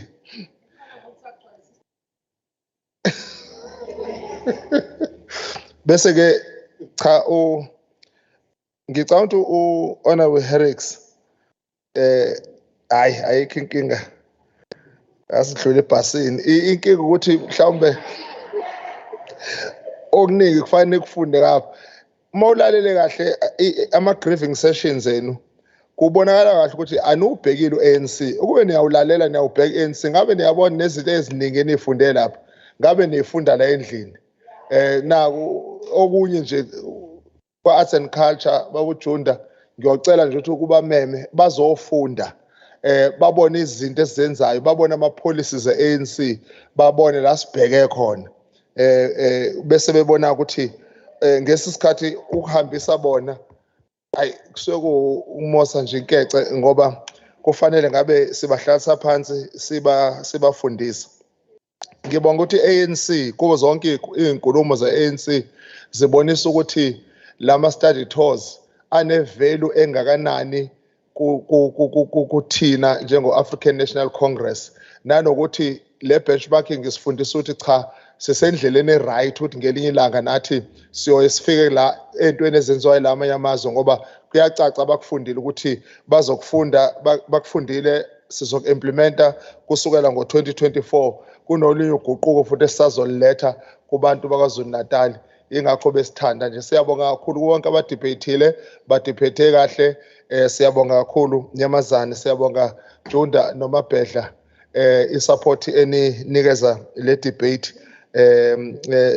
Okugcina akushilo Rabe ukhulume nje ngehope. Ngazibuza ukuthi ngabe uyazi ukuthi ANC is the only organization that will bring hope to our people. Kodwa ke somlomo siyabonga.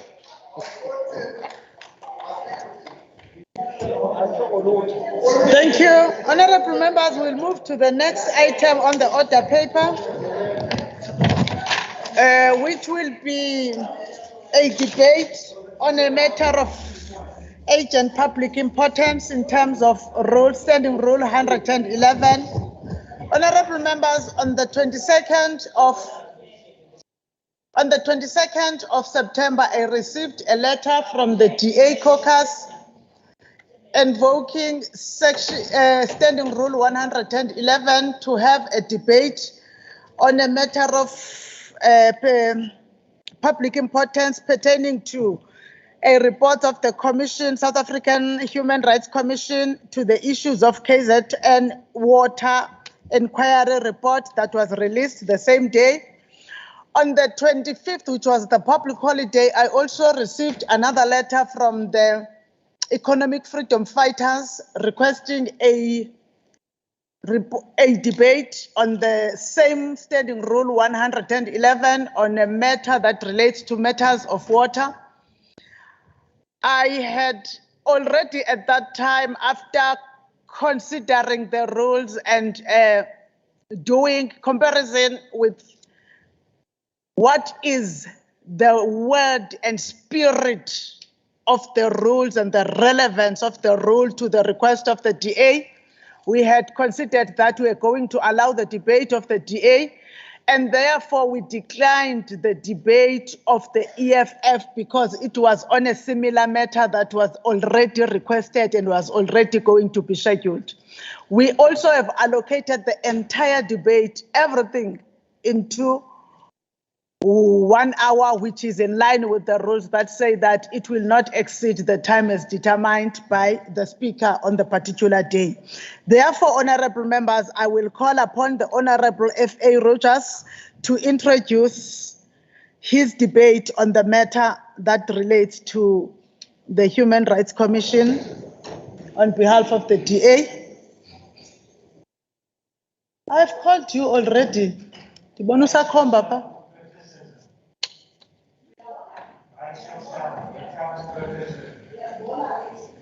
Madam Speaker, on behalf of the people of KwaZulu-Natal, I want to take this opportunity for allowing the Democratic Alliance to table this matter. I would have hoped that as the governing party, that the ANC would have tabled the Human Rights Commission report. Sadly, it appears that this damning report is not important to the ANC. Madam Speaker, I believe that we should collectively hang our heads in shame. We have failed the people of this province. This is not my opinion, but that of the Human Rights Commission. It is important to note that the Human Rights Commission is an apolitical, non-racist structure that compiled this report, and therefore it's an independent report that gives the report all the more gravitas that it deserves. Nobody can shy away from these findings. I want to quote from the report: "This violation of rights is aggravated by the pervasive sense of neglect, disregard, and in some instances, contempt for people suffering and their attempt to engage with their municipality through officials and elected representatives," the report found. I want to continue on the report. The extent of the challenges in access to water and the rights violations experienced by communities, evidenced by the complaints tabled by residents and communities across the province of KZN, is profound and indicative of the failures in water provision and the violation of multiple human rights. I close quote. The Human Rights Commission inquiry into water service delivery revealed that critical infrastructure is collapsing due to rampant neglect, lack of investment, corruption, and a lack of skills and capacity to maintain and to meet the spiraling demand of this commodity. The Commission's provincial office received more than 600 complaints regarding access to water. These complaints relate to widespread water shortages in communities, and in some instances, no access to water for more than 7 days. inconsistent water supply, water disconnection, lack of alternate measures, such as the provision of water tankers, poor water quality, polluted water, and in some instances, poor billing. This has not only affected the community at large, but it's also affected schools, businesses, and a wide range of other organizations.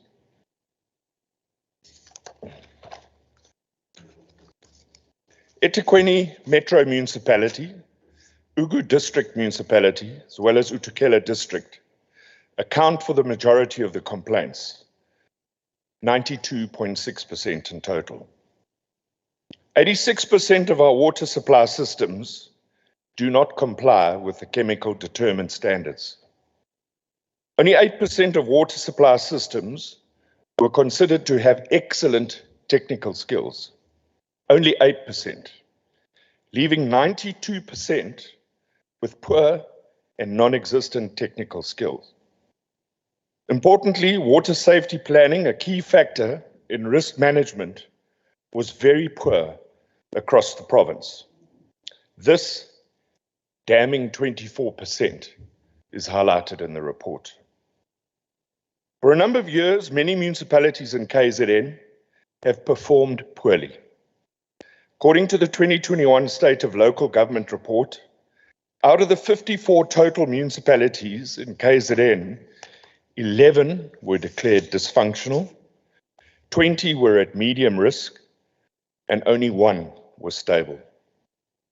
In her latest municipal audit, the Auditor General of South Africa found that the audit outcomes in KZN reflected a net regression over the term of previous administrations as a result of inadequate leadership in responding to key issues, political infighting, instability in key positions, inexperienced officials, and the lack of enforceability and consequence management.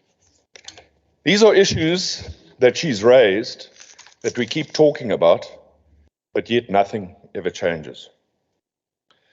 The Human Rights Commissioner, Chris Neeson, said the report had found that municipalities and water authorities across the province had violated the rights of citizens to the access of clean water.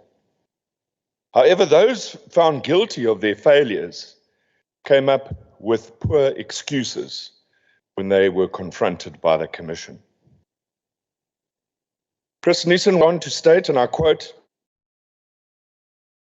municipalities about aging infrastructure and vandalizing cannot live 30 years into a democracy and not budget for maintenance and repairs, I close quote. In the eThekwini municipality, with areas such as Newland West, Tongaat, Durban, Mlazi, Lamontville, they experience water outages on a daily basis. eThekwini loses 52% of its water in revenue and is unaccounted for. Tongaat residents recorded some 85 days after the floods that they did not have drinking water on tap. In one instance, in Tongaat, community members went 21 days without water. Schools were closed. 126 days after the floods, the residents of Tongaat still did not have any water on tap. Areas such as Newlands West, Verulam, Tongaat, Lamontville all experienced ongoing water interruptions for a period of up to 80 days. Others reported water outages for periods of 15 hours. Ugu District Municipality in Margate and Hebbedine has had no water constant availability for 5 months. Local businesses are also severely affected by ongoing water shortages, particularly in those tourist industries, which is the prime source of business in the area. The Ugu Ratepayers Association made a submission to the Commission and made further submissions to the KwaZulu-Natal Legislature, tabling this at a sitting with COCTA. That petition, which contained 1,800 words, was torn up at this very platform. I was in the House at the time. Now, if we feel proud of this type of behavior, when we get a report such as this from the Human Rights Commission, then it's time we did some introspection. The concern raised by residents in the eThekwini, once again, district municipality, is while it's reported there's inefficient water to be piped, water is still being delivered to communities through water tankers and standpipes. But, Honourable Speaker, we all know that the new form of corruption in water is the delivery of water by water tankers. What are we doing about it? How can we expect to deliver water in water tankers when there's very poor communication to the residents, when each resident is only limited to 5 litres, and in some cases when residents get there, there's absolutely no water left in the tank? Madam Speaker, as a way forward, I believe there's some key findings that we need to deal with moving forward, and it's contained in the report by the Commission. And the first thing is that this legislature, of which all of us are members, are tasked to start doing oversight in particular areas where there's challenges with water infrastructure.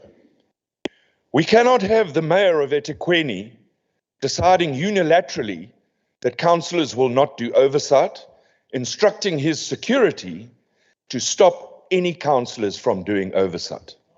It is this legislature's responsibility now, as one of the way forwards, to start putting together an oversight program on water.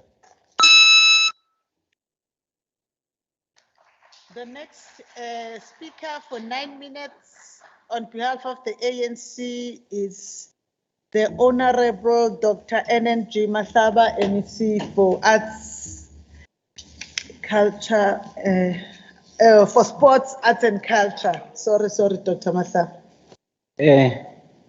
Greetings, Honorable Madam Speaker, Honorable Premier, honorable members, and maybe before I start, let me also pass my word of condolences to the leadership of the IFP and Abawa Pindangen. You see, I will start by quoting what Amilcar Cabral once said, that tell no lies, claim no easy victories, mask no difficulties. As I stand here,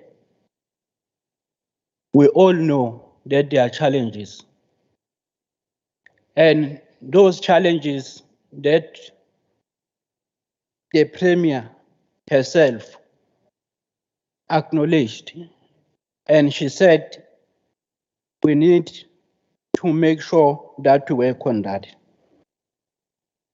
If I can quote what President Mandela said, he once said, just as a seed needs water to grow, a nation needs water, because without water, there is no life.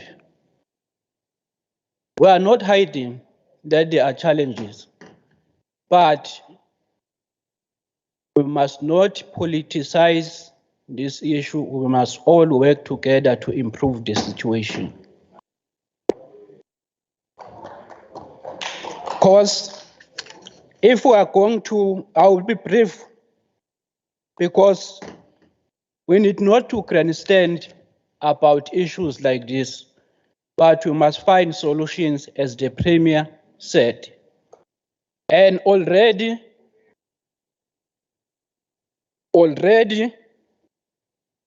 there are processes which have been put in place to make sure that we improve the situation. We respect Chapter 9 institutions like Human Rights Commission, and we respect its findings. And we will not in any way disregard what is contained in the report. We must, all of us, as members of this House, I'm not going to take 9 minutes, Madam Speaker. I will be very brief, as I said. But I want to say, all of us, when we see a challenge, it is our duty to make sure that we work together to build our nation, we build our province.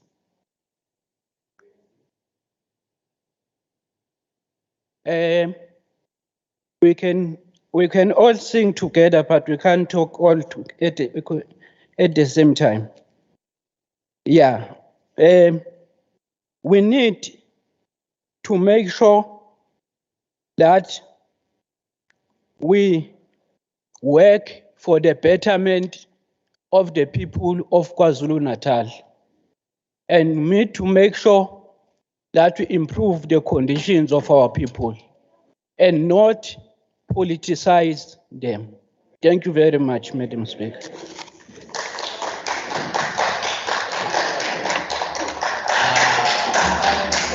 The next speaker for 7 minutes on behalf of the IFP is the Leader of Official Opposition.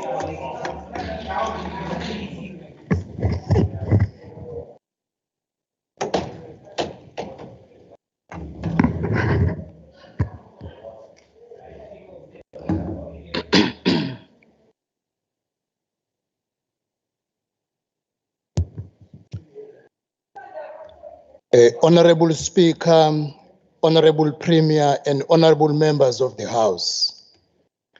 Let me first thank the Speaker and Honorable Mahlaba and all members of the Legislature for the messages of condolences and also honoring the Prince of Wapindangene on the day he was laid to rest. I also want to thank in particular the Premier and the DG who spent days at Wapindangene to ensure that the Prince of Wapindangene got a fitting send-off. The IFP is in full agreement that the contents of the South African Human Rights Commission report are a matter of public importance. The report confirms the challenge we know and live with, as some of us sometimes stay for days without access to water.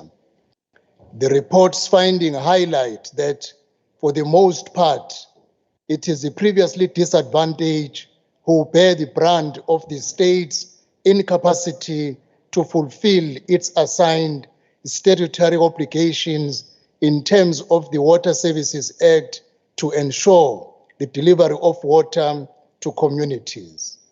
As the IFP and all people of KwaZulu-Natal must agree and echo the Commission's view that the failure of the state 28 years post-apartheid to transform colonial and apartheid era spatial planning to benefit previously excluded and disadvantaged communities is completely unacceptable.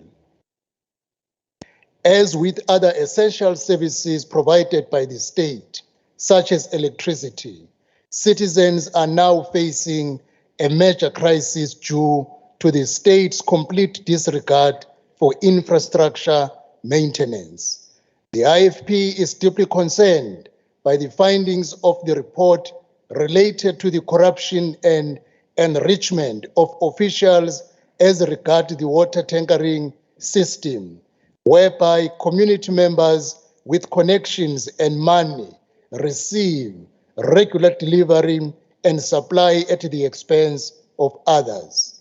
These and other issues listed in the report require immediate attention if we are to avert this growing human rights violation. In its recommendation, the Commission provides a timeline of 12 months for a report back on progress. The IFP believes that there needs to be a commitment from all role players for immediate action and a report back within 6 months to ensure that interventions begin as soon as possible. While all recommendations are crisis-related, some could be viewed as more urgent than others. For example, where it is recommended that COGTA review the funding model for municipalities and consider the provisioning of a special grant to effect upgrades and rehabilitation of critical water infrastructure and report to the Commission within 12 months from the date of this report. A commitment must be made to do this within a reasonable time before the end of the year in order to avert the situation. In the report, the panel noted further that the DWS Green and Blue Drop reports indicate the water master plan is not going according to plan and requires analysis of what is going wrong. Action is needed now. The department must determine where the shortfalls are and develop solutions so that in 6 months' time, they can report that the water master plan is on track. Timelines must be added to the recommendations related to the water boards and their development of additional bulk water supply schemes, as well as investigation of new prospects related to groundwater. Further, the urgent steps to address the aging infrastructure and maintenance of the respective water boards cannot wait 12 months. This work must also begin before the end of the year. The report highlights the 3 municipalities that account for the most water-related complaints. Amongst them, the IFP-led Utugela District Municipality. The IFP will not shy away from admitting where there are challenges. Yes, we are having challenges in Utugela District. What compounds matters is that we inherited the municipality with the unfunded budget, which unfortunately is still to take many years. The infrastructure is old and has not been maintained for years. The challenges at Utugela and all other areas where neglect has been a cause of problem. A joint urgent action is needed for the sake of our people. The IFP notes all the recommendations by the Commission in this report, in particular, those that relate to the operation of districts and local municipalities, and we will be taking them back to our municipalities for consideration and implementation. The IFP remains committed in working together with all relevant stakeholders in following up the progress on the various departments and entities to ensure that the water provision is ensured at the earliest time to our people who remain disadvantaged up to date as they were prior 1994. Thank you very much, Honorable Speaker. The next member for 6 minutes is Honorable LM Mayor of the DA.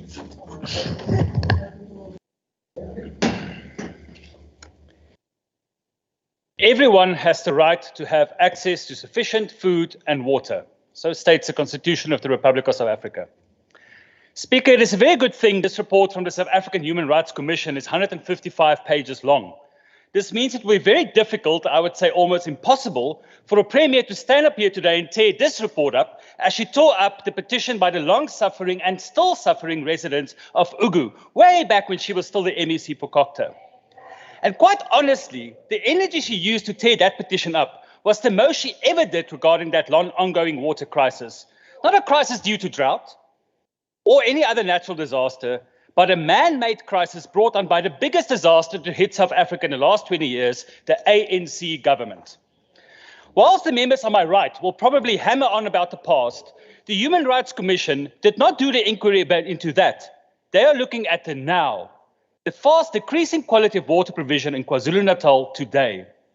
Or they will jump up and down, shouting angrily about Cape Town and day zero, fully ignoring that that water crisis was due to a drought. And not even the ANC can accuse the DA of preventing the rain from falling. The fact is that the hard work of the DA-led Western Cape government prevented the taps from totally running dry in the cities and towns of that province. Speaker, the ANC-led government must use this debate not to attack the opposition, not to shout about racism, capitalism, and whatever straw man they care to erect today. This debate put on the order paper today is for the ANC-led government to firstly acknowledge that we have a problem, and then secondly tell us what are they going to do about the problem.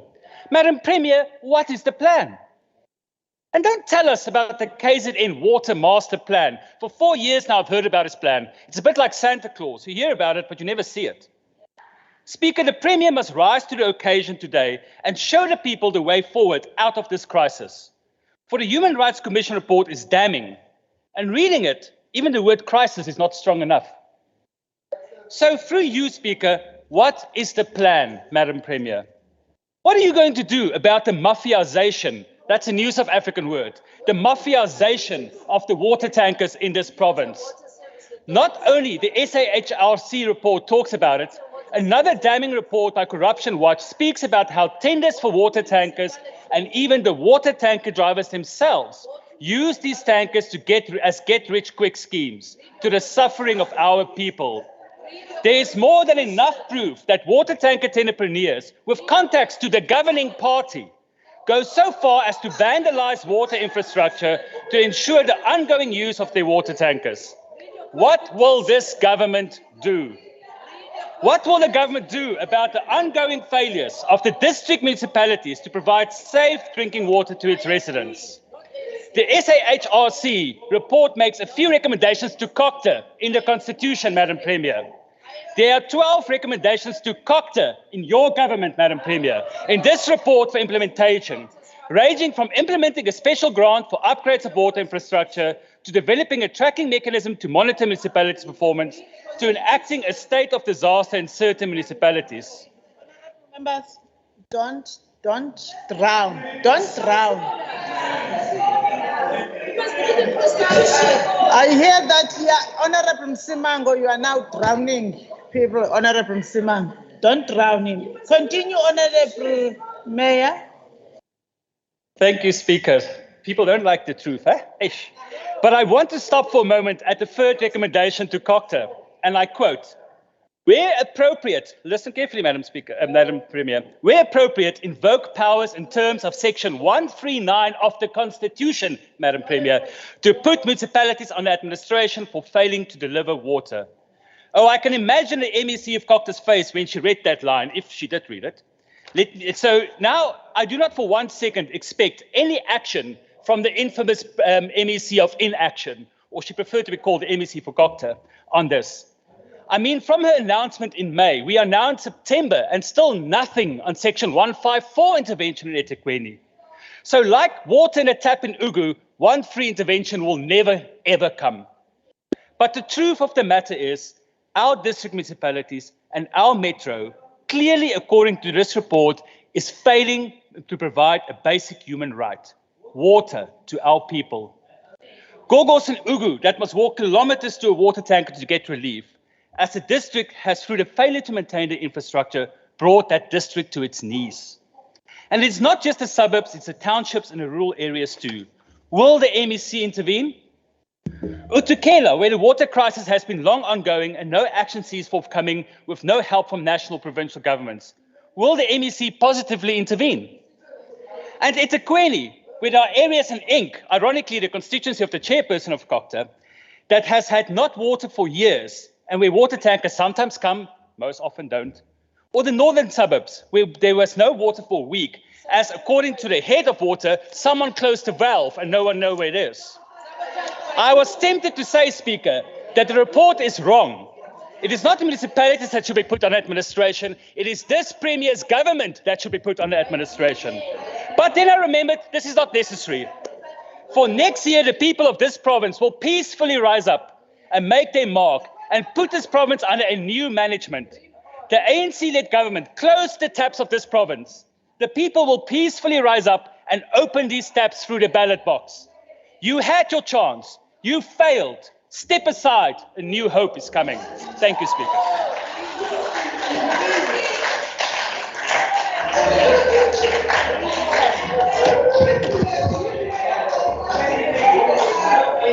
Honorable members, honorable members, honorable members, honorable members, there is one thing that you also make difficult for me. You know, when you start shouting at the same level or at a level above to the members, you make it impossible for me to call for the members to get their voices down. You know, there are members who keep their voices at the same pitch so that the members, like Honorable Hussein, so that the members would be calmed and not drown the speaker. But then there are members then who then hail so that I am not accused of inconsistency. Honorable Mayor, also go and hail back at them, and you end up saying that, okay, they're at this. There's no drowning of the speaker.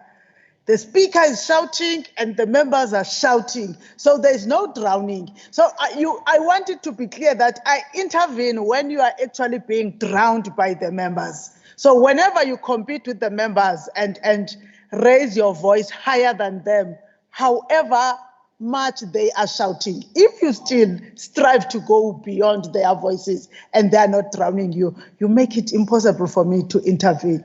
And the decorum of the House goes sometimes because you also pitch at too high. I just thought that I must say that in passing.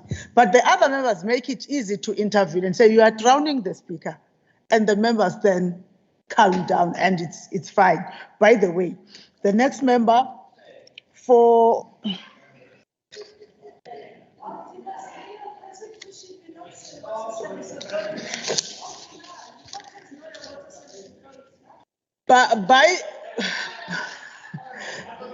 the next member, okay, honorable members, you have your time, you will still have your time.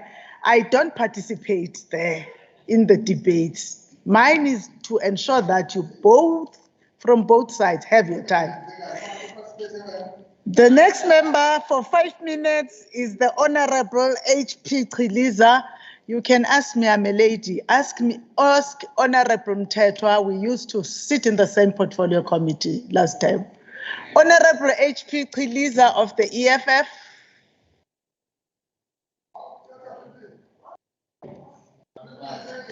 Honorable Triliza of the EFF. Honorable Triliza of the EFF. Huh?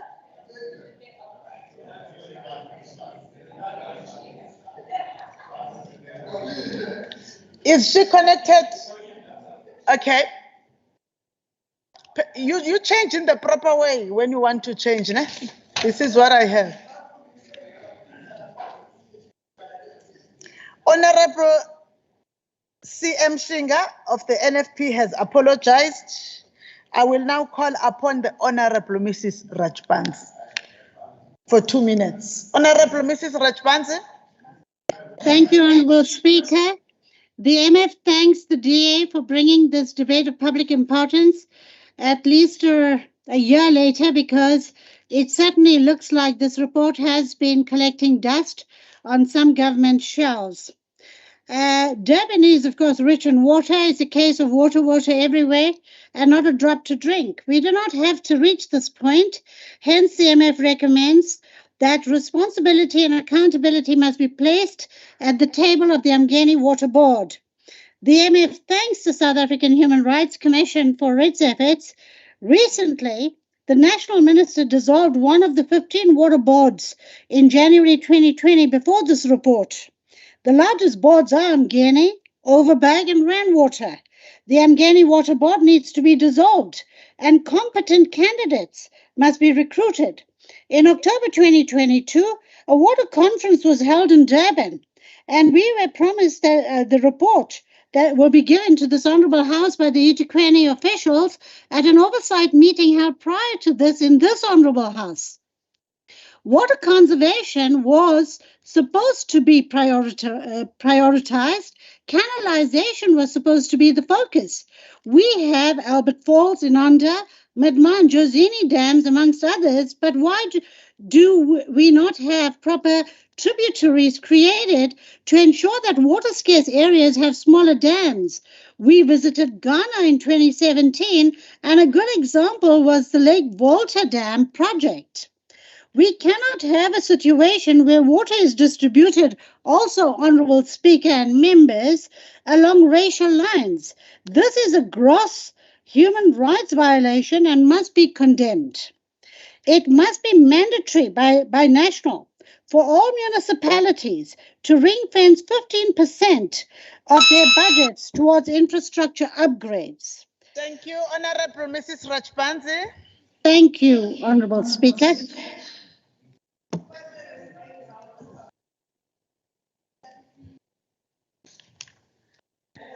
Honourable Mthethwa, I want to correct because what we are saying will be picked up and be on record. Honourable members, the members who may not be in the House and connected, in the rules of this House, they are present. And I want us, whenever we want to raise such issues, remember that the rules as amended envisage the attendance to the House to be in two forms, physical or virtual connection. And that stands, honourable members. Thank you. We will now move to the Honourable Emmy Phakathi for 2 minutes on behalf of the ATM. Thank you, Speaker. Somlomo, inkinga yokusweleka kwamanzi KwaZulu-Natal, inkinga ya wonke umuntu. I will repeat what I've said before, that we should all work together and work with our constituencies in teaching them how to harvest water and how to save water. The issue that I've always been raising, that yes, infrastructure has aged, because take for instance, a township like KwaMashu started to be built in 1957. So for sure, the infrastructure would have aged by now. So as we change infrastructure, we must come with an alternative, Madam Speaker, to be able to have water. And the issue of privately owned dams, I will never go away from it, because there are still dams that are privately owned, that our people cannot access water from that. People from the white community, they have their own dams on the other side, and the black communities are suffering. They are not able to access water. It is important, Madam Speaker, that we deal with privately owned dams. People in Echozini, they are staying next to the dam, but they can't access water. You'll find there's someone that is 500 meters away from Echozini dam, but that person does not have water. So we need to deal with such issues so that we can all have water. Thank you, Madam Speaker.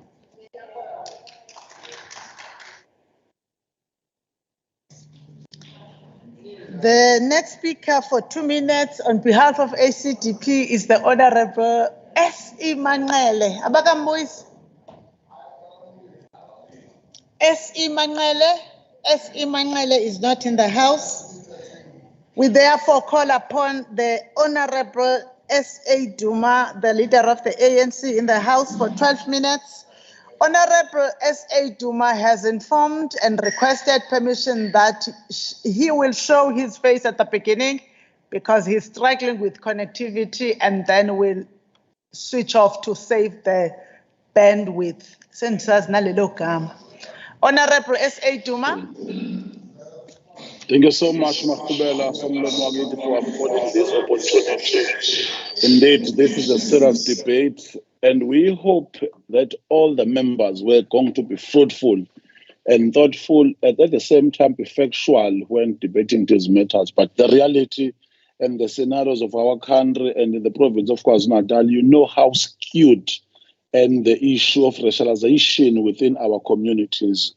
From the beginning, we just rise to address this House and wish to affirm our commitment towards working with Chapter 9 institutions such as SE Human Rights Commission, the Public Protector, Auditor General, and others, strengthen service delivery to protect human rights. As Honorable Mahlaba has already acknowledged, and we recognize the presence of the Premier, the collective, and the entire coherent meaning and the cohort of this august House, Honorable Speaker.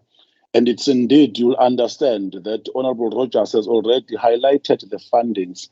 Deliberately did not say even a single sentence on the legacies of apartheid regime and the special formulation of South Africa and how it was manufactured, even the portrayed content of where we're coming from as a country, so that it's going to be easy for him to lay a blame towards a government currently led by the ANC. And you know how skewed it was, Honorable Speaker, as you know, that the High Crest of and highest order in the content of KwaZulu-Natal as a province, gladly so, Honorable Pagat have already spoken about the issue of agriculture in the province. It has contributed both positive and negative. You'll find that there are private dams. Currently, the minister has already mentioned that they are busy auditing such areas so as to harvest, so as to amass almost all the wealth when coming into water processes. Because even as you have integrated the board of Umngeni, Uthugela board, but you won't have ample space just to knit and navigate and address all the imbalances. But you need all the stakeholders to come close. We would be glad if Honorable Rogers was going to say that at some point in time they stole our land. So it will be difficult for us to balance some other equations, so that if they are fair enough, they must just give us those things. Madam Speaker, when we assumed office last year, August 2022, as the new executive, we offered to strive operate as a cohesive unit that is effective in guiding all categories of staff at head office and district across all municipalities. It would be unfair today that we are blaming the Premier, Honorable Ncube, as we speak, after she has delved deeper even in the state of the province.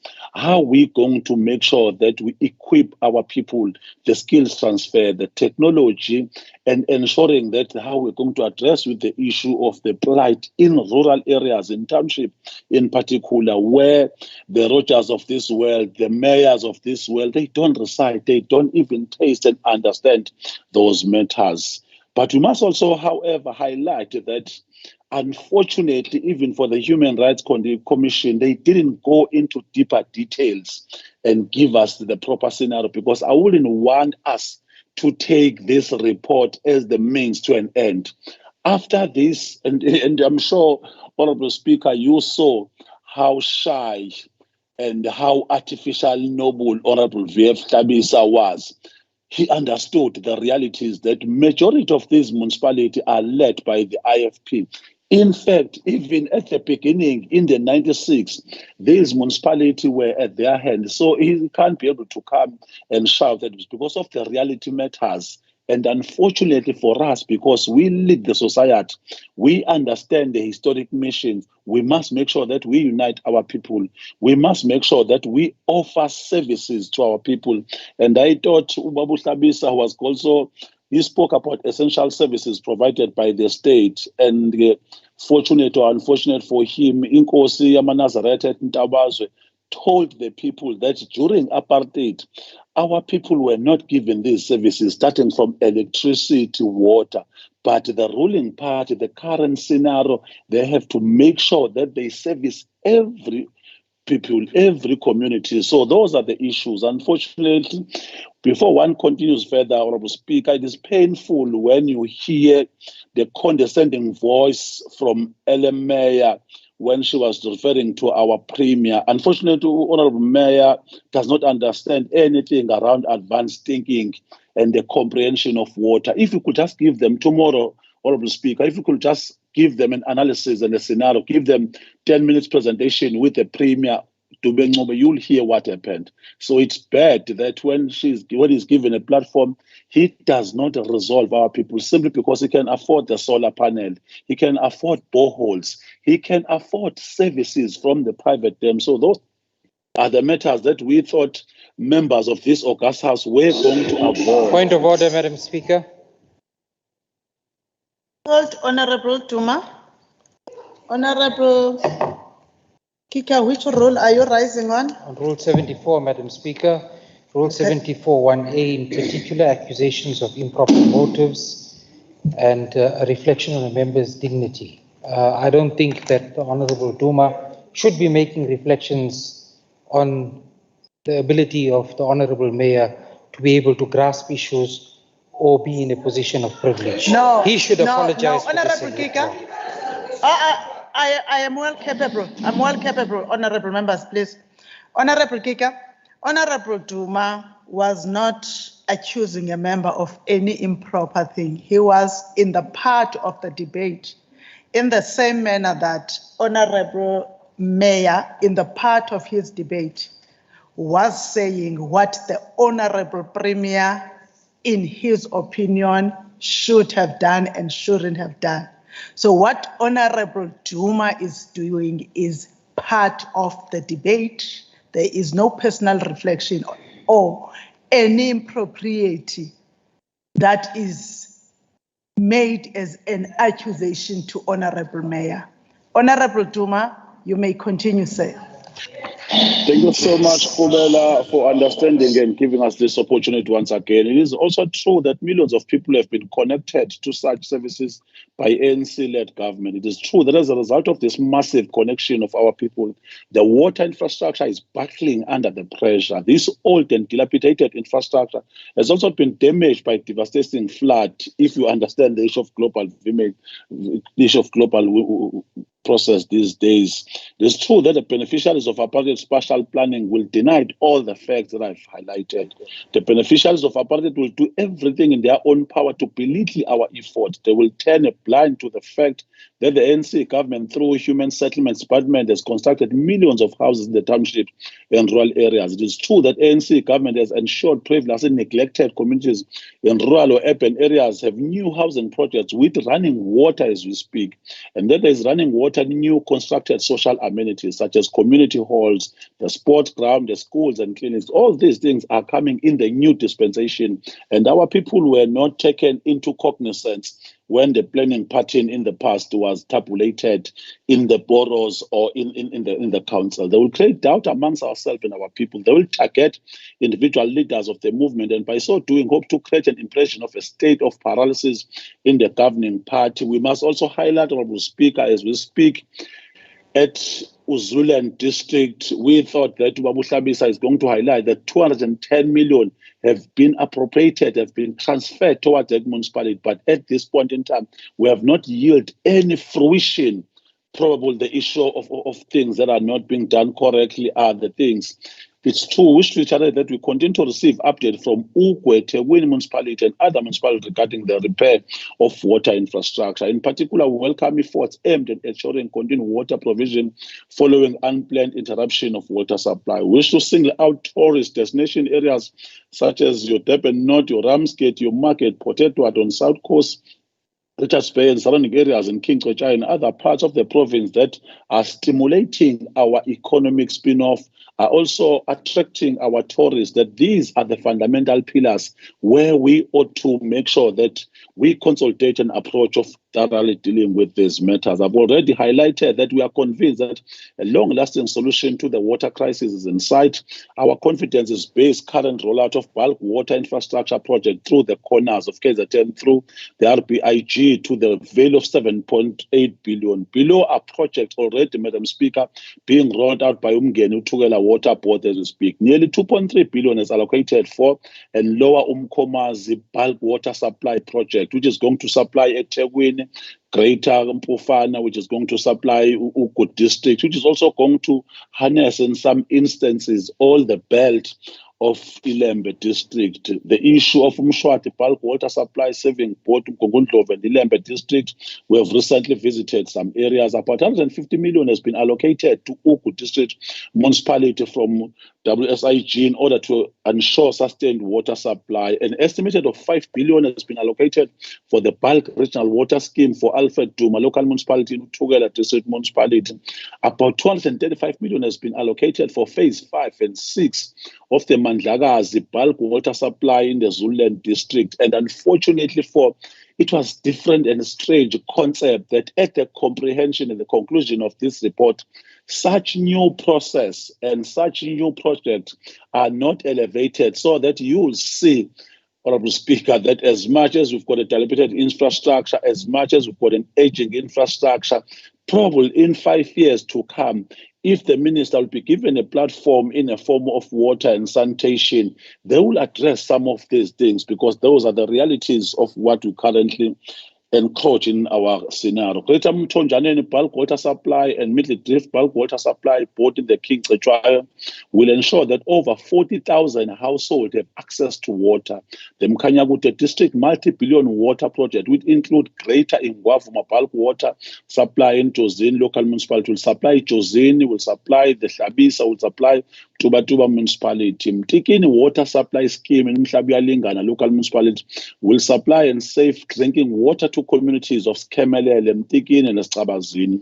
Important as stated by Minister Mkhono, Honorable Speaker, the above intervention era already in place and addressing directly all challenges contained in SA Human Rights Report on water crisis in the province of KwaZulu-Natal. So when we deliberate on these things, just inculcate a theorem of understanding that our people know, they could even feel the strength of this government, understanding the gripe and the realities of where they come from. Because some of us grew up in rural areas where we must go and fetch water. We're pariahs in our land. We're pariahs in our country. So that is why our people are grateful of what has been done by the ruling party. Nevertheless, they are still saying that there are outstanding matters which one has elevated. But it is always critical, Honorable Speaker, when we deliberate on such report, we must not present them as a gospel truth and single out one commissioner as if they are not biased. They come in society just like us. And you know, Honorable Speaker, we always speak about the issue of ideological superstructure. Recently, we've had an IC commissioner in the form of Judge Pillay saying that the ruling party must lose power. Yet that judge serves in the commission. Yet that judge is a commissioner. So if you think that you polarize the matters of saying that this Chapter 9 institution, we just have to absorb their report without scrutiny, will be incorrect because they are individuals. They are being coalesced. As we speak right now, it would be easy for a DA member to come in the platform and speak as if there are no scarcity of resources because they have been bankrolled by the Capitec Bank. So for them, from tomorrow onwards, if there is a problem of the rain gauge that are not working, they'll just go and buy. So we want to thank you for affording us the opportunity to clarify this matter. Thank you so much, Honorable Speaker. Mahubet. The next speaker. Now we have come to the end of the debate, but we have the Honorable Rogers to respond to the debate for 3 minutes. Thank you, Madam Speaker. You know, the question we have to ask ourselves is, how did we get here? How did we get to the point that you have a Human Rights Commission report that literally crucifies every sphere of government in KwaZulu-Natal? You can blame the past as much as you want to, Honorable Duma. You can blame apartheid until the cows come home. But listen to what Chris Nissen says, unless you're calling Chris Nissen somebody that's out of touch. And I read it. He said, you cannot live 30 years into democracy and not budget for maintenance and repairs. That's got nothing to do with apartheid. It's got nothing to do with the color of my skin. It's got everything to do with systems of government that are failing. That's what it's got to do with. And unless you're going to address that and you're going to keep looking at the rearview mirror as to what happened 28 years ago, you're not going to address this.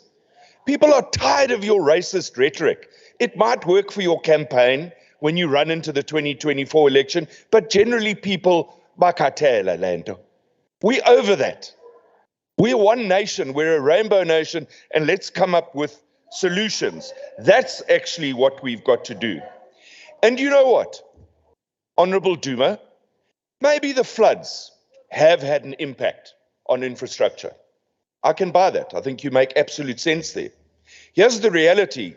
I'm coming to the end of my second term, and we've been talking about failures of water in 2 terms that I've been here. Ugu, we've been talking for years. Ministers have gone down there, national ministers of water. They've made promises. They're going to deal with it. What's happening? Go to Azingulweni. Go there and ask the people if they're happy. I challenge you. Next time they cut off the road between Azingulweni and Harding, please go there. I urge you, I'll go with you. Let's go and listen to the people. But they'll tell you the reality that the ANC has no solutions to the challenges facing this country. You have no solutions. You look to the past and instead of looking to the future. You know, one of the things that I was taught in life, when you subject to an abuse or abused substance, you'll never get rid of that substance until you admit that you are addicted to that substance. And this is what the ANC cannot see. You cannot continue denying that there's a crisis. The Human Rights Commission report is succinct and it tells you what the problem is, and that is the ANC.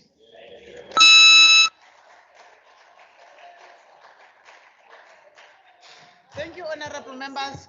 We have now come to the end of the debate on the matter of public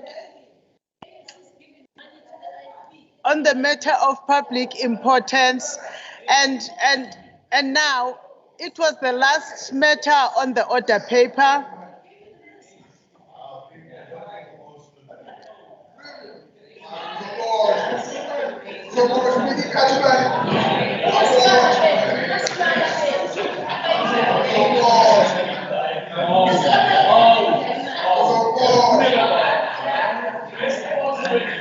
Honorable members, we have now come to the end of the orders that were on the order paper today. And I think I must come back, honorable members, on the use of the matter of public importance, because it comes to us and where we have to take leave in terms of the oversight that we have to play, and relevant portfolio committees that have to play if they have any. And let's keep it at that, honorable members, and keep it at that when it comes to the House. But I have rulings that were outstanding. I think I have 2 rulings that were outstanding way back from April. But there is also a ruling that was outstanding from the 31st of August that the Deputy Speaker deferred. Whilst the Deputy Speaker deferred the ruling in the House, we received a letter from Honorable Kika saying that we must bring that.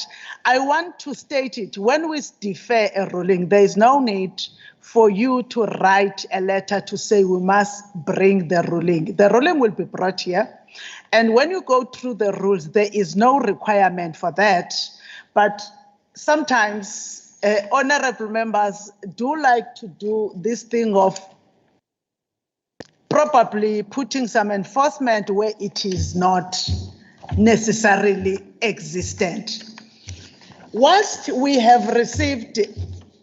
were dealing with the ruling with the Deputy Speaker on the matter that happened in the House when I was away on the 31st of August, we received a letter from the Honorable Chief Whip, who was saying that in hindsight and after contemplating the happenings of the sitting on that particular day and looking deeper on Rule 75, he felt that his conduct on the day was not in conformation with the interests of good political relations and was not also in line with the rules, where he was saying that he is unreservedly apologizing and withdrawing the statement. Because already there was a framing of the ruling, we just said that to the chief whip, we wrote back that the chief whip will be offered an opportunity just to withdraw the utterance that was aimed at Honorable Dubois on the record. Honorable Chief Whip, may you withdraw the statement that was addressed to Honorable Dubois about being racist on the record.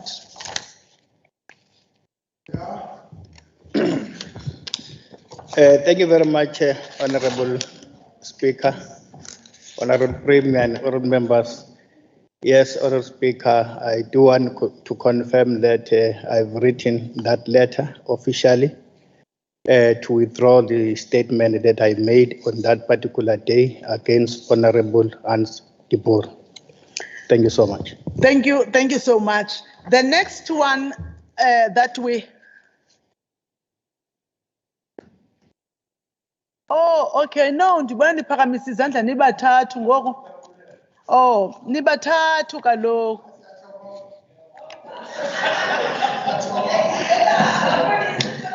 No.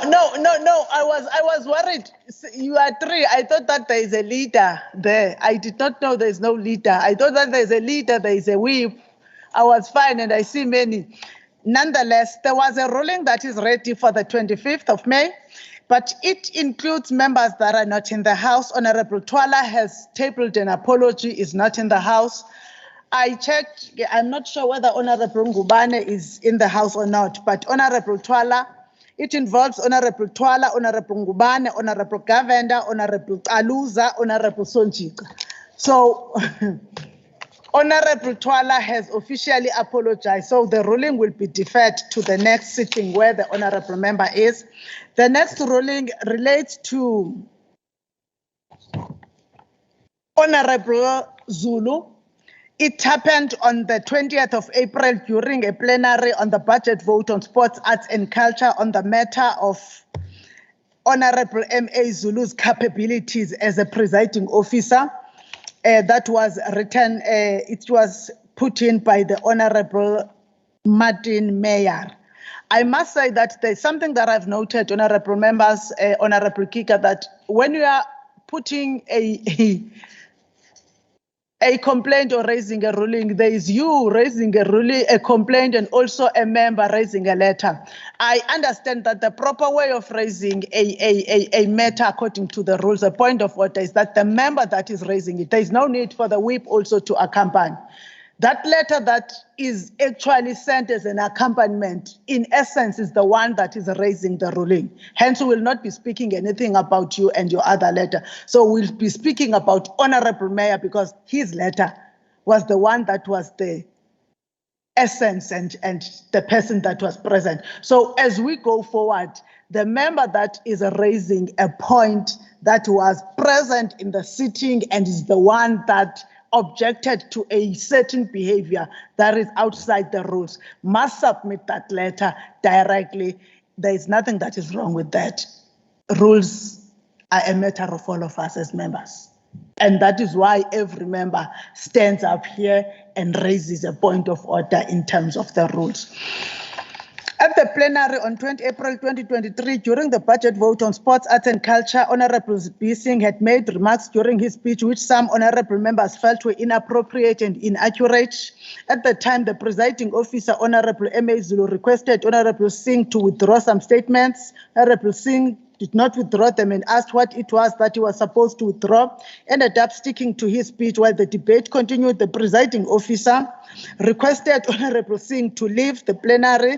Subsequent to that, we received a letter from Honorable Dr. Aikika, the DA Chief Whip, which criticized the conduct and manner in which Honorable Zulu presided over the plenary, and he wrote, and I quote, that I refer to the attached report, which is the report that I was saying is the one that is the essence of what happened. Compiled by Honorable Martin Meyer, dated 20 April 23, the content is self-explanatory and excessively worrying. The conduct and actions of the presiding officer bring into serious question his ability, capacity to be a presiding officer. Clearly, a remedy would be to either capacitate this presiding officer further or to exclude him from the panel altogether. I close quote. So upon this, the receipt of the letter, I undertook that I would respond to the matter. And the response is that we wish to raise the following. First, Honorable M.A. Zulu is the deputy chairperson of committees and is empowered by Rule 18(1)(b) to preside over the House, this House, in the absence of the Speaker, Deputy Speaker, and Chair of Chairs, and over mini plenaries. So Honorable Zulu had previously executed the duties of presiding officer during other sessions without any questionable omissions or commissions. Presiding officers, along with members, are subjected to ongoing capacitation in whatever space they have been nominated to occupy or lead. In some instances, presiding officers must make decisions that members may not agree with. This will not, however, detract from the validity of their decisions, nor their positions that they occupy. In conclusion, therefore, Honorable Zulu will remain as part of the panel of presiding officers by virtue of the portfolio that he holds as the deputy chairperson of committees. It is further acknowledged that all members, including all presiding officers, including myself and the deputy speaker, will form part of further capacity building initiatives so that we continue to be made better in the work that we execute. Honorable Zulu may only be removed as a presiding officer over mini plenaries when this House votes him out of the position of being a deputy chairperson. So Honorable Zulu will remain presiding officer when there are mini plenaries. Those were the two rulings that we will table for today. The other one will table in the sitting when the members that are involved are present. With that said, honorable members, if there's nothing else, we have come to the end of today's business. We will see each other tomorrow at the Senior Citizens Parliament in Umkhanyakude. The House is adjourned until tomorrow.